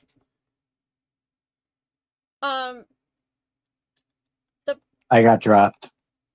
Well, we got eliminated anyway, Curtis. It was just people like 7 was like fully turn-based, and you could equip skills. Well, what I didn't like about original 7 was why I like 10 is 10 you can go purely turn-based, whereas like 7 has the timer bars, and I don't like the timer bars. If it's turn-based, let me go turn-based. That's my... I don't want to be rushed in any way. I want to take my time, and I honestly do not remember the timer that's my bars thing. of 7. But that might be because I haven't played 7 in so long. But like 7 was like you attach the skills to the people. So people liked that. And then 10 was you attached the skills to like the nodes. So like Lulu started on the Black Mage Square on her thing. Yeah. But if you really tried, you could get her to White Mage. Yeah. Like, if you really fucking tried, you could get her there. And, like, put that shit into her nodes. But 12 was more like, well, this, like, the bunny girl can only use the knuckles. And then, like, when you attach... You've used your data. Why is my phone using data? But quick aside. A few months, the last month, I don't know. There's so many Magic sets nowadays. Magic came out with a Final Fantasy set that is all of the has cards from every single Final Fantasy, including named characters, spells, things like that. I'm not a huge Final Fantasy fan, but even I found some. And my boyfriend is a huge Final Fantasy fan. His favorite game was there. Oh, you're cutting in and out. Yeah, I definitely... I heard his favorite game is... They came out with a bunch of Magic cards from Final Fantasy games, so like if you have a Final Fantasy game you love, there's Magic cards of it now, and of characters in it and things like that. This is the thing. I hate getting into card games because of how like expensive they are. And which is valid. But because the Magic stuff is stupid expensive. But the Final Fantasy stuff. I don't know if you like watching the stream. I bought into this. I couldn't help it. I wasn't going to buy into this. And then I was wondering. I knew about that. I was wondering if you did. So what happened, because I wasn't going to do it, because I was like, I'm already so into like collecting the Shonen Jumps and like the manga and the Viver cards that they were putting out and shit, that I was like, I can't get into the trading game. I can't. I will lose a bunch of money. But what happened is I have that one friend in the States that is like super into One Piece. And she messaged me once this card game came out.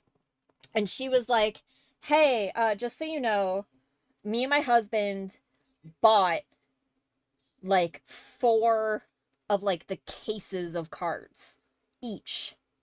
Like they spent thousands of dollars. They bought all of the starter decks when it came out, and then they bought 4 cases of card packs each. And then they were like, she was like, we got so many duplicates that I put one of every duplicate aside for you, and I'm gonna ship them to you. So I immediately, for free, had one of every single card from the first run of the game.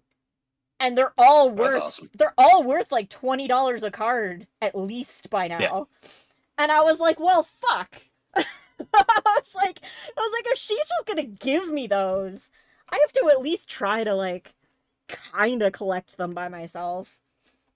So if you had, out of the Final Fantasy games, if you had to guess, there's one character right now whose card is so good they're considering like banning it from competitive play. What character do you think is so good that he's almost considering being banned? And you're saying it's a I said he, so I gave it away. Well, I mean, you're saying it's a character, not like it's a named character. Okay, then Vivi. No. Moogles do have a card and just very good, but I would guess Vivi. You are correct. Out of all the Final Fantasy games, Vivi's card is ridiculous. I play it online when I play Arena, and it is an excellent card. But Vivi is the shit.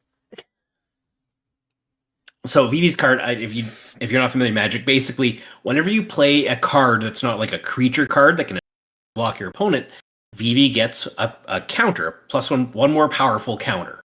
And for every counter on Vivi, your spells get cheaper. So your spells get cheaper, so you can play more, which makes Vivi more powerful, which makes your spells even cheaper, which means you can play more, combos, etc., etc. So yeah, Vivi is kind of broken. That's because any fan of Final Fantasy would know that Vivi is the shit. Vivi has one of the worst games, but he is the best character. There's actually, I might send you the link at some point. One of the streamers that I watch all the time, Loading Ready Run, one of the guys in there.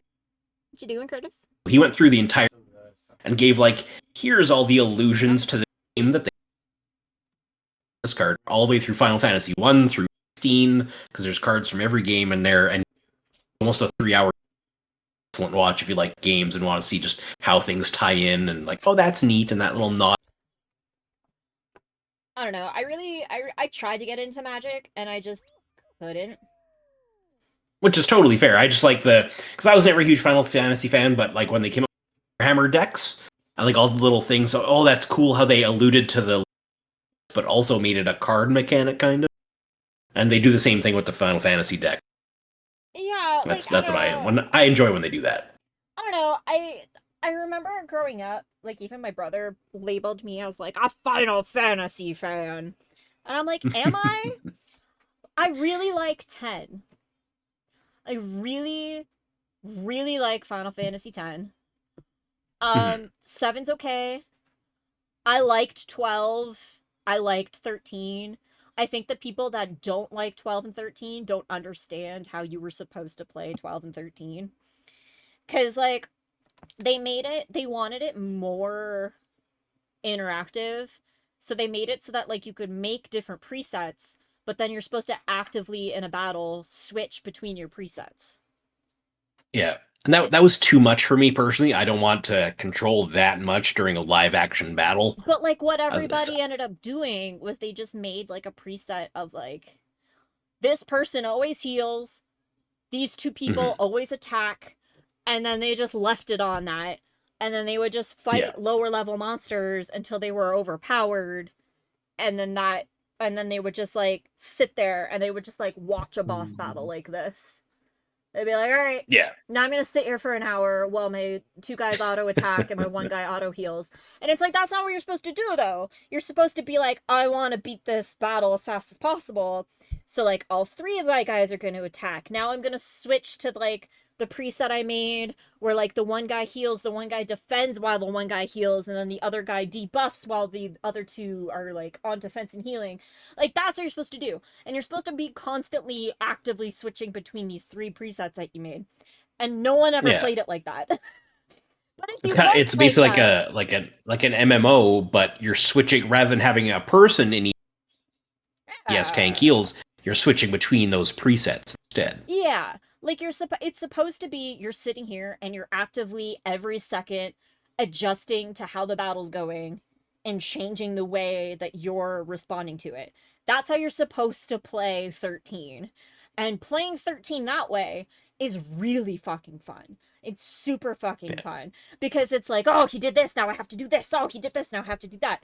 And like, yeah, there's a chance you'll die if you switch wrong. But like that chance of dying should be there.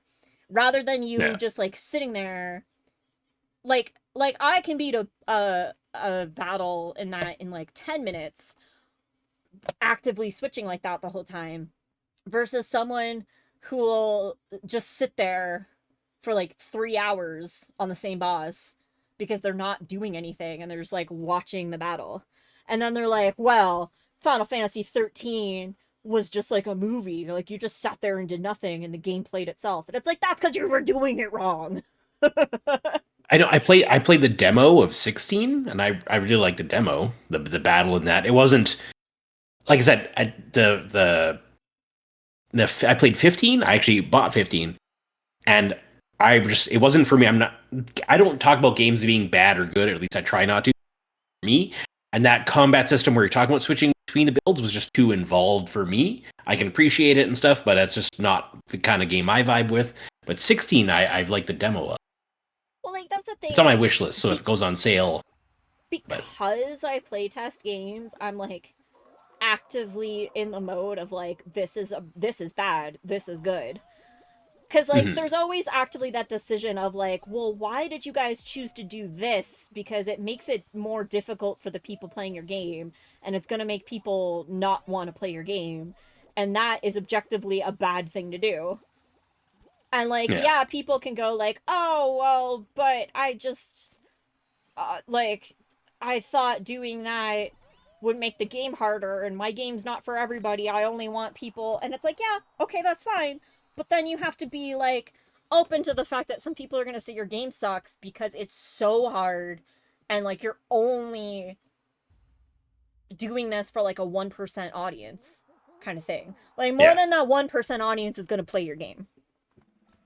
Like, you're gonna have, like, I don't know, like, a 10% audience play your game, and if you only made your game for that 1% audience, that's fine, but you have to understand that the other 9% who play it are going to be like, this game fucking sucks. It's like impossible. Like I can't, it doesn't make any sense. Like I don't understand what I'm supposed to do here. It's not intuitive. Nothing guides me through it. Like that's kind of like the playtest mentality of like, if I'm playtesting this for you, like I'm going to give you the notes of like, well, like this was fun, but I don't think most people are gonna realize that this is what they're supposed to do here. And it's like up to you if you want to fix that or not, but like if you don't, just know that like people are gonna complain. People are gonna complain because they don't understand. And like in that fuck off. Fucking grabbing me. In that idea, there are good games and bad games, because there are games that make themselves accessible to a wide range of people, and they're intuitive, or like the difficulty level is interchangeable so you can turn hints on and off. And like those to me are good games. Like they don't necessarily have to be easy, but you should like have the option of like changing the difficulty so that if there are people who like want to play your game just for the fun of it, they can. Oh no. Kind of deal. Yeah. Um, Whereas like it lasted a while when Elden Ring came out, and then that got me into the other Dark Souls games, like actually playing them through to beat them, not just playing them through for like the fundraiser like I did for the last. So that got me into those, and like Path of Exile 2 went into. I think we lost. Did we make it? Yeah, I didn't think so. But that like Path of Exile 2 came out, and it's really difficult. It's a lot more slower than the first Path of Exile, and like the bosses are more Souls style, where you have to dodge. You get a dodge roll, so you have to dodge attacks and things like that. So well, like the thing is that like those games got a lot more attention like that. Those games are hard, but they're made to be hard. They're known to be hard. The community is like, these games are made to be impossible. That's why I like playing them, because they're impossible to beat. Yeah. And it's like, that's fine. That's great. But also, like, it also, like, makes this, like, mentality of, like, I'm the best. You can only be a real gamer if you beat Dark Souls. And if you can't beat Dark Souls, you can't play fucking video games. And it's like, I don't think that's what they set out to do when they made that game. I think they themselves were like, I want an impossible game to play because like I like a challenge, and not very many video games have like super challenging levels. And I'm going to make a super challenging video game. And I think that was their only goal. But in making that game, they've created this like audience of people who are just like, oh, if you can't play Dark Souls, you're not a real gamer. And it's like, really, guys? Really? Yeah. That's not what video games are about. If you enjoy doing that, great.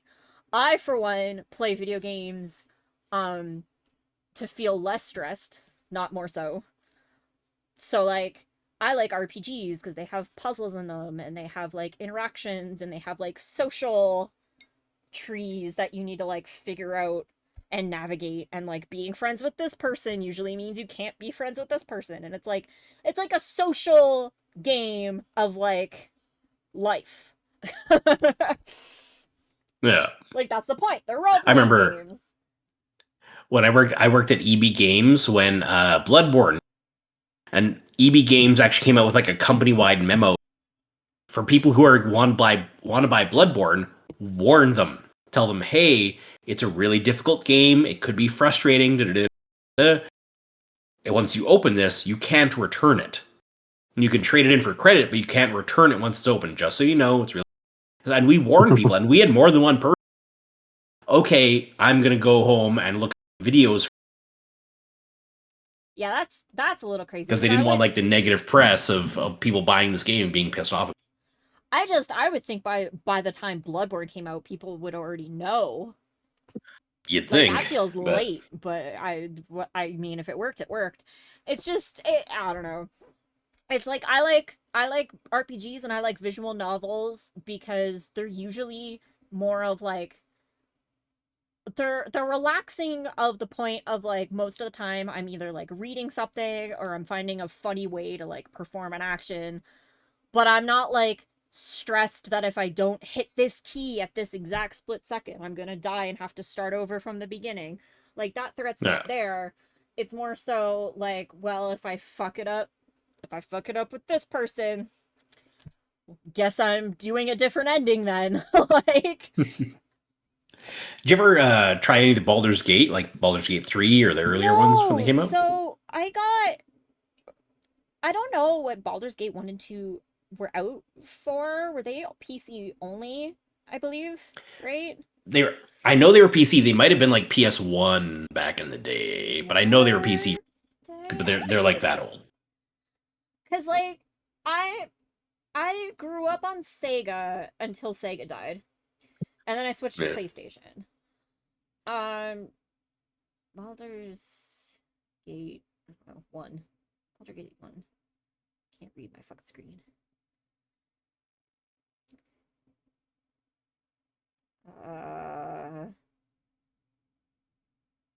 It's not gonna platform.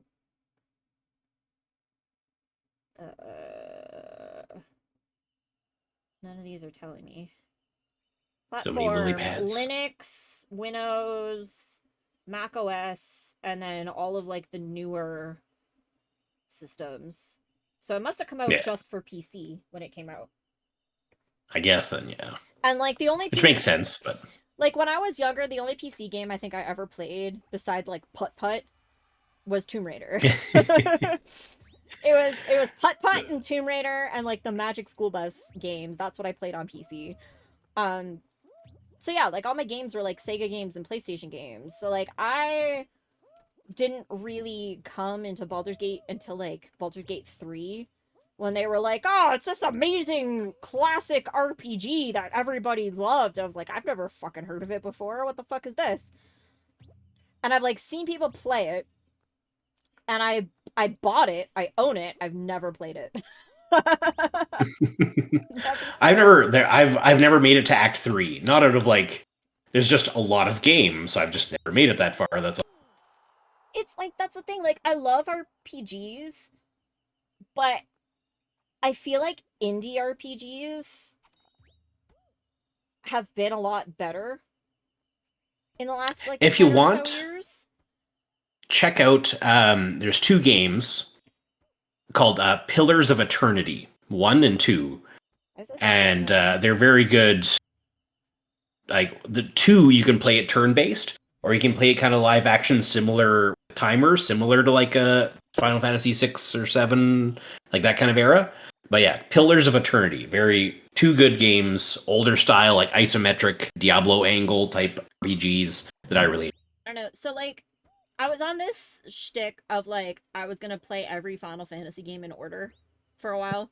And I think I got to 10 and then I stopped. This was like a while ago. I got to 10 and then I stopped. Because I got sick or busy or something like that. And then I never like reattempted that. I could reattempt that, but meh. And then like for the channel, I was doing Breath of Fire again in order for a while. I think I'm like halfway through 2 right now on the channel. But it's one of those things where like you play it for a while and then like you put it down for a month because like you're sick or you're tired or like you have to get fucking surgeries last minute. And then it's like it's so hard to pick it back up because the story's so in depth and I don't want to start it over.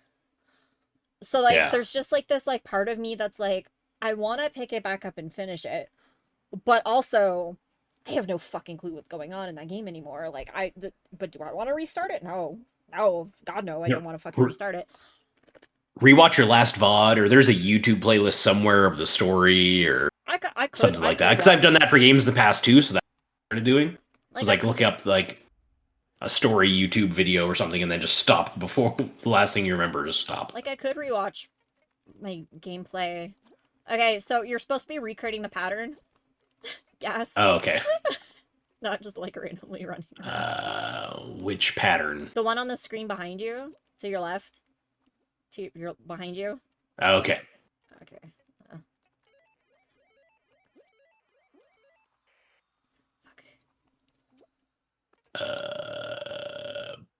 Boop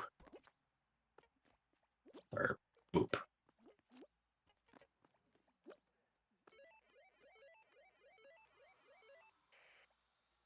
Yeah, I don't know. It's just like it's one of those things where that happens with almost every RPG that I play, where like I'll put a bunch of hours into it, and then it's like one of those things where I'm like,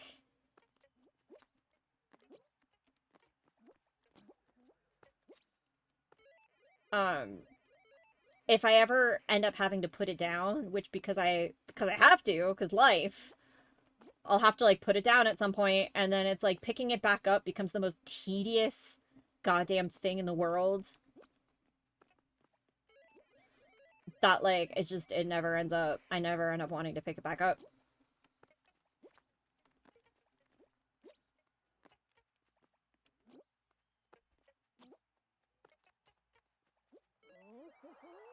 Hey. We weren't first on Good job, that, guys. were we? Oh, thank God. And those Pillars of Eternity, if you play through the first one, you can carry over your save and game decisions to the second as well. Well, like, That's I what I did liked that about for those. Shenmue, because, like, when they I announced... remember when you played first through place! those. God damn it! I thought somebody beat us to it, but I thought someone beat us too, but we got the first place medal. Like when they announced Shenmue 3 way back when they were like, we're doing a Kickstarter and everything. I was like, oh fuck. And then they're like, we want to be able to like carry your save over, but we don't know if Sega's gonna let us do it. And I was like, well, I better do it just in case. So then I replayed through all of 1 and 2, like got all like the little collectibles and shit. And then 3 came out and they were like, we couldn't get Sega to sign off on it. And I was like, so everything I did in 1 and 2 was pointless. Every fucking 3. I'm just starting 3 from scratch then. That's great. That's fucking great. That's amazing. That's all those little mini games. If you liked those in Shenmue, that's why I think one of the reasons I think you like the Yakuza series. That's why, like the combat similar. That's why I'm interested in Yakuza, because anytime I've ever seen gameplay of Yakuza, it looks just Yakuza looks like the spiritual sequel of Shenmue. I've never played Shenmue game, but from what I've seen you play in YouTube and stuff, absolutely same. It's very similar vibes. Because Shenmue was the but first it can be game from ever. serious to real silly.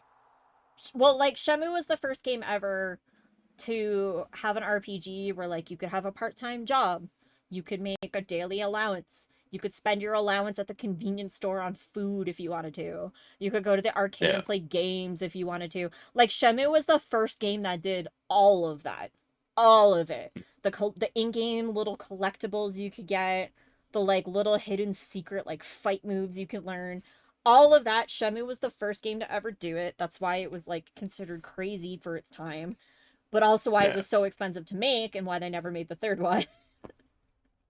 So that's one of the favorite things I did in Yakuza was playing darts. Loved to play darts in Yakuza. That was probably my favorite mini game. Yeah, so like played a lot of darts. I don't know, when Shenmue went away, I just kind of assumed banana apple. That like because it was so expensive to make the third one that no other studio would ever make one. But then when Sega went under, I think Sony just decided, like, why the fuck aren't we making a game like this? It was so popular. And they just turned around and made their Yakuza games. Like, it's the same premise. It's like, it's a dude who, like, learns how to fight. And, like, the mob kills his parents. Cherry, banana, grape, orange. Oh, fucker. Fuck! I don't understand why that doesn't work. Like, careful of that dude in black, Gas. Yeah. He's pushing people who are near the edge. Oh yeah, there I went. Yeah, I don't The same thing, he grabbed me and then it just boom. Yeah, for some reason on this level it seems like the grabbing physics are different. Because usually if someone grabs you and pushes you, you can fight back pretty easily, but on this one it seems like you just get pushed. Yeah, it seems like you jump like once or twice and you're just out of their grip usually. But yeah, the Yakuza games, like, same thing. You can earn money by just beating people up is usually how you get money. But then you can spend it on like food, which boosts which gets you experience in your stats you can use to level up. Or you can go play darts and get some experience in your stats by playing darts. Golf or batting cages or any number of other things. So, like, the whole thing we wanted to do was to, like, raise money to, like, go to Japan.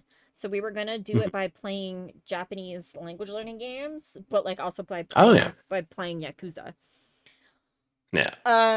I caught up on some, like, I didn't learn the language, but I definitely caught some, like, grammar things from playing the Yakuza games as I did. Well, like, from the videos I've like just seen, like names and places and things. It's been a year or so now since I've played them. From the videos I've seen, it does look like they've done some fairly realistic recreations of, like, at least like Akiba and Shibuya and stuff like that. No, that's one of the things they pride themselves on, actually, is that they're actual recreations of those spaces. Yeah. Like if you look at the clips, it's like, okay, I remember going there. Mm-hmm. It's like I went to that store. Yeah. I remember. So like I thought it was a good game to like showcase like, hey, this is what Japan looks like. And then this other game I bought, it's like this RPG, but you fight like hiragana and katakana and kanji characters. So like you'll like run into like a ka in the wild and you have to know that it's a ka to fight it Okay. and stuff. And then like it's kind of like Pokemon, but like Cross with like you're fighting like an House of the alphabet. Dead typing or whatever, typing of the dead / Pokemon almost. It's a turn-based game where you're like fighting stuff like in Pokemon, but the stuff you're fighting is the alphabet. And then you're supposed to be like learning Japanese as you go. So those were the 2 games I picked. What I might do is I might try to like save up my own money to just do like a couple days in Japan, and it'll be less of like a this is what I didn't get to do last time I went to Japan trip like I wanted it to be, and it'll be more so this day's TGS, this day's Osaka Electronics Expo, this day's my flight home kind of deal. Yeah. Almost business trip almost. I mean, kind of, but like you're gonna enjoy it, but yeah, it'll be something like that. So I'll see if I can get enough money together to do that. If not, oh well, I guess I've had a lot of health issues this year. Might not be the time to go kind of stuff. But if we do like a Japanese day once a week where we play like an hour or 2 of the language learning and then like a few hours of the Yakuza game. Like, I don't know. Nihon Thursdays or something. I don't know. We'll think of something. We'll have like a Japanese day once a week. And then anybody who like donates to fill the tank that's up there now that I don't know I've coded properly. I don't think I have. I'll have to look into it. But you know, we'll save up donations over a bit and then see maybe if we can go next year or something as like an actual trip. Yeah. And I've been the next year there's a MagicCon because I don't really States but there's a MagicCon every year in Europe, and next year's is in Amsterdam. Ooh. When's the Amsterdam one? August or July, one of the two. Oh, that's tempting. Yeah. I mean, like, I don't like magic, but I do like conventions, and I have always wanted to go to Amsterdam. And it's just one of those things where, like, you can go through the whole day without playing Magic and be pretty, and because there's a cosplay competition, and like I was able to sit and watch part of it, but I had an event to go to partway through, so I didn't see the end. There's like meet and greets with various, personalities or floor while they're absolutely feel free to say hi and pictures, and they don't charge for any of that. And it's also just, Amsterdam. Amsterdam. The thing, like, there's like a Canadian Games Con that takes place in Alberta every year, where it's like a bunch of indie game developers get together and like throw a convention to be like, this is my video game and shit. And I really wanted to go to it this year, but it was like it basically happened when my first surgery did. Yeah. So like I couldn't go to it. But I definitely like want to go to that and like, I don't know, give out business cards. I also found out that there's like a local indie game club in the city that meets once a month and talks about like their indie games and shit. So I'm actually gonna like they're doing like their like year anniversary thing this year, I think it is. So I'm gonna message them once that's done and be like, hey guys, I do this Twitch stream. We highlight indie games. So if you guys want me to play your game, I'm gonna start going to those, I think. I do need a theme for this year's Extra Life fundraiser. There's an idea.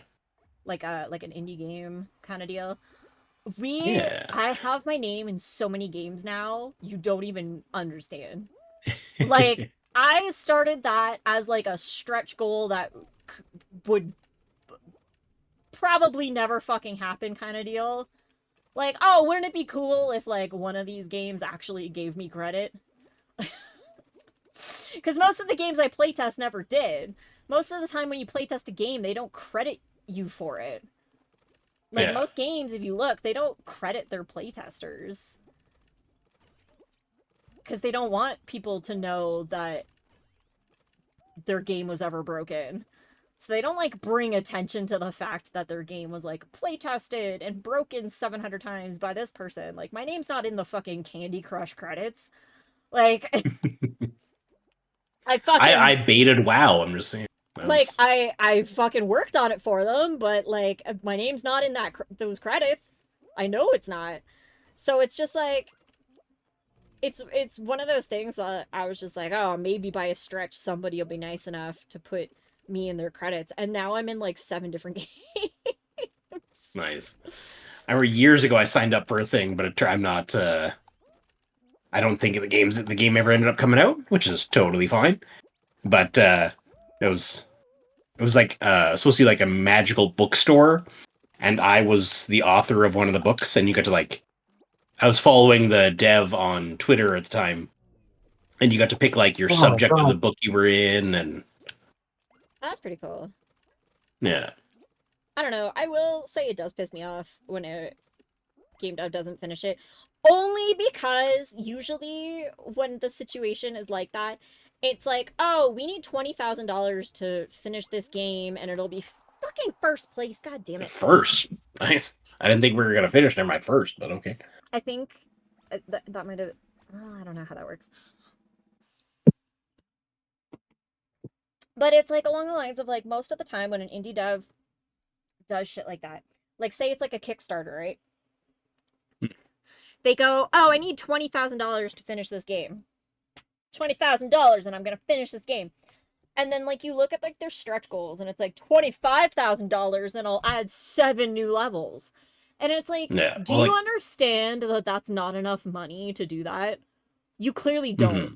Like, you clearly don't understand.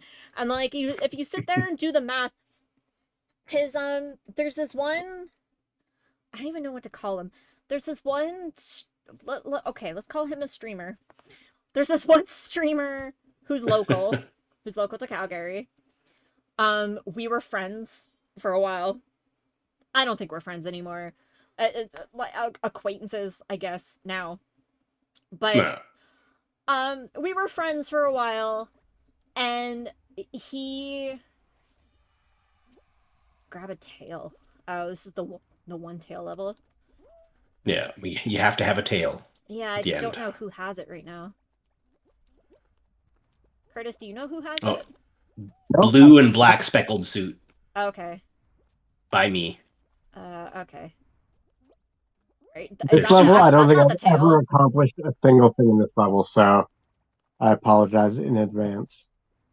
Oh, never mind. That their skin has a tail, but they aren't actually wearing the tail. Oh yeah. That's why I'm trying. And everyone's chasing them because of that.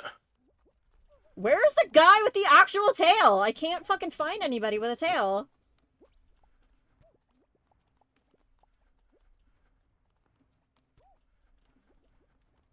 Somebody's hiding. Somebody's hiding somewhere.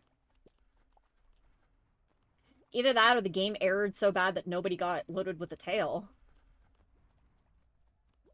Somebody's just grabbing everybody. Well, that's kind of what I'm doing, because, like, it doesn't seem like anybody has a tail. Yeah, I don't see it. I don't think anybody got loaded with one.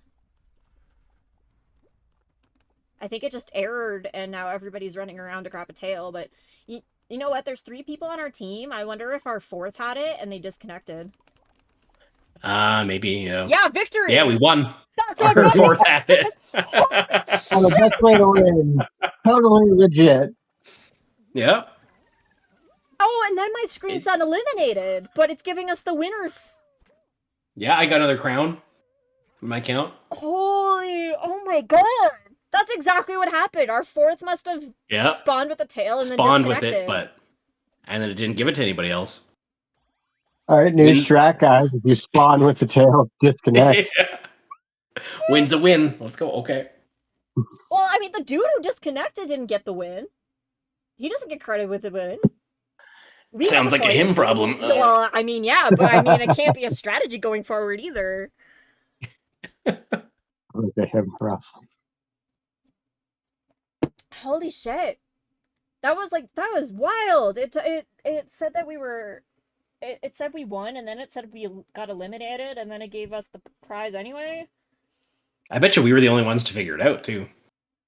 Because like, how would anybody else know? Well, yeah, everybody's gonna wonder why the fuck we won that. Yeah. Everybody's gonna be like, what the fuck? I grabbed that pirate 20 times and I never got a tail.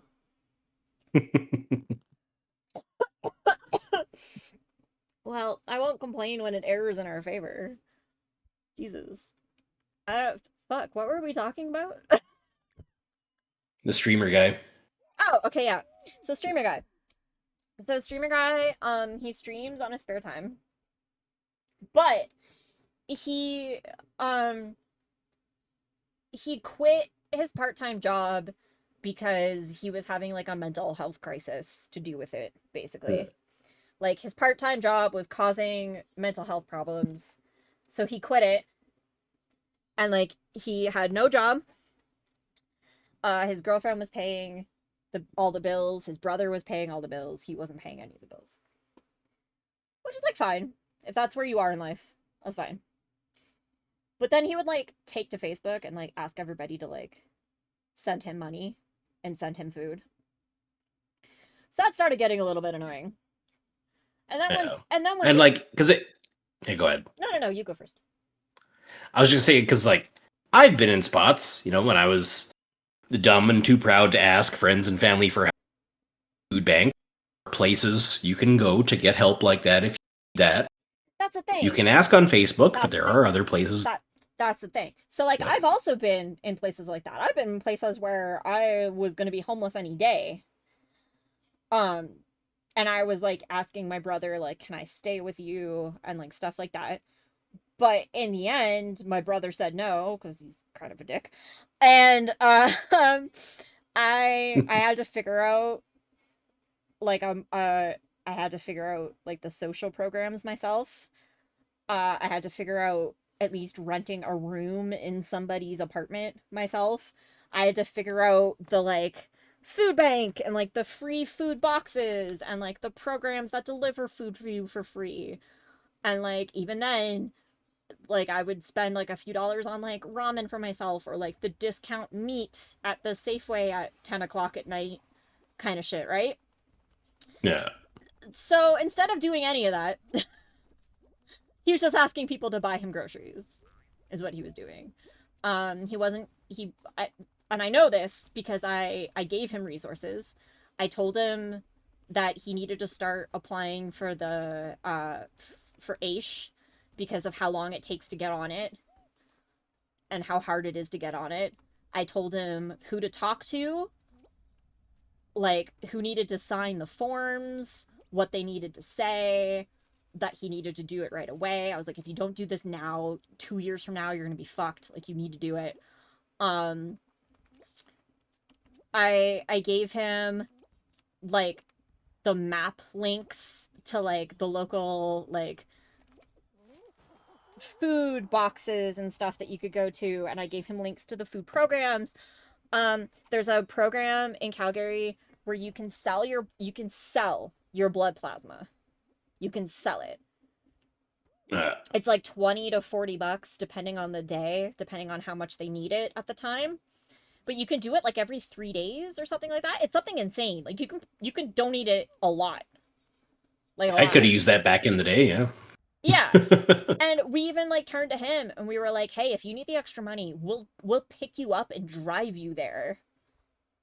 Like, I'm not allowed to do it because diabetics, much like blood, we're not allowed to donate blood or plasma or anything like that. It's a stupid rule, but we're not allowed to. Yeah. First place. But there's a few of us. We're too good. There's a few of us, even like Curtis, who it's like sometimes you need an extra $20 and the plasma's right there and it helps people. Like, why not? So like we were even telling this guy, we're like, well, like we're doing it next week. Like, why don't we pick you up on our way and you can do it too? And there was always just like an excuse of like, oh, I can't go out that day, or like, I don't really like needles, like stuff like that. And it's like, well, I mean, it's a fear of needles versus not eating. Yeah. Either stuff's really bad and you need to go to like a hospital. That stuff is so bad mentally. Because, like, again, been there. I'm Yeah. not saying this out of not experience. Or you don't really need it that bad. That's the thing. And it's just like, well, I was like, well, like, are you seeing a doctor for this? Or do they have you medicated? Do they have you on any kind of program to like hopefully help with this? Do you have like a goal? do you have a goal for this? Like, do you want to like, I don't know, make a friend in the next year, or like anything? The answer was always no. Yeah. Like the answer was always like, no, I'm not really doing anything. So that's when like I started kind of getting a little weary about it.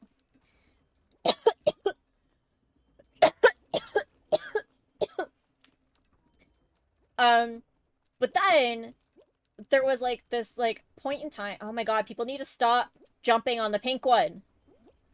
Let it even out. But there was like there was a point in time where I was like, okay, what's going on? And they were like, oh, I'm making a video game.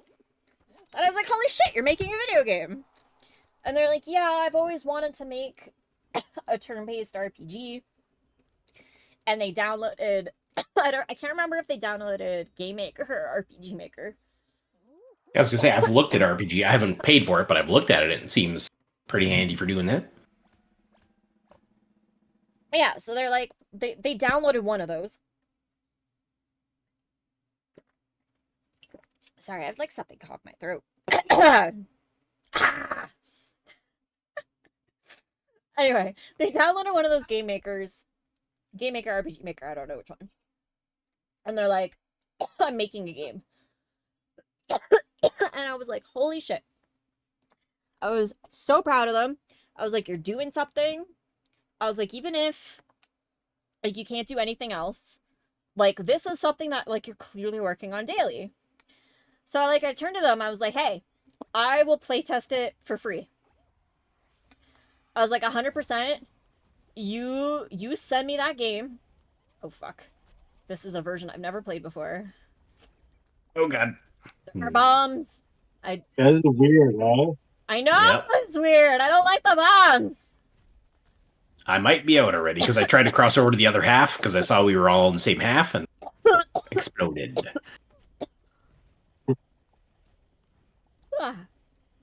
Anyway, this person was like, oh, oh, fuck! That usually doesn't kill me.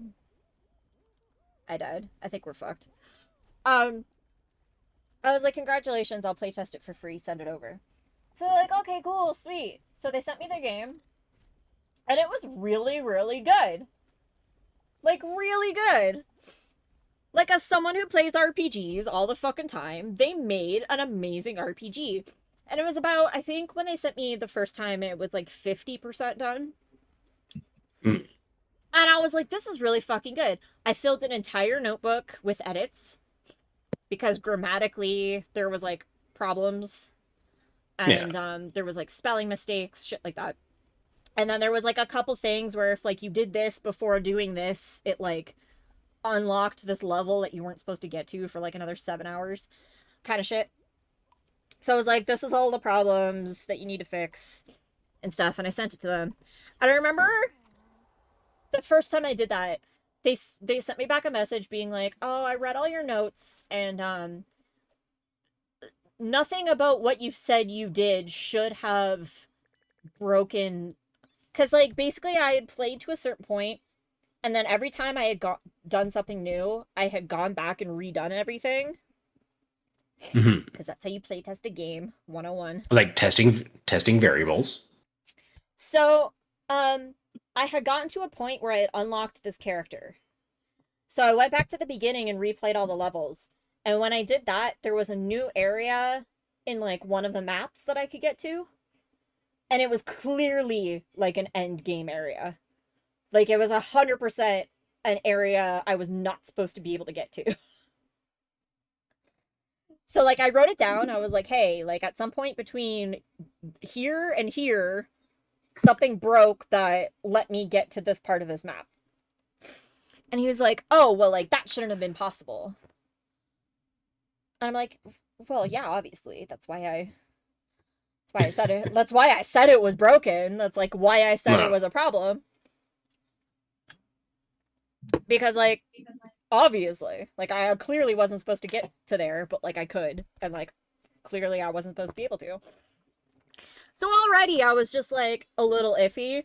I was like, I don't know if they understand what like playtesting is. Cause like they thanked me for all like the grammatical. Oh, Curtis got kicked, I guess. Here we can. I'll see him back out.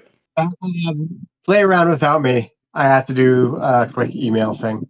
Oh, okay. Here, actually, I'm just gonna take a quick bathroom break. I will be right back. Okay. Well, I'll take a break then.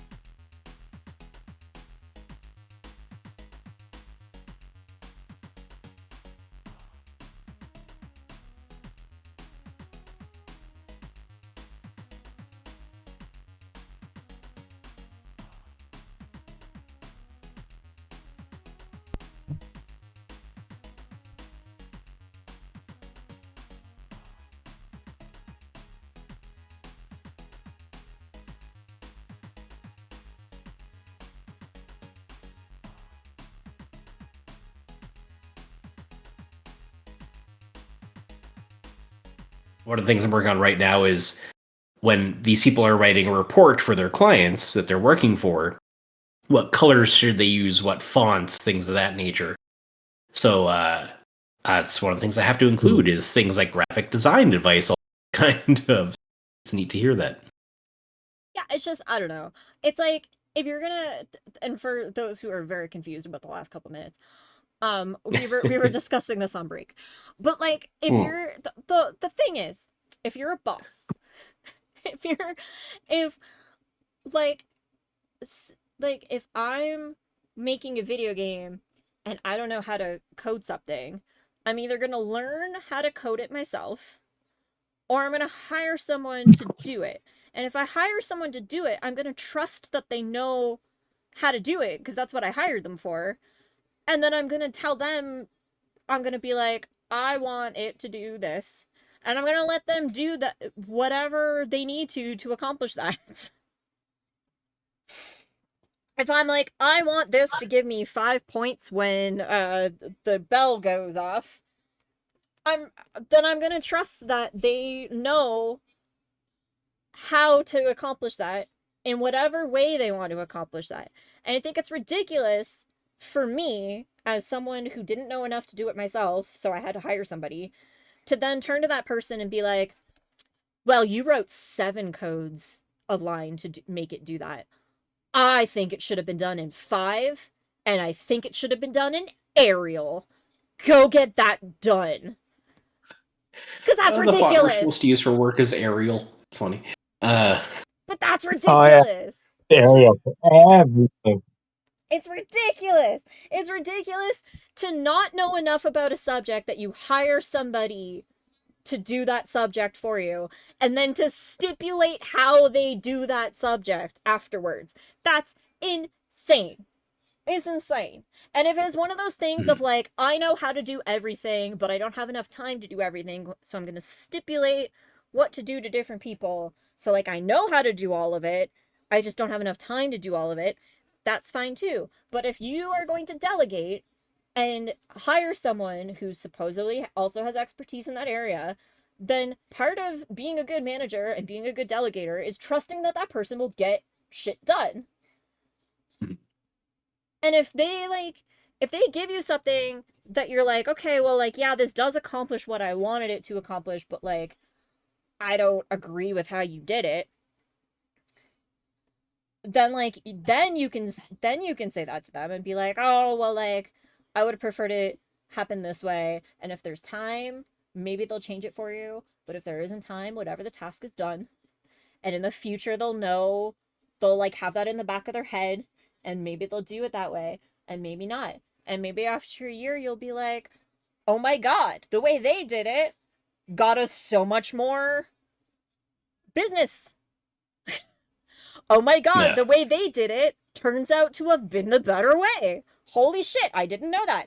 And if that's not the case, that's when you can sit down and be like, hey, look, the way you've been doing it, yeah, it's getting the job done, but like, it's not bringing anything new to the table. It's not bringing us new clients. It's not doing anything for the company. And I personally would prefer you do it this way because the results are exactly the same. And this way is easier for me to integrate it or whatever. And then that person can do it that way from that on. And then if they decide not to do it, then you can fucking get a new person.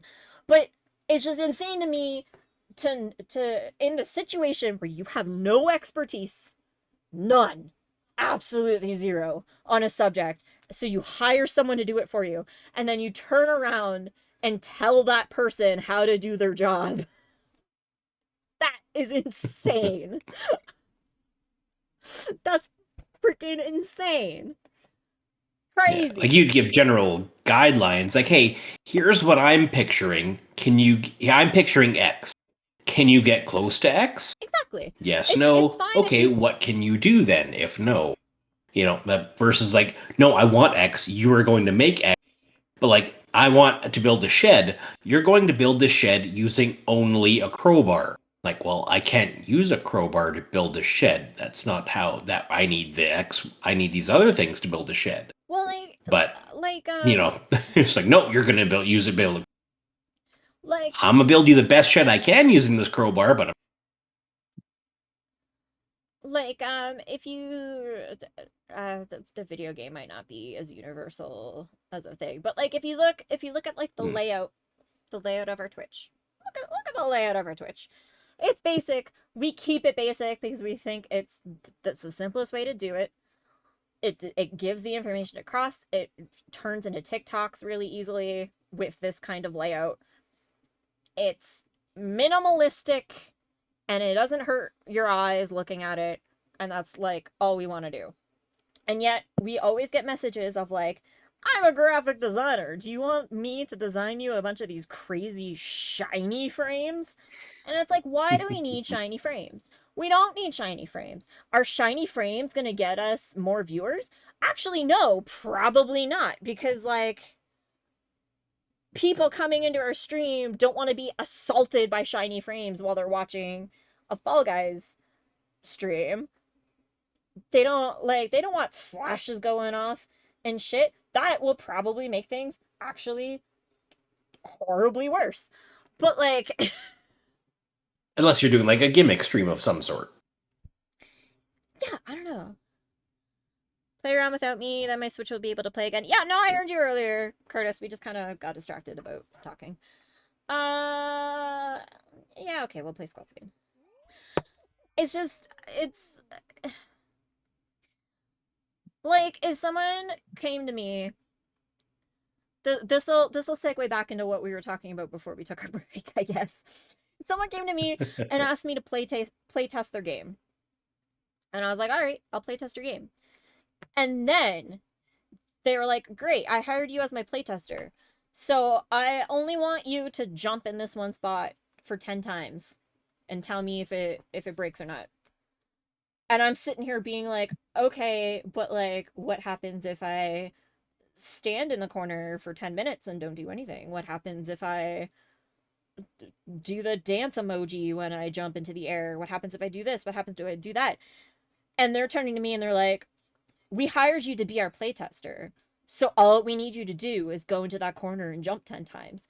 It's like, but me as the expert playtester knows that that's not all that needs to happen. No. Like One of the biggest games out there, one of the biggest budget FPS games, Destiny 2, is famous for people breaking its level design, jumping through walls and things that people So it's like- constantly ask me why I don't like Destiny, and that's why. It's because they put that shit out without testing it, and everybody knows it. That game was So you- breakable in so many fucking ways, and like, it comes out and you rub yourself up against all the walls and see what through. And that's fucking insane. So stupid. But like that's the point. If you hire someone to do something in their expertise, and then you turn around and tell them to only do this, it's like, but my expertise tells me that I should also do this, this, and this. And they're like, nope, only do this. This is what we hired you for. This is what we want you to do. And it's like, but like, that's not what you hired me for. You hired me to playtest your game. So let me playtest your game. And they're like, no, playtest my game means jump, not run or dance or anything else. It just means jump. And it's like, well, no, that's not what playtest my game means. That's not. It's not. like me. I have my education degree, plus I have my English degree. So when I'm designing training for companies, I'm not only making sure that the questions meet, like, what kind of assessments are we doing? Are we assessing, like, can they just identify what a customer needs to know or a client needs to know? Or can they identify, like, needs plus match those needs with what the product offers? Or with my English degree, am I just checking grammar? Like, what level do they want? Versus, am I using all of my skills all the time? It's just, it's an argument that I get into often, and maybe I'm too opinionated, and maybe I'm too idealistic about how the world works. But also, if someone hired me to do a job, it would piss me off if they then told me, like, if someone hired me to playtest something, and then I got an email saying, we just need you to jump 10 times. And if it's good, it's good. I'd be like, well, no, you hired me to playtest. Do you want me to playtest the game, or do you want me to jump 10 times? Because those are different things. Yeah. And And that's and if they get back to me and they're like, well, we just want you to jump 10 times, it's like, okay, well, I don't want to be credited as a playtester. Don't tell people I yeah. playtested this, because then when it gets back that the game is broken, I don't want to be credited for that.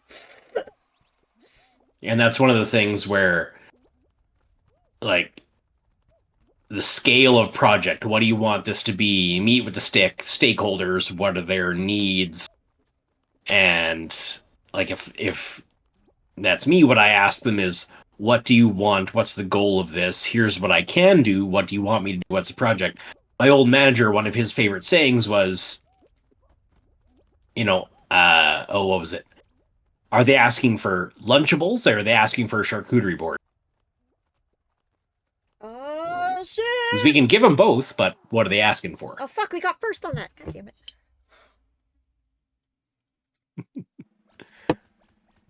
Damn it. I'm immediately happy in this. Because especially when I worked with Best Buy, there were a lot of big projects going on at the same time, and our team was like, we need to work on that. We need to do this. We need to get it done.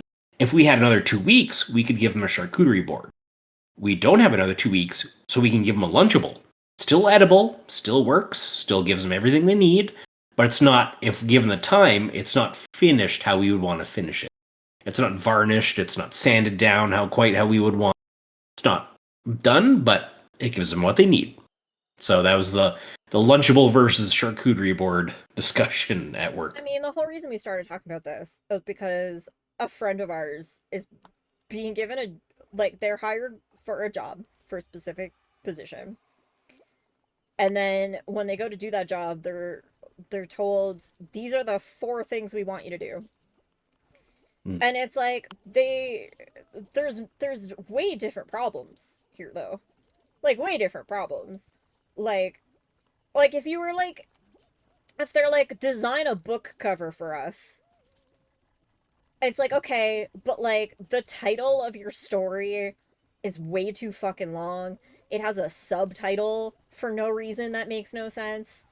Like like they want like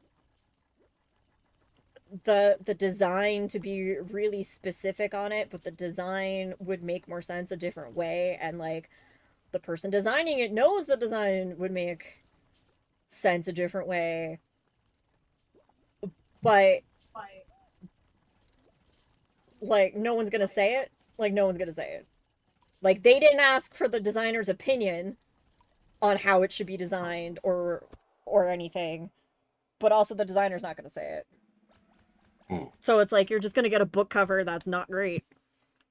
Like, it's okay, it's as good as it's gonna get with the material you've been given, but also it could be way better, and everybody knows it.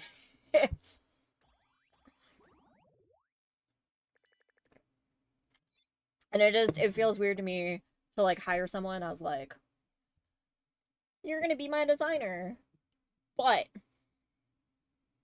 as my designer, you're gonna do these 17 very specific things, and you're not gonna do anything additional, and you're not gonna leave any of it out. Yeah, you care enough to hire someone in that role, but you don't care enough to let them execute all the jobs that role entails.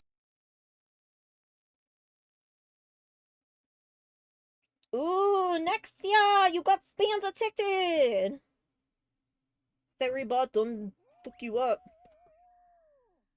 Also, I don't know if Discord disconnected. It like cut Dave off halfway through. I can hear you. Can you hear me? Yes, I can hear you now. Yeah, I don't know. It's just that, I don't know, that kind of shit infuriates me.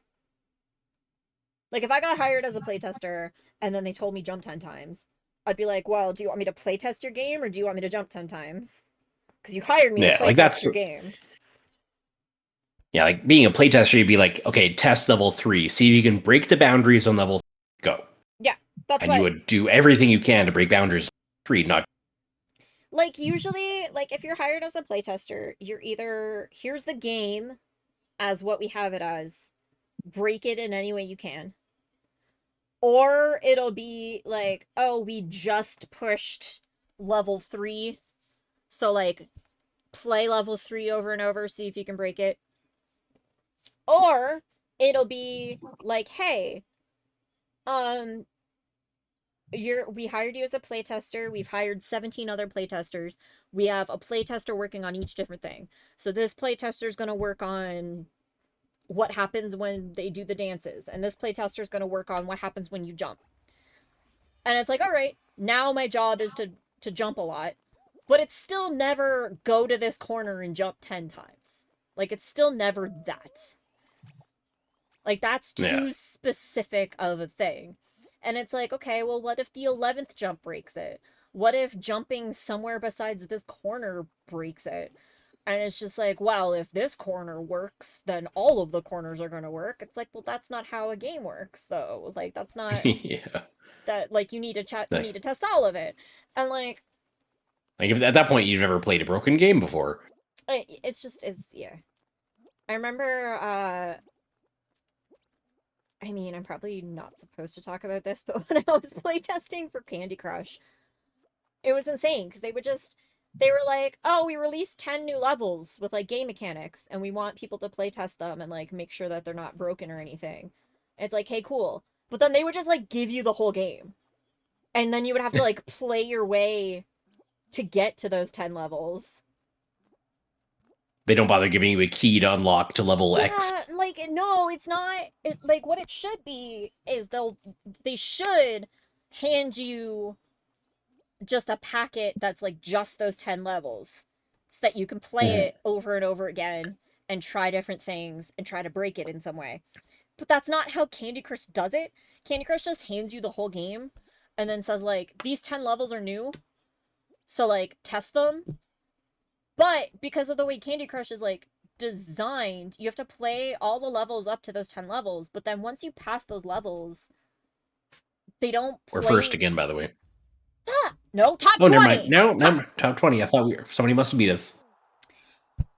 But, like, once you get to those 10 levels and, like, pass them, you can replay them, but it plays differently than if you were playing it for the first time.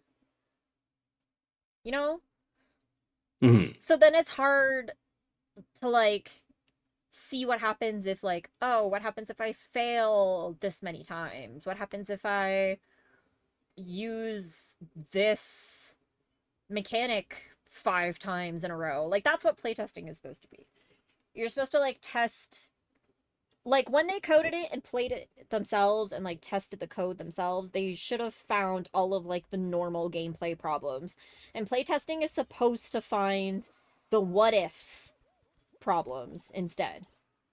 That's what playtesting is for. It's supposed to be like, well, like, you're not playing a game to have fun and beat the game. That's playtesting. Playtesting is try to break it. Yeah, playtesting is like, what happens if, for some reason, some crazy reason, this person is able to get this power up and use it 20 times in a row. Is that going to break it? Is there like a weird line of code that breaks it on the 10th time? Like, that's what playtesting is. And it's just... people think it's grandma's boy, and that's not how that works. Oh god. It's just is one of those things of, like... But that brings us to what we were talking about earlier. Is that I playtested that game for that friend of mine. And, like, they were appreciative of, like, the grammar and, like, the spelling mistake point outs and shit. But, like, they were like, oh, well, like, this isn't supposed to happen. Like, nothing you did should have unlocked this. And it's like, well, yeah, I know. That's why I'm telling you about it. Because nothing I did should have unlocked this. And, like, that's a problem. So you need to figure out where the problem occurred and fix it. It's like, yeah, you're right. Yeah. You probably shouldn't have. It was wrong. But, like, it was one of those things of, like, so, like, I gave them, like, a book full of notes. And they made the repairs. And then I think they made, like, another 25, roughly, % of the game. And they handed me the game back at, like, 75% done. 75% done, keep in mind. And, like, they had been coding it for, like, over a year, I think, at that point. And I sat down, I played it for hundreds of hours. I fucking play tested the shit out of it. I broke what I could. I fixed the grammar where I could. All that jazz. And then I handed them the book again, and I was like, here's all the mistakes. Yada yada. Ah, fuck. Where the fuck? Ah. So, did my job. And then we hadn't, like, heard anything for a while. Like, at all, about the game. And it was like, okay, well, like, are you making the edits?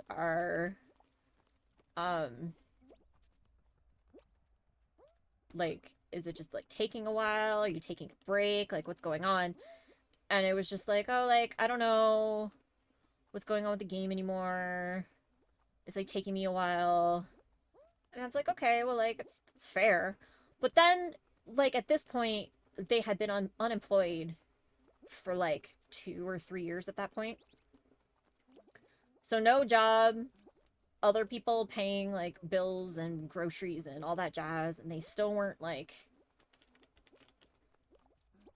I don't know, like, doing, like, going to food banks or donating blood or Doing things that would help. Yeah. Fuck. No. So I turned to them and I was like, you have, like, a lot of game here. Like, a lot of game. I was like, it's good.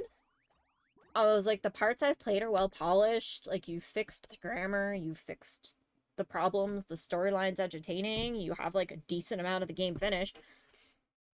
I was like, you should make a game trailer for it.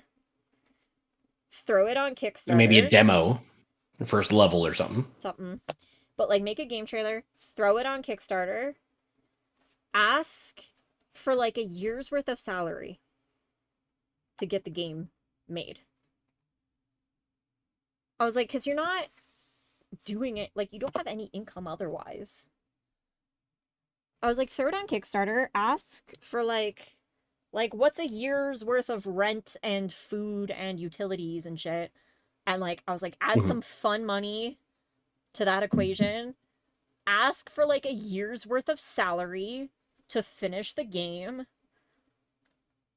I was like, throw it on Kickstarter, get it fully funded, and then, like, say that you're gonna release it in, like, a year or two.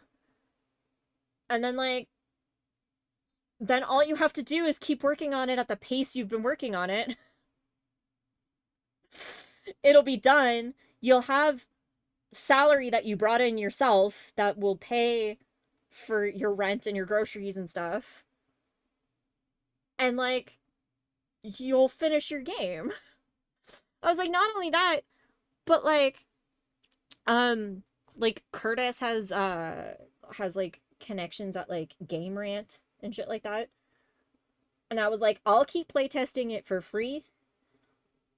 I was like, Curtis can, like, send the article suggestions to, like, Game Rant and stuff and see if any of them want to, like, pick it up. Like, make a press package. Like, they were given every opportunity. They had a free playtester. The game was 75% done.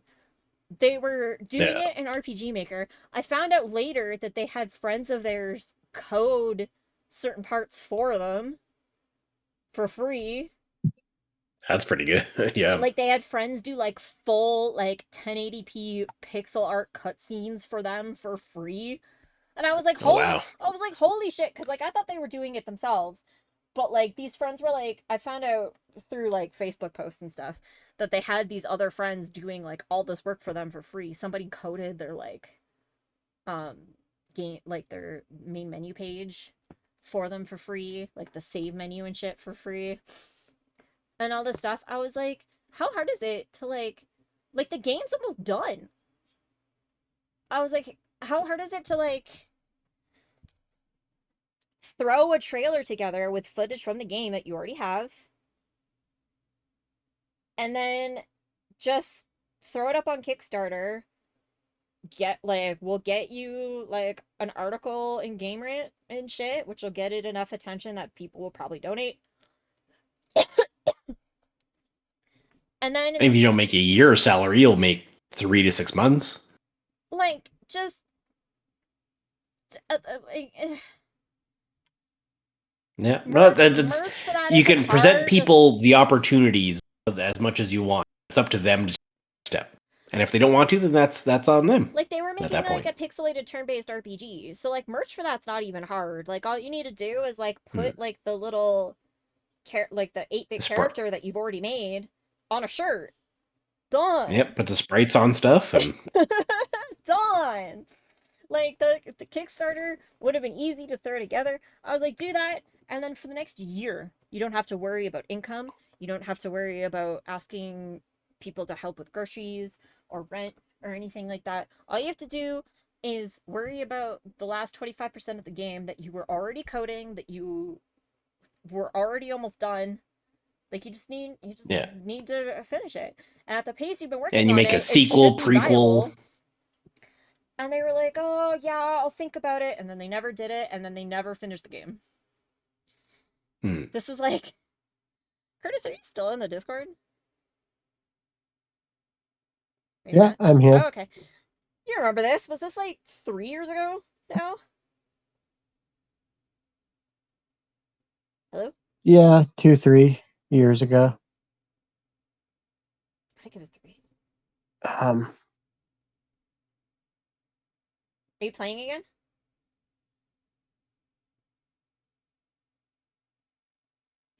yeah, give me 2 seconds. Okay. Yeah. But yeah, I don't know. It's just like when you put, because like I put hundreds of hours into playtesting it, because I playtested the entire game twice, and it was hours and hours of reading dialogue, and it's like, okay, well now I met a new character, so now I have to go back to the beginning of the game and see if that broke anything, and doing that over and over and over and over and over again, and like in this boss battle, if I die, does that affect anything? If I live, does that affect anything? It's like a lot of like save points and like reloading and like testing shit. And it's hundreds and hundreds This of character hours. configuration, that character configuration. At one point, I was so pissed. At one point, they added a casino to the game. And I lost my mind because I think I spent at least like 100 hours just playtesting the casino. Oh yeah, especially gambling kind of stuff. You got to make it so that the house, like, that's why you go to actual casino, like roulette wheels have the green 0 on them, so that the house always wins, has slightly better odds to win. Otherwise than that, it's just a minute, like, you're making more money if you don't have those zeros. They're players making money, so you need to balance that properly, or else it just gets broken. When the casino got added, I was like, oh, you fucking did it. And like, there's so many. How complicated are you? Your blackjack equivalent? Are you splitting? Pairs? Are you doubling? What do you? I don't know why, but when Curtis joined my game, it kicked you, so I will resend you. Yeah, I should be. I don't know. It's like something when I like, as a favor to a friend, give hundreds of my hours over to be like, I'll do this for you. And then like nothing comes of it. No. Nothing comes of it. They were so close to finishing it and then nothing comes of it. And now it's been years and like still like there's still like they still ask for groceries, they still ask for rent. It's not like they like got another job and then like stopped doing this. They just stopped doing this. Yeah. It's like that's like so much of my time that I wasted as a favor to you. Like when I stopped doing YouTube and stuff, it was because I had 2 other jobs. That was I didn't have time to do the YouTube as much anymore. So.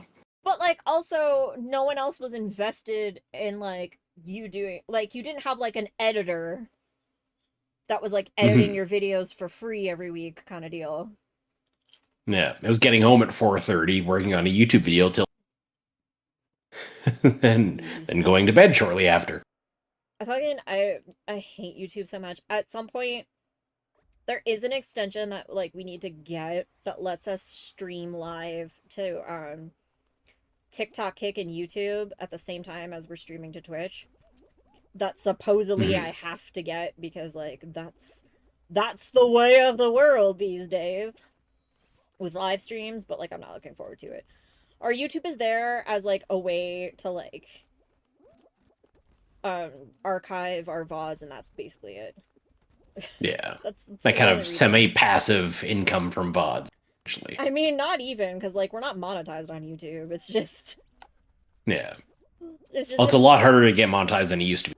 Monetized, you need 400 subs, and that was it. Yeah. To get monetized. There's no watch hours. There's no 1,000 subs. Yeah, I don't know. It's just YouTube is just really annoying to use, and it's like I always forget it's there. I always forget it's there until it's like, oh yeah, we didn't like upload our last like 7 videos. And then I'm like, well shit, I guess I should upload those. But like we get like, I don't know, not a lot, like anywhere between like 0 and 100 views depending on the video of like our VODs, and that's it. Oh, Nika did come over. Hi. Hi. You're such a good girl. Come here. You know, last thing I made on YouTube was probably like a year and a half ago. It was Path of Exile. I made like a kind of initial tutorial to Path of Exile. It was like, oh, things I wish I knew, and it's still kind of relevant, even though there's been puppy. Doesn't she look like Sony? Look at this. She's like a little bit whiter than he was, but like when she was a puppy, she was like all white. So like the red came out of nowhere. And now she's almost identical to Sony. She's just slightly lighter. It's weird, almost. It is! It's creepy! In a good way. Yes, I love you too. Nika's such a good girl. It's just weird. Hey, I was disconnected. Were you? Yeah. Oh shit. I'm like towards the back of the pack on this too. Good luck. I'm Yeah, we should be all right. A couple of top 10s. okay, yeah. Well, yeah. We managed to continue. Good girl. Nika's such a good girl. Nika's so sweet. Yeah. Can I cross my legs though? You kind of laid down before I got the chance. Now your paws are like in between my legs. Like I've been debating recently, like rebranding into something else. The YouTubers I watch, like when I named myself GasCityGaming, regional essentially, right? Yeah. So I've been debating renaming it something more region neutral. You know, just like giving myself picking a name or an acronym or something like that. So. I mean, we picked our name to be gender neutral for like the games and stuff we made because we didn't want people to be like bias in it. Because you always hear that thing of like, oh, like, oh fuck. Girls don't read romances written by boys, and boys don't read sci-fis written by girls, kind of bullshit. So we were like, I'm out. So we were like, we'll pick a gender neutral name so that like when the game and stuff comes out, there's no like bias involved. People will just do it for the game kind of deal. For fuck's sakes. 1, 2, 3, jump. 1, 2, 3, jump. 2, 3. Fuck. But then we were like, oh, we need to like get on social media and like get like a community together of like developers and stuff before the game gets like developed and released. And then in doing that, we're like, fuck, I didn't get to finish. Right there. Bullshit. That was bullshit. Yes, it was. Give kiss? Give kiss? Give kisses? No? Do you want to do your new trick, though? Hang on. Do you want to do your new trick that you learned by yourself and absolutely not my fault? Boop. Nika, can you boop? Nika, boop. Good girl. Can you do it again? Hey, boop. Nika, good girl. Oh. So smart. Okay, go on. Yeah, That's it turns adorable. out I harassed the dog so much that Yeah. she learned what boop meant on her own. And now when you tell her to boop, she just boops her own nose on your finger.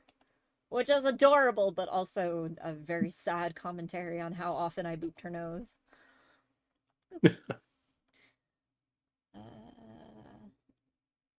Accept join.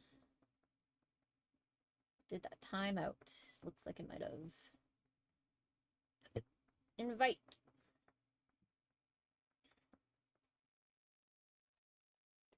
But yeah, so like when we realized like, oh, like we should stream to like get a community together and shit, and we're like, well, if we stream, we're gonna need a face of the stream, and if we need a face of the stream, that immediately genders immediately genders the Jay McKenna story's name anyway. It's like, well, that's unfortunate. It's not like I'm the only one on the team, but like I'm the face of the team. So like everybody just automatically thinks girl now anyway. Well, that's like the big streamer group I watch is Loading Ready Run, because that's the name of the organization, right? Their logo is from Atari, like the loading, ready, and run symbol combined. And they're like most of them are male, but they probably about, I think it's like maybe 25% female in the group. They're in bunch of most of the streams, but Well, like, yeah, you could always do it that kind of way because it is a J. Like, I grew up with a male friend. Just saying. you cut out after I grew up with a. Mm-hmm. So I didn't hear anything after that. His dad was a police officer, so he moved away after a few years because our P cops rotate, right? I don't know. It's just like Jay McKenna's stories was like kind of chosen as like, well, like this neutrally kind of like represents all of us. And then no one will know if like those if the stories are written by a girl or a guy or whatever. But then I'm like the only face of the channel. Because no one else wants to put their face on it or talk on it. We can occasionally rope Curtis into it. Like right now. But even like right now, he's barely talking. He's barely talking. He is in the other room. He has not shown up on stream once today. Whee! Ah. Oh no, I died. The hard part for me about streaming is, like, I may have the energy to game a lot, but I don't always have the energy to stream, and those are two very different. And a lot of people don't think or know that it's you need a lot of energy to stream. It's not just sitting there playing a game. Oh fuck. Well, like that was the problem with picking me is that oh, I'm going the wrong way. I have so many autoimmunes that like fuck off, Curtis. There's like some days I wake up and it's just like there's no way that I'm getting out of bed today. Like there's no fucking way. And yeah, that makes it rough. Like if I'm the only one who like wants to ever be on camera, because like I don't give a shit. That means that like it's completely dependent on am I healthy enough today to like fuck, we completely got destroyed on it. Yeah, I did not even finish. Nor I. But I said hello to Jane.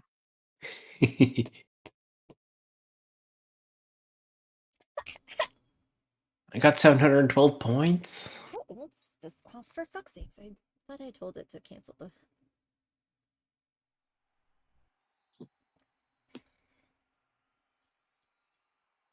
I don't know, like Yeah. it's just it sucks. Like I had to get surgery and I was in the hospital for a while and couldn't stream then, and then like out of the hospital I wasn't allowed to like sit for like 4 weeks. So I was like bedridden for 4 weeks, couldn't stream then, and it's like if I get enough money, I'll get a gaming laptop, and then on like days like that, maybe I'll stream from like the bed while playing PlayStation or something. Who the fuck knows?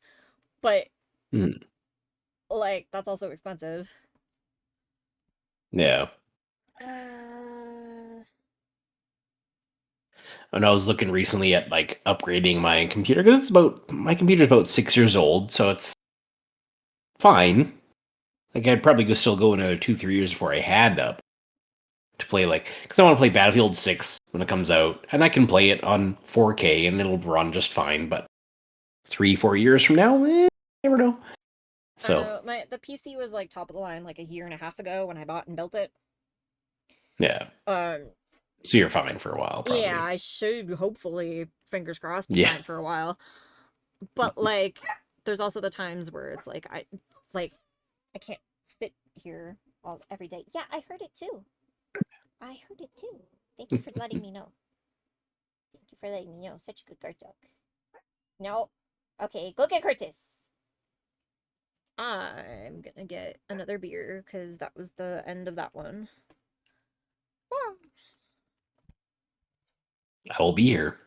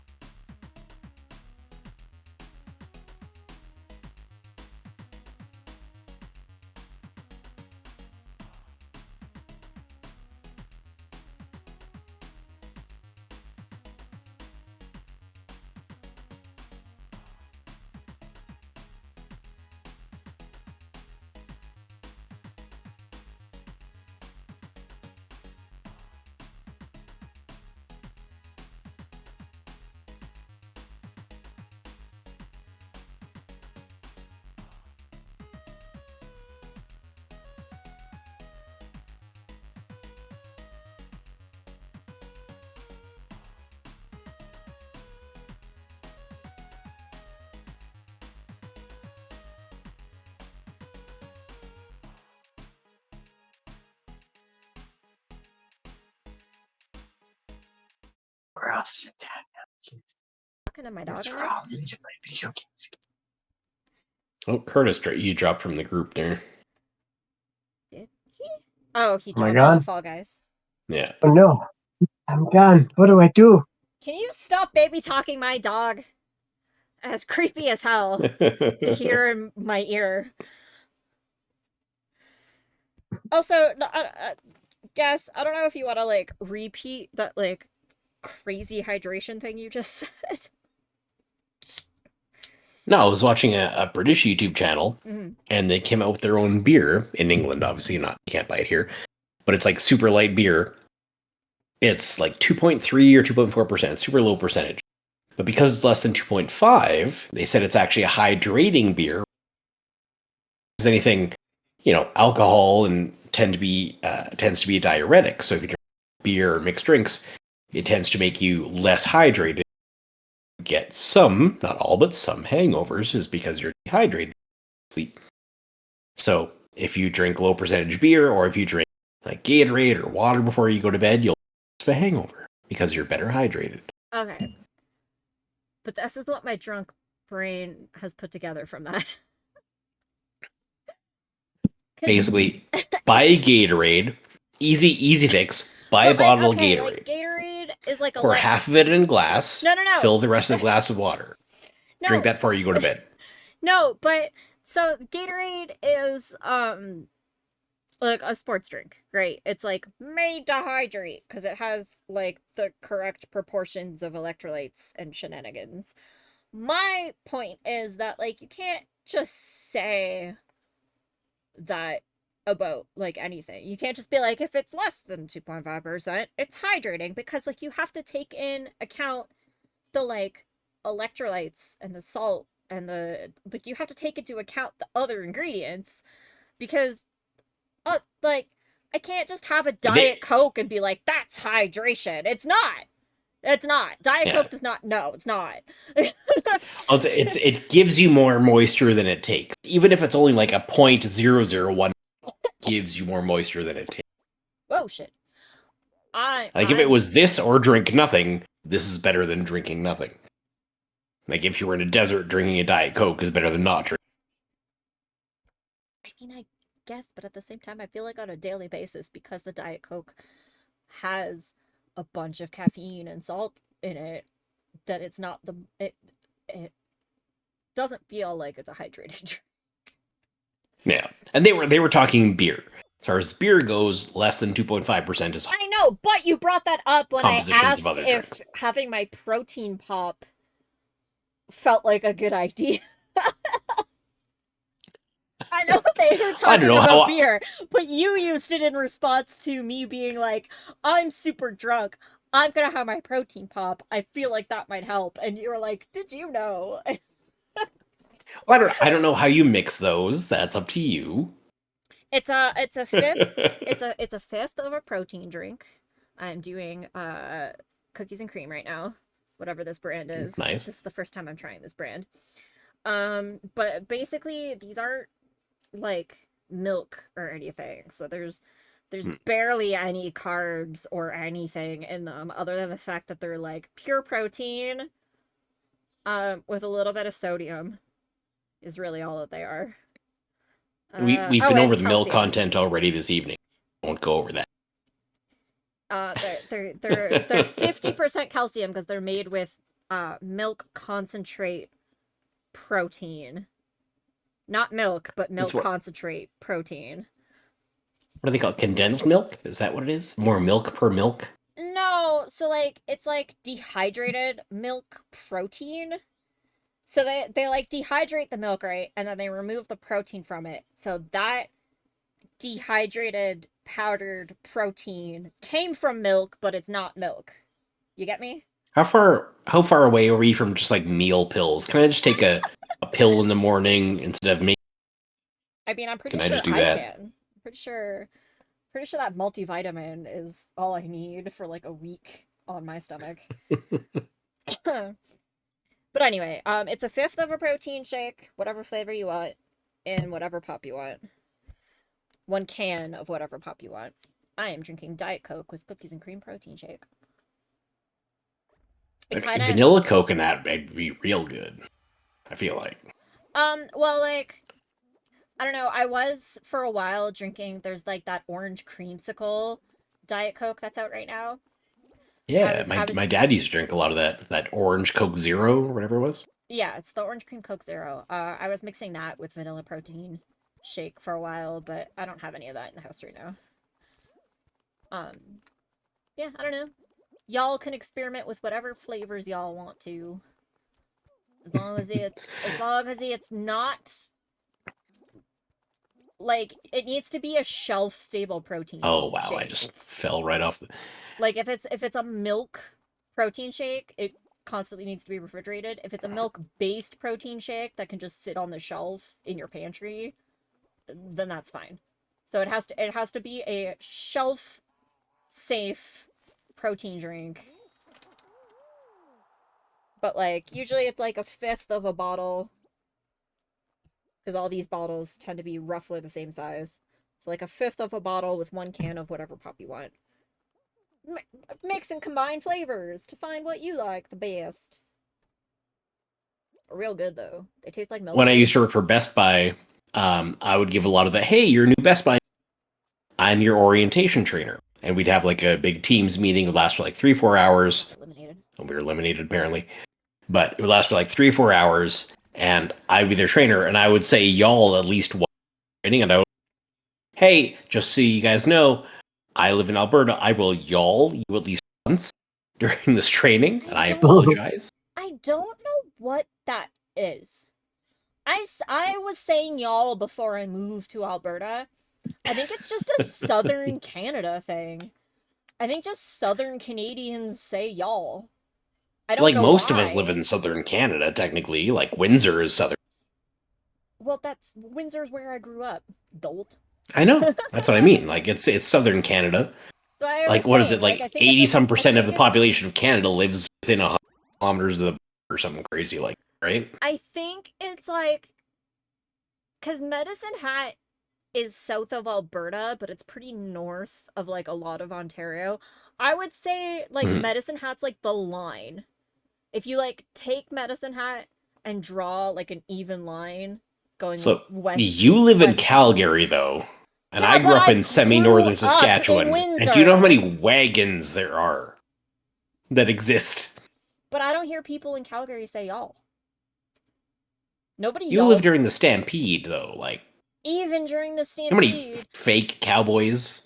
During the Stampede, the only y'alls I hear are like the announcers and shit who are trying to cowboy it up.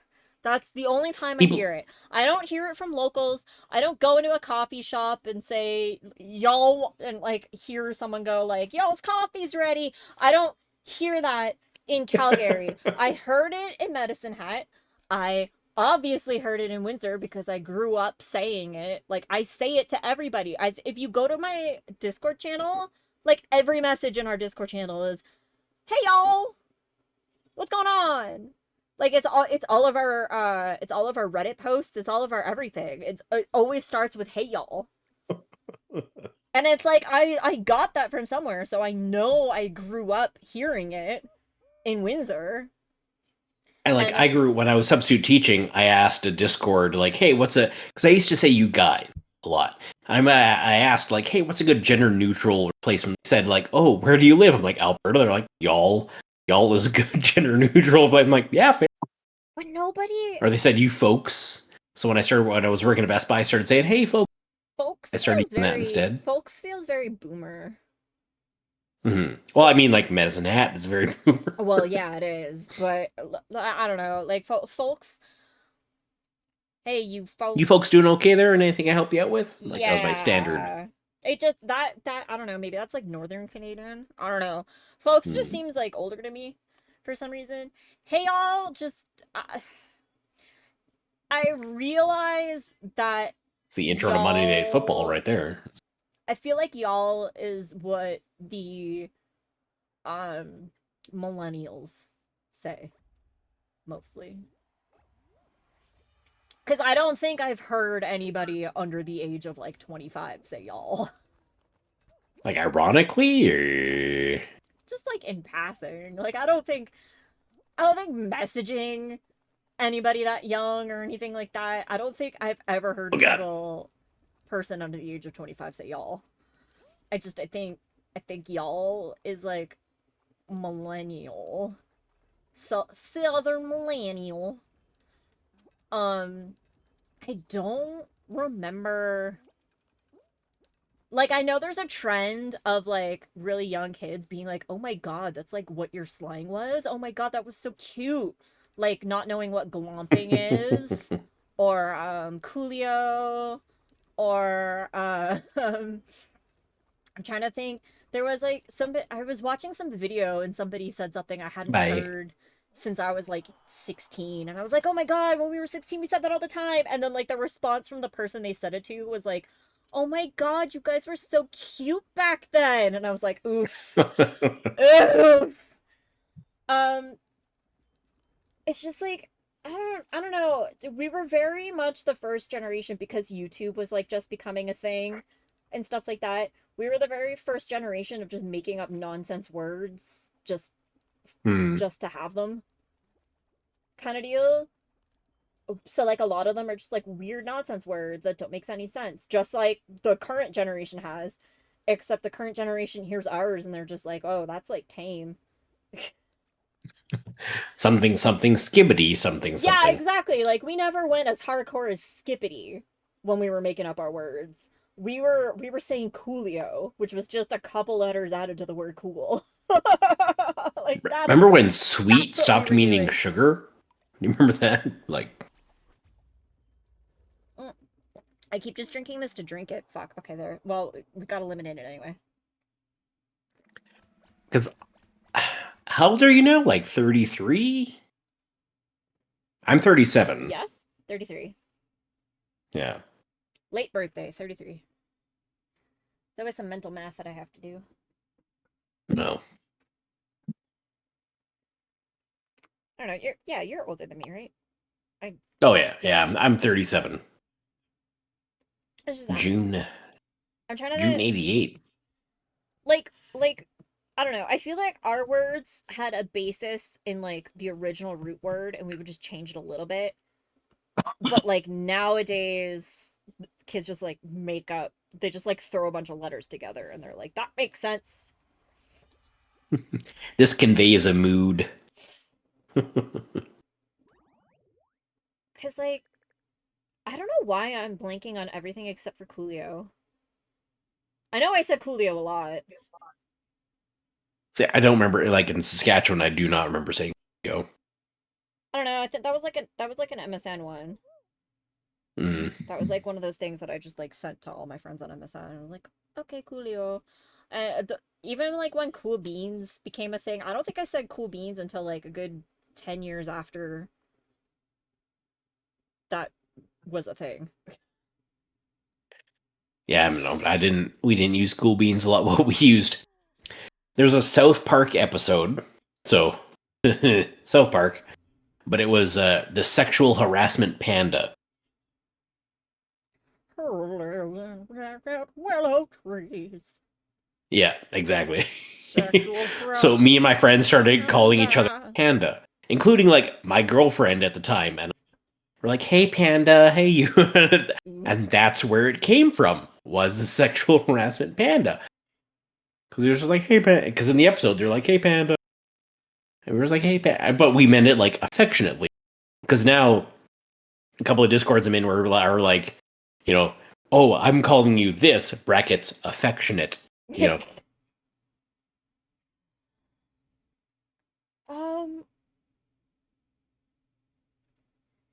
So nowadays that would be, "Hey, panda," brackets affectionate. I don't know. I didn't bother staying up on trends. Everybody's like, "Oh my god, I feel so old. I don't know what the kids are saying." I was like, "I don't give a shit what the kids Hmm. are saying. I don't. I watch I enough don't Twitch, like, care." but even the streamers I watch are like my age ish. Like that Loading Ready Run that I watch, their median age is about my age. Like some of them are in their 40s, some of them are in their early 30s, so their median probably around my age, I would guess. I don't know exactly, but This sexual harassment panda song is stuck in my head now. Thanks for that. you're welcome. I haven't thought about sexual harassment panda in a minute. Sexual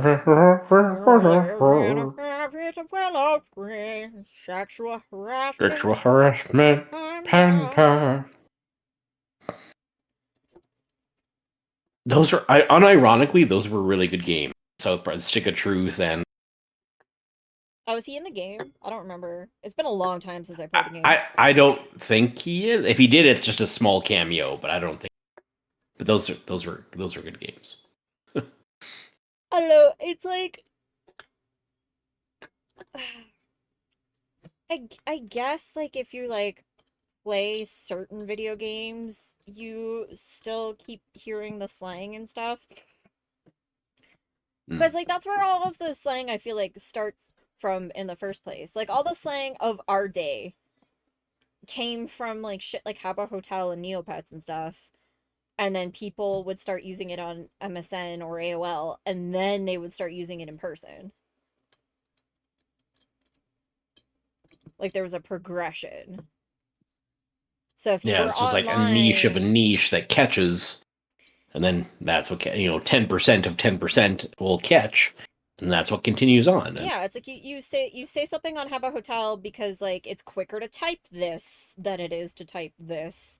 And then now everybody's typing it on Habba Hotel. And it's like, okay, cool. So like now I'm gonna start typing it on MSN because I'm used to typing it out.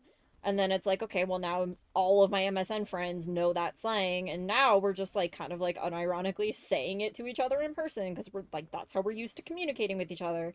Like like that was like the progression back in the day. Makes me sound so fucking old. Whereas nowadays, I think it's just you say something on like Fortnite to sound like an idiot, and then people think it's hilarious and start doing it more often, and then it becomes so ingrained in like how they talk that that's how they start talking to people in real life, and then that becomes the new slang. And that's how it works nowadays. What the fuck? I hit the line!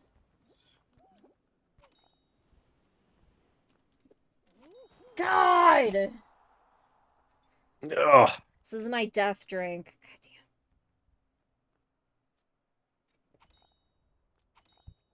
damn. Hey, there we go. Me and Curtis finished right next to each other. Hey, Well, there we go. aren't you two Twinsies. Aren't you two just the most special? There.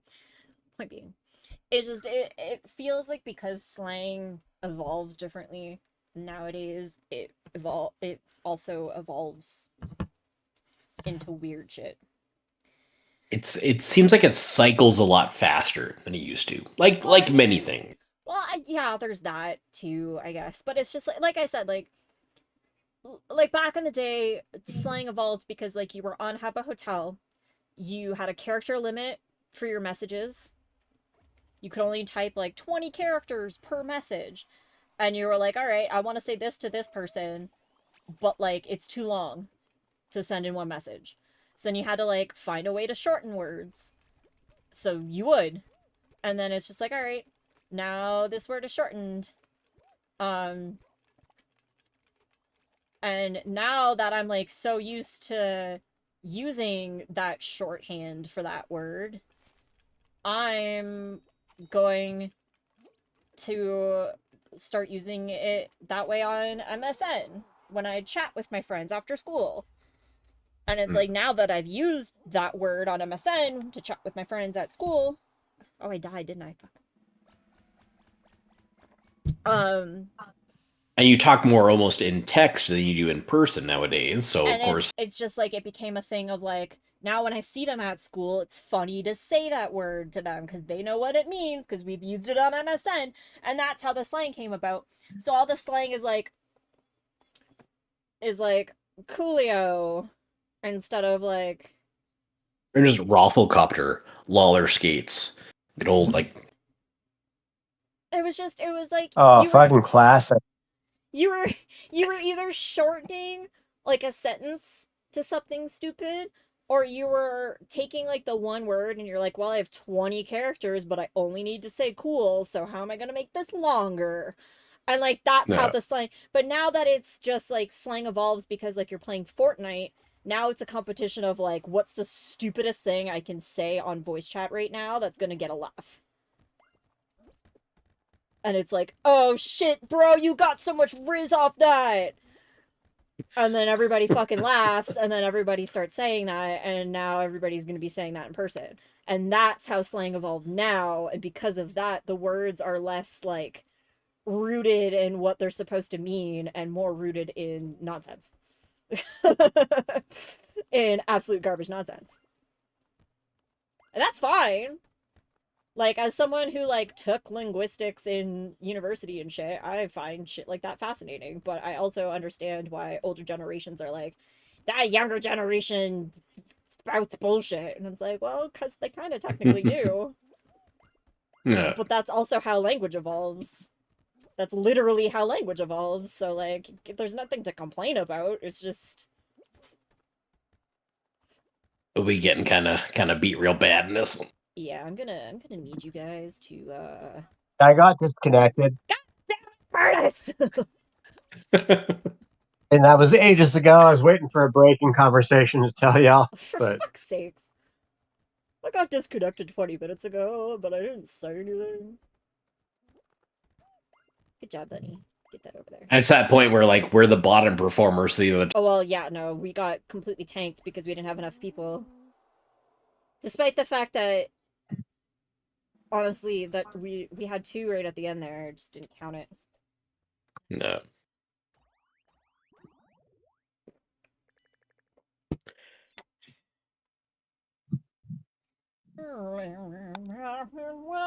I think I got one more round in me, then I think I'm gonna head out.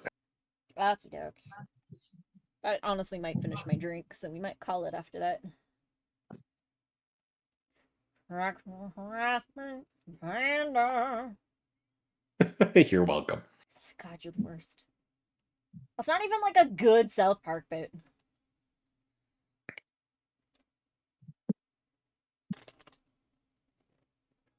yeah, my Switch died, Oh, God so y'all play this round without me. I'll cheer you on.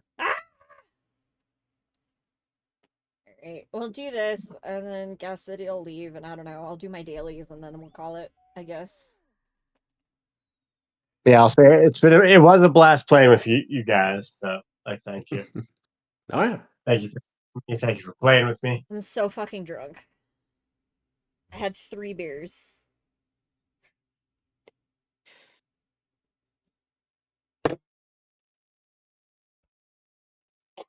I can't necessarily do Tuesday nights, but if you're ever going on weekends again, just go.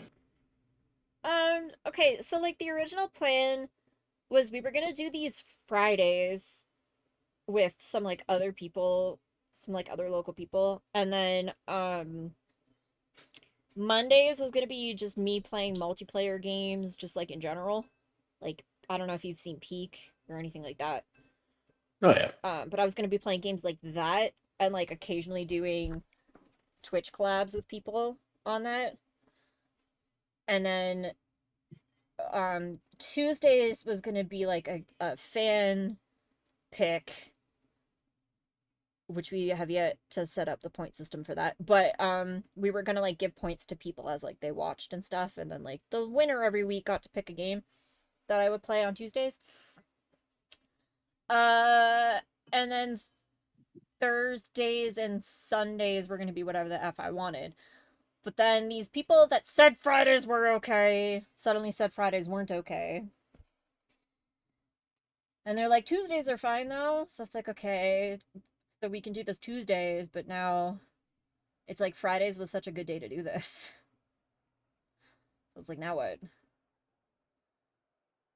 And that, so I think it's gonna be like fans get to pick the game every Thursday, probably. And then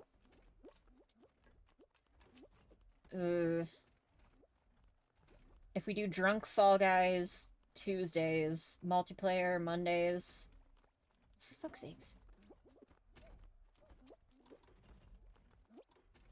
Yeah, I don't know. Are you good for Mondays for like Peak or anything like that? Yeah, basically my work schedule is Monday to Friday, 8:30 to 5. So outside of that, Okay. I'll figure shit out. Because, like, I was gonna take Wednesday, Saturdays off so that I'm not streaming all the time. which is important. You need a outside, you know. Because if I don't do that, at least I'll end up getting sick all the time. I figured if I at least take 2 days off a week, then I'll get sick less often. I know I'm still gonna get sick, but I'll get sick less often. Hmm. Yeah, I was mostly going for the alliteration of it all. I was gonna do like Fall Guys Fridays, multiplayer Mondays, shit like that. Yeah, But New then Day Tuesdays. but then the wrench got thrown into that, so I don't know what the schedule plan is going to be. I think that's probably how I'm gonna end up having to spend my goddamn Saturday now, is figuring out what the schedule is gonna be. Schedule Saturdays. Yeah. I don't know. We'll figure shit out.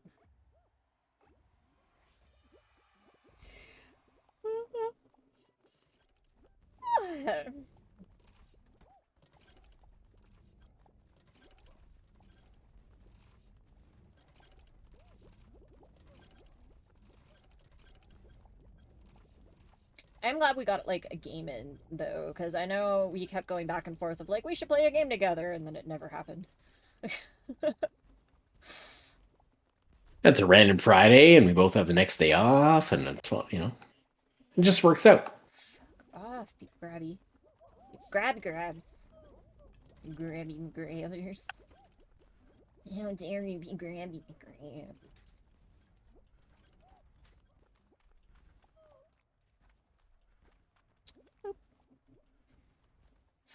I'm gonna be singing Sexual Harassment Panda for like a fucking goddamn month now. It's not even good! That's such a shit fucking South Park shtick. I didn't even like it when it aired.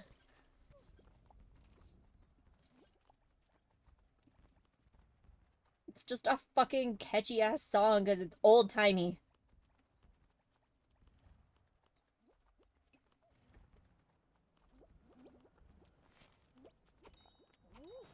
Ah!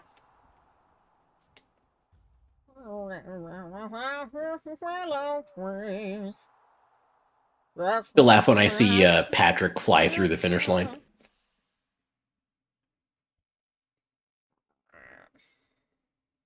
What do you mean everybody qualified? That's not the point of the game. Because all the squads tied. Nah. Somebody came first. Come on, man. Somebody came last. Oh,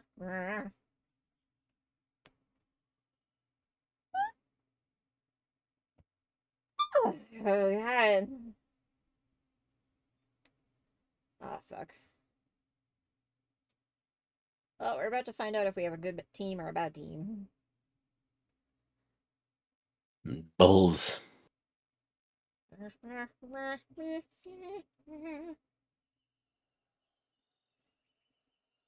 Did you see the new season of South Park, like the season premiere? I've seen some clips, but not whole episodes or anything. I just I know they're going after Trump hard. Oh, which valid. they are, but like part of it was like the contract that they signed with Paramount ordered 5 years of episodes, like 5 12 episode seasons or something like that. So when they were going after Trump in that first episode of this season, they put like a thing in there saying like one of like 76 or whatever. If the math was like we're going to be doing one of these for every single episode of our contracted time was the implication.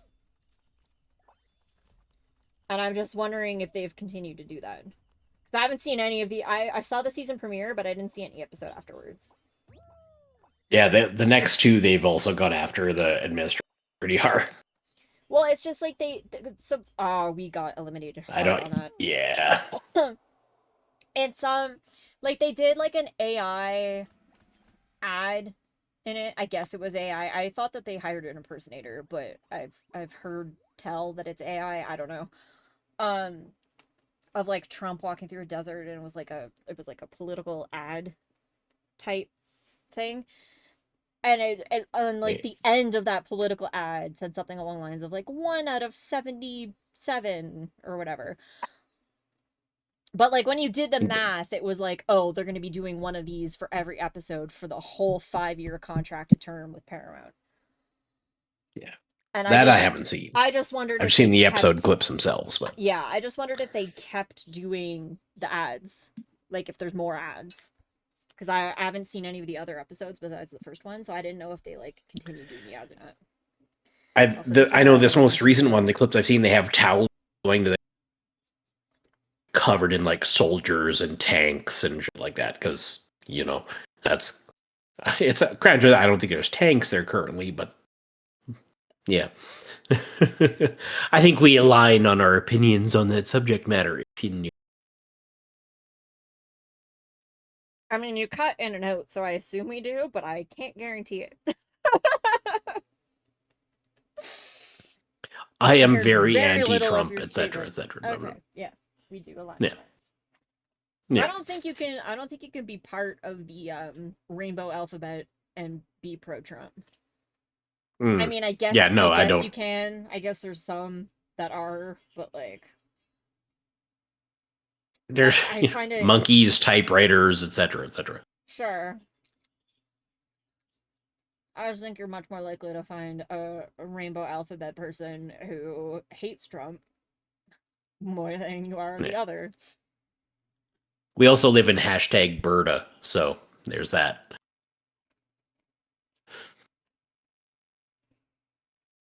Alberta's weird, man. The amount of like my neighbors who have like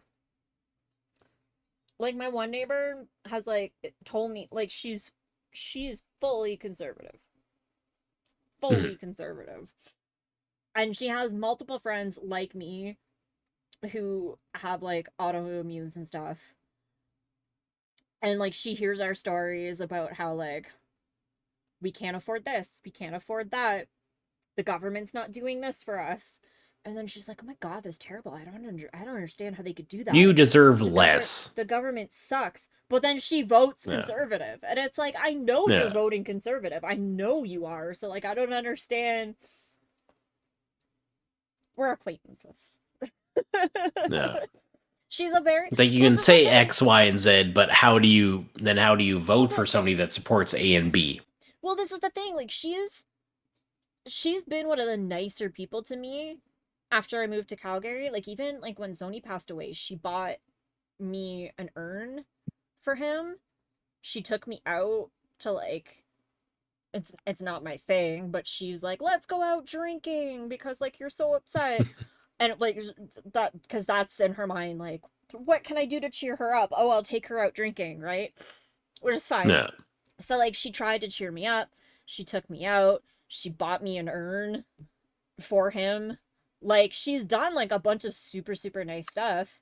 And if you have like just like an everyday normal conversation with her, she talks about like the like super, like she's super nice to me. She is super nice about like most of the things that we talk about and shit like that. And then like she'll talk about like, "Oh, I need you to introduce you to this friend of mine. Like they also have a bunch of autoimmunes and blah blah blah blah blah." And it's like, "Oh, okay." But then I know she votes conservative. Yeah. Like I know she votes conservative. And yeah, no, I've never understood that. My brother's the same way. He'll invite me over for dinner and then he'll sit me down at dinner and talk about people just like me, how they don't deserve like any money from the government and like they should just like basically go die and shit. And it's like he forgets that includes me. Yeah. Now, luckily my family's pretty good that way. But we tend just we'll have conversations. "Oh, did you hear about this in the news?" we'll talk about it, and all of our opinions kind of align about whether it's Trump That's or Daniel Smith or Polyev or whatever it is. Well, all of our opinions will pretty much align. We won't necessarily, you believe this, I believe this, something, and we'll align on it pretty well. But Like, we might disagree, oh, I think, tax billionaires more, that I know my parents don't vote conservative, I'll put it that way. that's the thing, is that the people that vote that way tend to have more money. And they vote that way because they want the tax breaks and stuff that they get. Like, they don't want to pay more money to the taxes. They feel like, because, oh, well, I work this hard to get this much money, so, why should I be taxed more? Kind of shenanigans. And it's like, I know some members of my family do vote conservative because they kind of believe some of that stuff, but it's like, I know how much money you have. You are not benefiting anything from this. Well, the thing is, I'm sure there's a way to do it where it's like, oh, if everybody just got taxed 20% of their income, it would probably even out over a certain thing. But then again, if somebody who's already not making living wage is then losing 20% of their income, now they're losing, now they're that much farther away from a living wage. And it's like, what are they supposed to do? They're supposed to die? Question mark? No, that's not how I saw a couple of things where it was, the CEO of Starbucks made 666 times the median wage of his employees. That's the It's thing. they made enough to give every employee a $20,000. It's a multi-thousand, $10,000 a year wage for the next 6 years, and still make over $1 billion themselves. And that's the thing. What? And it's like You don't need that much even. These people upper middle class who are making a decent amount of money, and they're like, well, we don't want to be taxed more. It's like, but you're blaming the people who aren't making as much money as you for that. But it's the people making more money than you that are the ones campaigning for you to have your taxes increased. Do you realize? Because if everybody, let's say everybody had a base 20% tax put on them. Well, now you have to take the people who aren't making a minimum wage, and you have to get rid of that tax because they're not making a minimum wage to live already. So you can't take any money from them, or else they're gonna die. They will die. No. But then you need to take whatever percentage of people that is. If it's 10% of the population isn't making a living wage, I'm sure it's higher. But if it's 10% of the population isn't making a living wage, then you have to take the 10% of the wealthiest of the population and tax them more. That's the only fair way to do it. If the poorest people and then 10% of that 10% and tax them a little bit more, the richest people need to pay more. And that's how, if people were concerned about people dying and living, that's how people would do it. Yeah, if you tax everybody 20%, who's getting hit more? The person making 50 grand a year, who now makes 40, or the person making $1 million a year, who now makes $800,000 a year? Right, but who's getting hit more? Who do you think? It's the people making $100,000 a year that they're like, well, we don't want to be taxed more. And it's like, I don't care if you're taxed more or less. I don't care about you. I care about the millionaire who's not getting taxed at all. And you, instead of caring about that millionaire who's not getting taxed at all, care about the fact that I'm getting taxed, just not as much as you. But you care about me and not that millionaire who's not getting taxed. And that's where the problem lies. And that's where it sucks. And also, like my brother. My brother turned super conservative as soon as he started dating someone who had money. So that's how it tends to be. But think about that. It's not even his money. It's not his money. She's the one working. She's the one making that much. But he's pays the one, for his stuff though. But he's the one that doesn't want her taxes to change because that would be such an affront. And that's where it started. And then it got a little worse year after year. And now we're at the point of oh, McKenna, people who are exactly like you should die. oh, Jane, people who are exactly like you should die. Oh, Curtis, people who are exactly like you should die. And it's like, what are you talking about? No.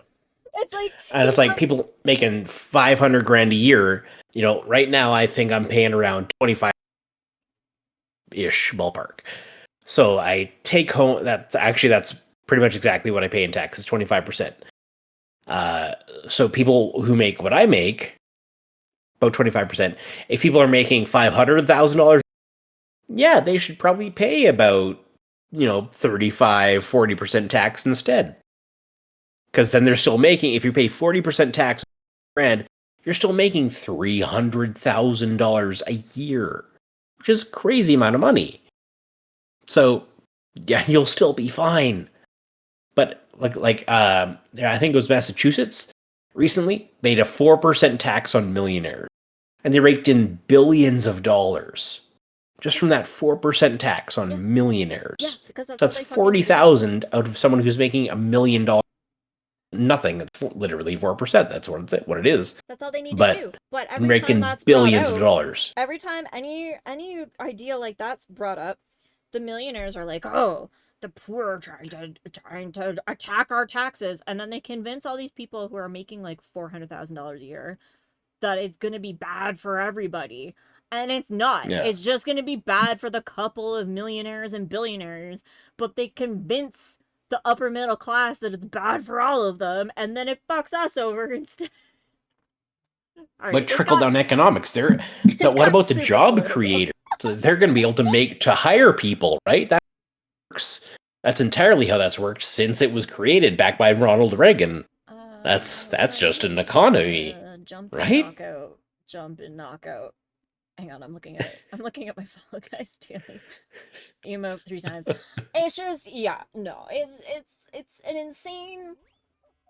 It's insane. It's insane, and every person I know who's like turned conservative has always turned conservative like later in life. It's like, oh, like I've been poor my entire life, but now I make a little bit of money and I don't want to give away any of that money, so now I'm conservative. And it's like, do you not remember what it was like for those like first 30 shitty years where you weren't making any money? It's like the second, like now that you make money, you're like, oh, it's all mine. And it's like, well, Yeah. it's like, but if you just like stayed non-conservative,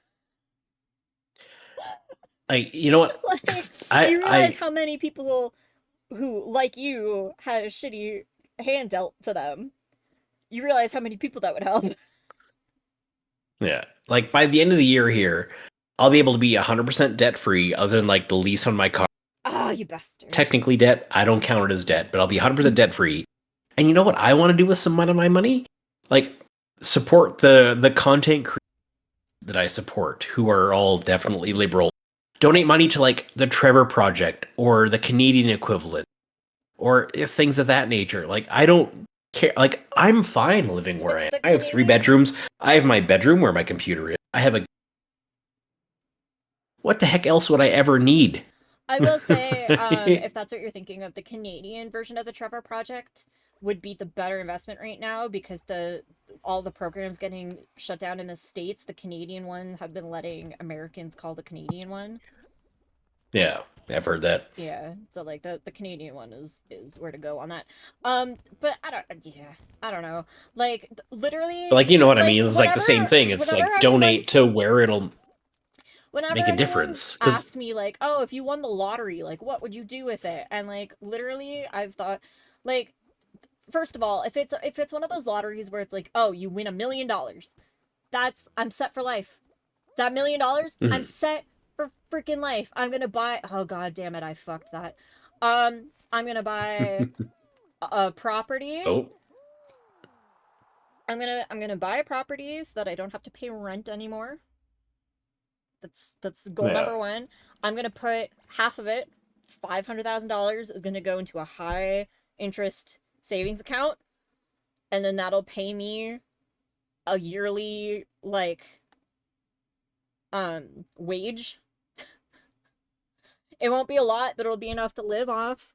It'll be enough to buy my. It'll be enough to feed me every day. It'll be enough to pay my property taxes on whatever little tiny dinky place I buy, whether it's a 2-bedroom condo or it's a little tiny house in a city outside the city.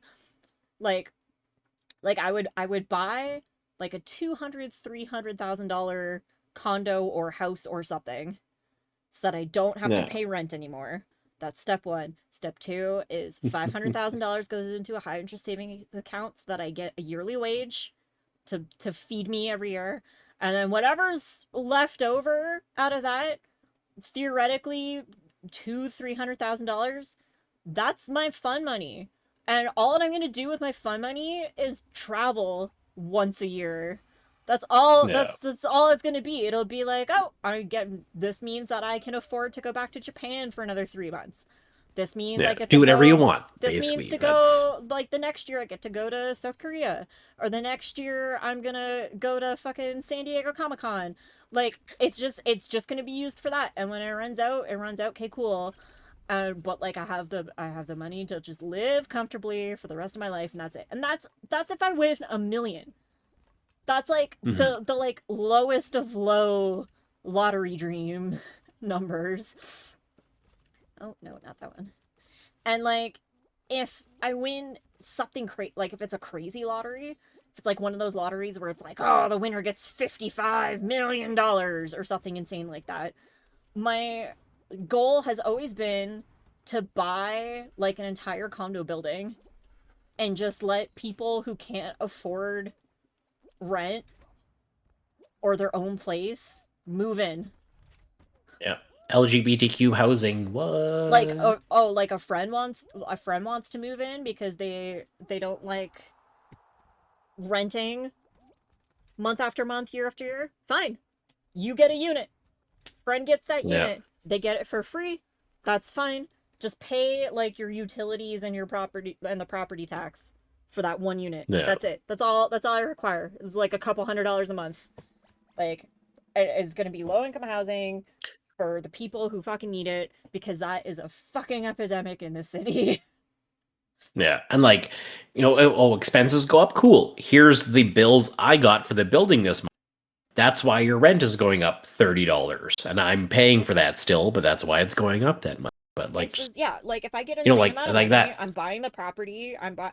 Like this condo. Like I know the person who owns my unit bought it on a mortgage. I know he pays a mortgage on it monthly, and that my rent covers the mortgage payment on this for him. That's fine. And I'm fine with that because he's also the only one who never raised his rent when COVID happened. Because when COVID happened, all the other fucking landlords around here were like, oh, I can get away with raising rent, so I'm going to. And my landlord was like, well, my mortgage rate didn't go up, so why would I raise rent? And he didn't do it. The old apartment I had, it was $900 a month. And it stayed that way. And then I rented 1 month to a lady, and she interviewed fine. I met her, totally chill. But when she moved in, a million red flags popped up. And I was just like, oh, hey, I'm moving in with some friends. You need to move out because I'm moving. And she was like, oh, well, I'll rent this place. I'm like, no, they already decided it's moving. It's going to somebody else. I was like, oh, sorry, you can't move in. And like, I stayed there and she just moved out because I pretended I was also moving out. Like, I needed to get her out because like she damaged the carpets. She was stealing from me and breaking my things and not telling me. Like, I knew this. This wasn't just me suspecting something. I knew it. That's insane. Like, it was to the point where, I had a webcam because I was still doing YouTube, and I would leave it on motion sensor while I was gone during the day for my room, looking at the door in case she came in my room. She never did, but I never felt safe. Put it that way. But yeah, it was fine. All that. She ended up moving out, and I had one guy temporarily move in because he was going to get his 1A, his semi driver's license in town. He was chill. Had another guy move in, and he's still renting the place, but gone up 1,300 or 1,400 from what it was, like the 900 we lived there. I like this 3-bedroom, 2-bath place that I'm in now was 1,600, which is a really good deal for Medicine Hat. So It's crazy that the prices went up that much there. yeah. Because like when I moved here, I had like in my mind I was like I need to get out of Medicine Hat because like I felt like I was dying there. Like there was nothing to do and Mhm. just like every day was like I was like this is not a city to be disabled in because there's nothing to do when you're disabled in this city. Like there isn't. So Mhm. I want to move to Calgary so that at least if I have like a good day, I can like go do something and not just be stuck in my room doing nothing all day every day. So Yeah. I like made a list of like the places I could afford here, but like I also had a dog at the time. So like that cut the list down insane cuz most of the places within my budget wouldn't like refused to allow pets. It's like if you wanted like a pet friendly building in this city, it like raised the rent by like $500 a month, which was like insane. So like I had like this little list of like places that like made sense. And then I remember my brother was like, "Okay, like I'll come check them out with you." Um I got 2 seconds. I gotta head out here quick. I will be right back in 2 minutes. Get a okay, really quick washroom. sure. I'll be right back. We can finish the conversation. Okay. Also, Curtis earlier said, "Y'all are rad. Y'all are killing it. I'm falling asleep and all my electronics are dying, so I'll see y'all on the flip side." I don't know if he purposely said y'all that many times, but that's what happened. It was a good throwback. Oh, wait, was that like all my dailies? Might have been all my dailies.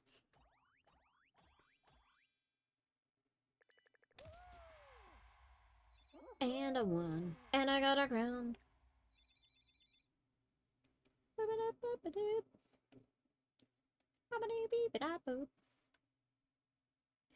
I'm gonna have to destroy this vid for songs.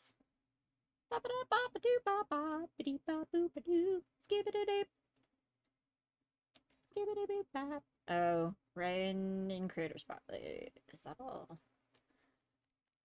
Okay.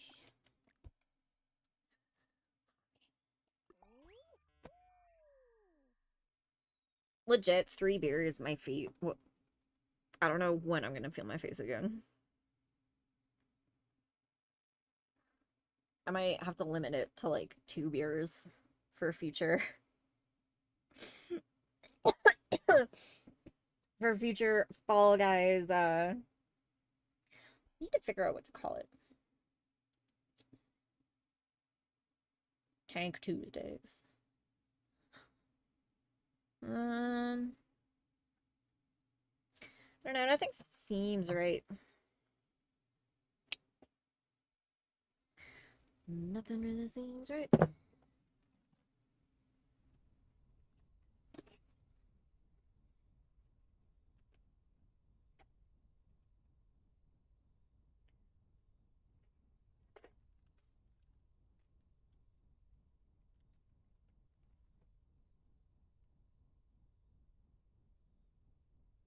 Hmm.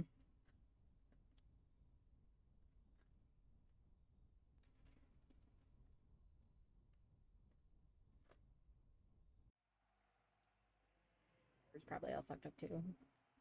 Yup. Yup. Yes, it is. Oh, great. There's 2 of us playing this level.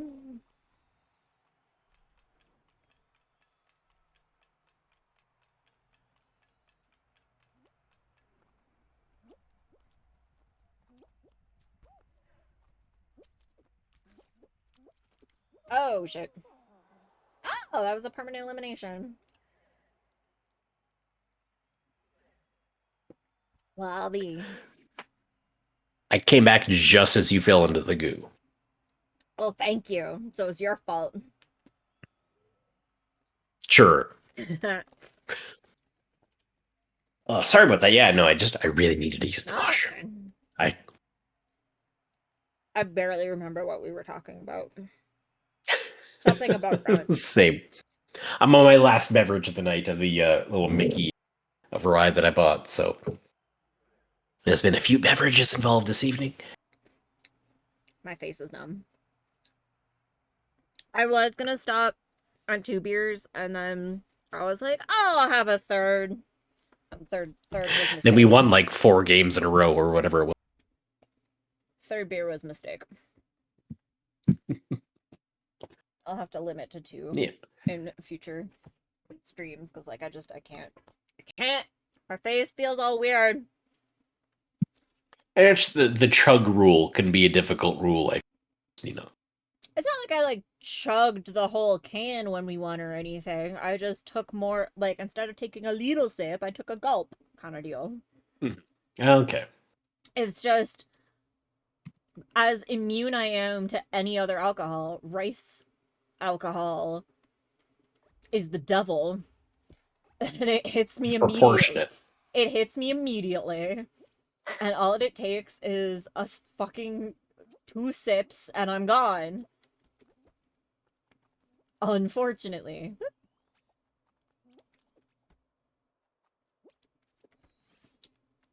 And then despite that's goo.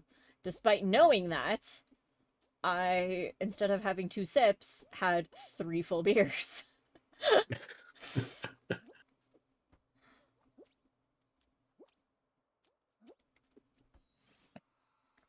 I would love to have some strong zero though. I should see if there's like a Japanese grocery store in the city that the last time I went, they had like, they not only had Asahi, but they had alcohol-free Asahi. Okay. Which honestly I never even seen before. So I am wondering, like, if I go to that store and be like, hey, do you guys like think you could get like strong zero in, or like Asahi Black in, or something like that? Like, I am wondering if they'd be able to do that. I think they would. I know, just in the beer world in general, alcohol-free is definitely a bigger thing in the beer world, ironically. So more and more beers, I imagine, would offer. Well, it's like less so that I'm looking for like an alcohol-free thing. It's just, it struck me as like, it was odd to find any place in the city that sold anything other than just normal Asahi. Especially for already a niche beer. Well, that's the thing. Like, because it's an imported Japanese beer, not many places carry Asahi in the city in the first place. There's only like a few stores that I can go to get it, like, right off the cuff. And Sapporo is cheaper to import for whatever reason. I don't know why. Asahi's closer to Tokyo. You'd think it'd be cheaper to import that, but it's not.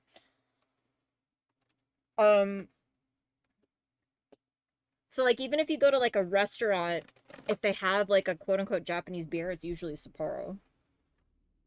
Mm-hmm. So, like, to just find, like, a variant of Asahi in the wild was already odd. So it just makes me think that, like, maybe they'd be able to get, like, other things. Yeah, take advantage of it while you can get it, kind of thing. Because, like, it's a Japanese grocery store. They're pretty small, but, like, they get the, like, they do, like, the onigiri as if they're, like, a 7-Eleven in Japan. Like, it's even wrapped the same. And shit. Fuck. Why do I always do that? Damn it!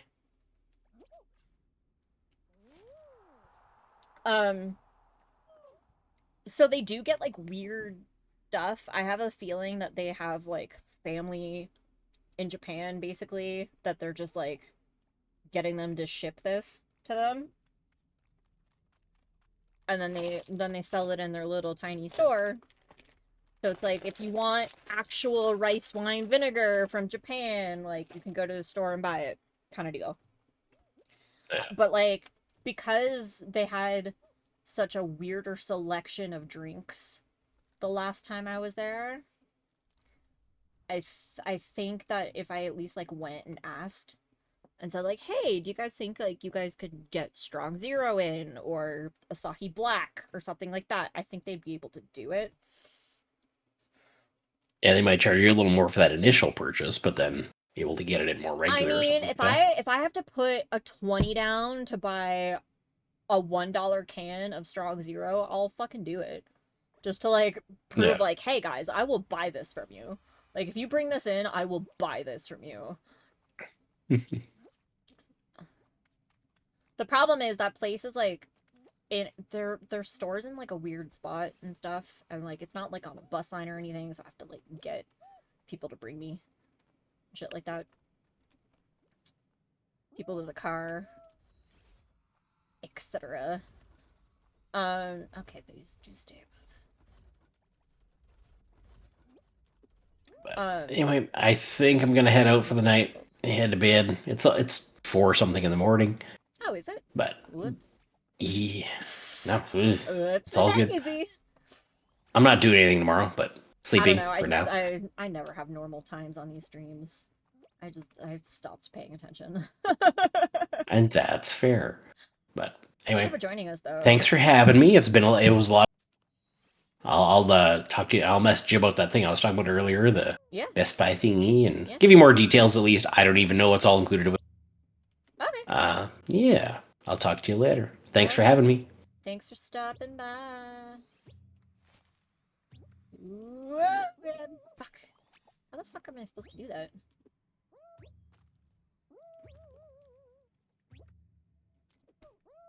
Cause like, there's like that little line right there. Oh. Okay. Alright then. Was that enough running? Did I finish my dailies? Can we go to sleepies? Because apparently it's 4 in the morning. Oh my god! Why is 5,000 meters so long?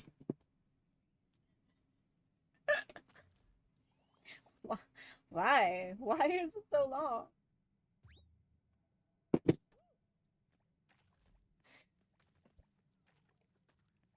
My face hurts. I wanna go to sleep. I drank too much.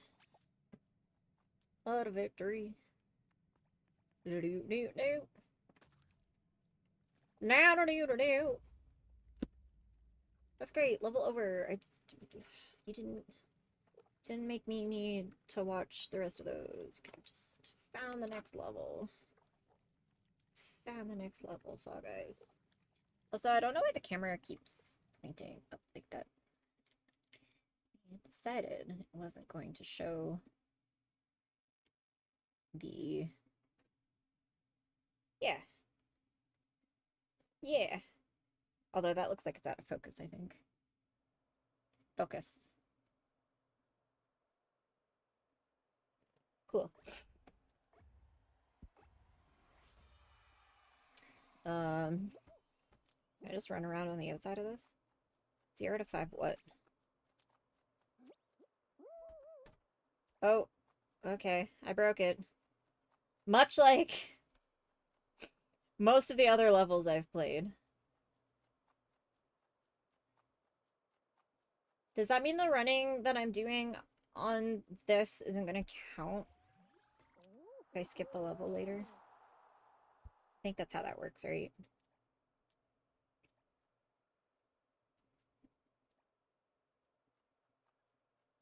Oh, what is the point of this level?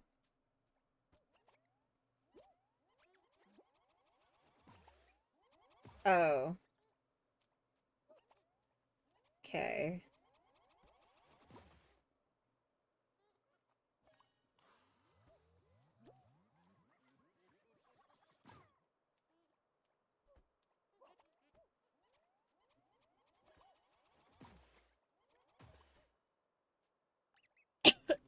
Oh, you're supposed to get one of the stars. I don't know what it was about tonight, but like my throat is rough. Drop down, aim for holes. Alright. Well, this sounds like we're just gonna run around the upper outside and then quickly get my miles in.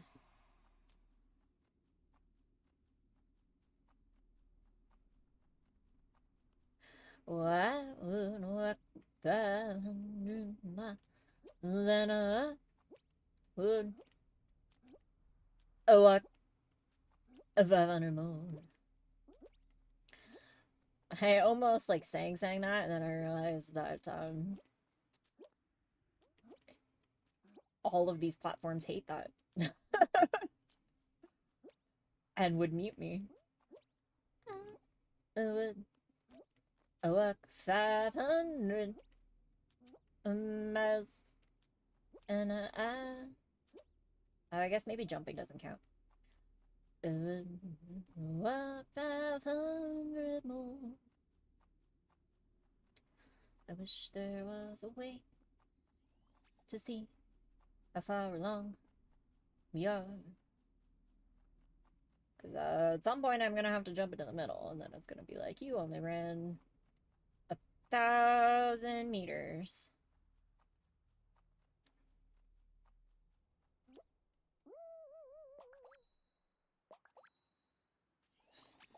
Okay, that's interesting.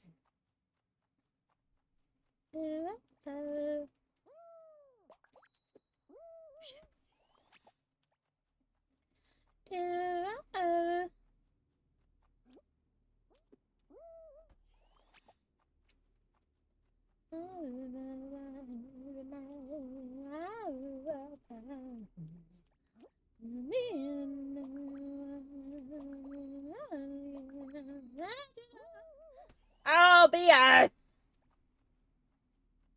Rubbery.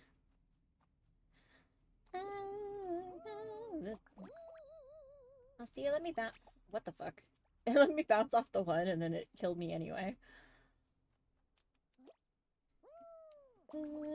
Fuck.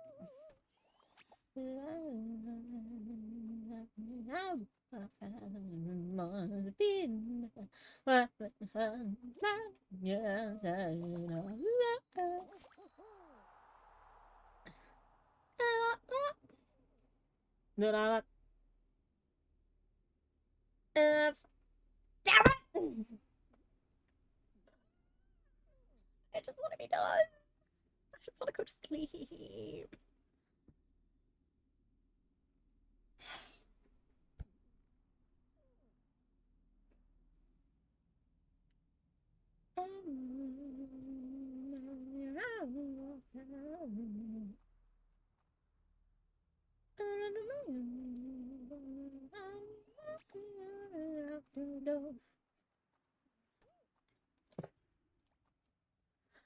Ba-da.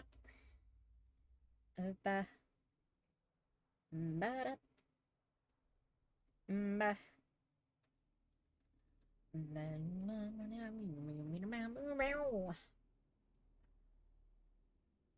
Your body just got rubbing. Do this for 2 seconds.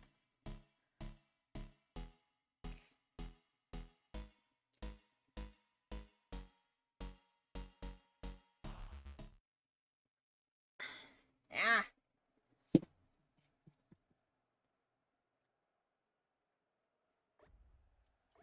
This better be 900 meters long. But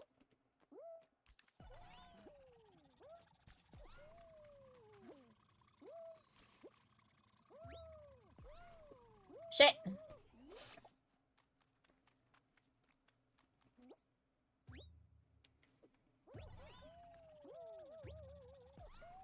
How?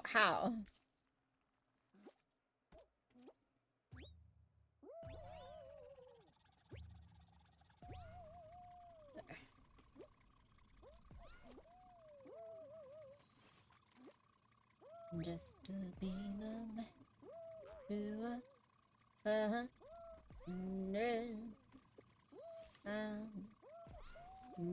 oh god.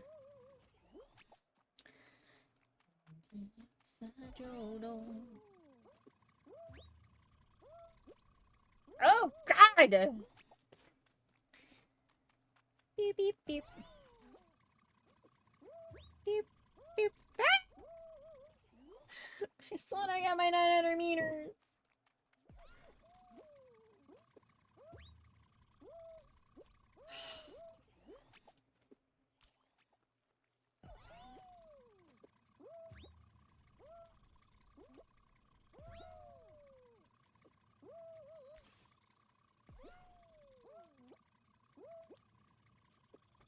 Ah!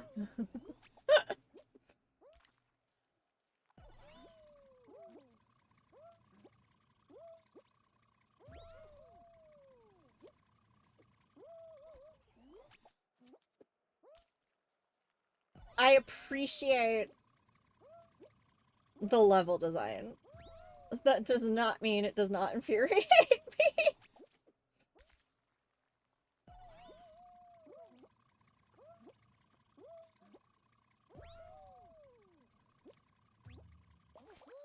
Hair. Please tell me that was 900 meters. Oh, thank God. That means we're done, folks. Merry 4:17 in the morning. My goodness. Well, that's the end of that. That's the end of, it's the end of the night. We drank a lot. Thank you guys for coming out. As I said before,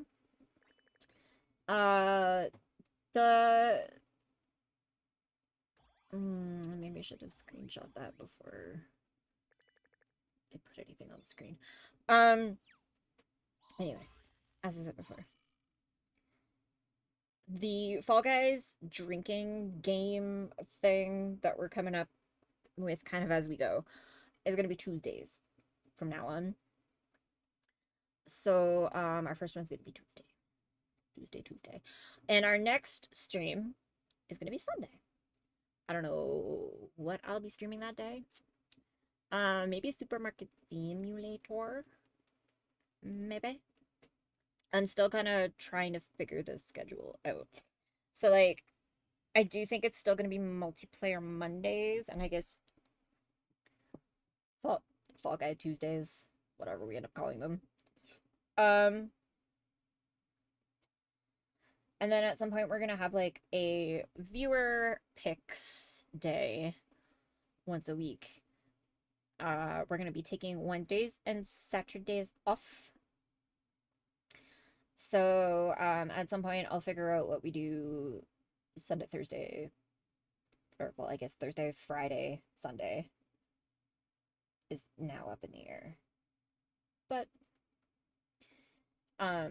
and that's outside of when we do dev weekends and the play until passing outs. The play until passing out, oops, that doesn't have a calendar. We will be doing the play until passing out. That will be September 5th. September 5th, our play until passing out. Join the Discord for more accurate and up-to-date scheduling ideas. But the next stream will be Sunday at, man, need to do this properly. Sunday at 4, I think. Sunday at 4 p.m. MST. So we'll see you then. Thank you for stopping by, etc., etc., etc. It was fun. It was fun. Y'all had fun? I had fun. We all had fun.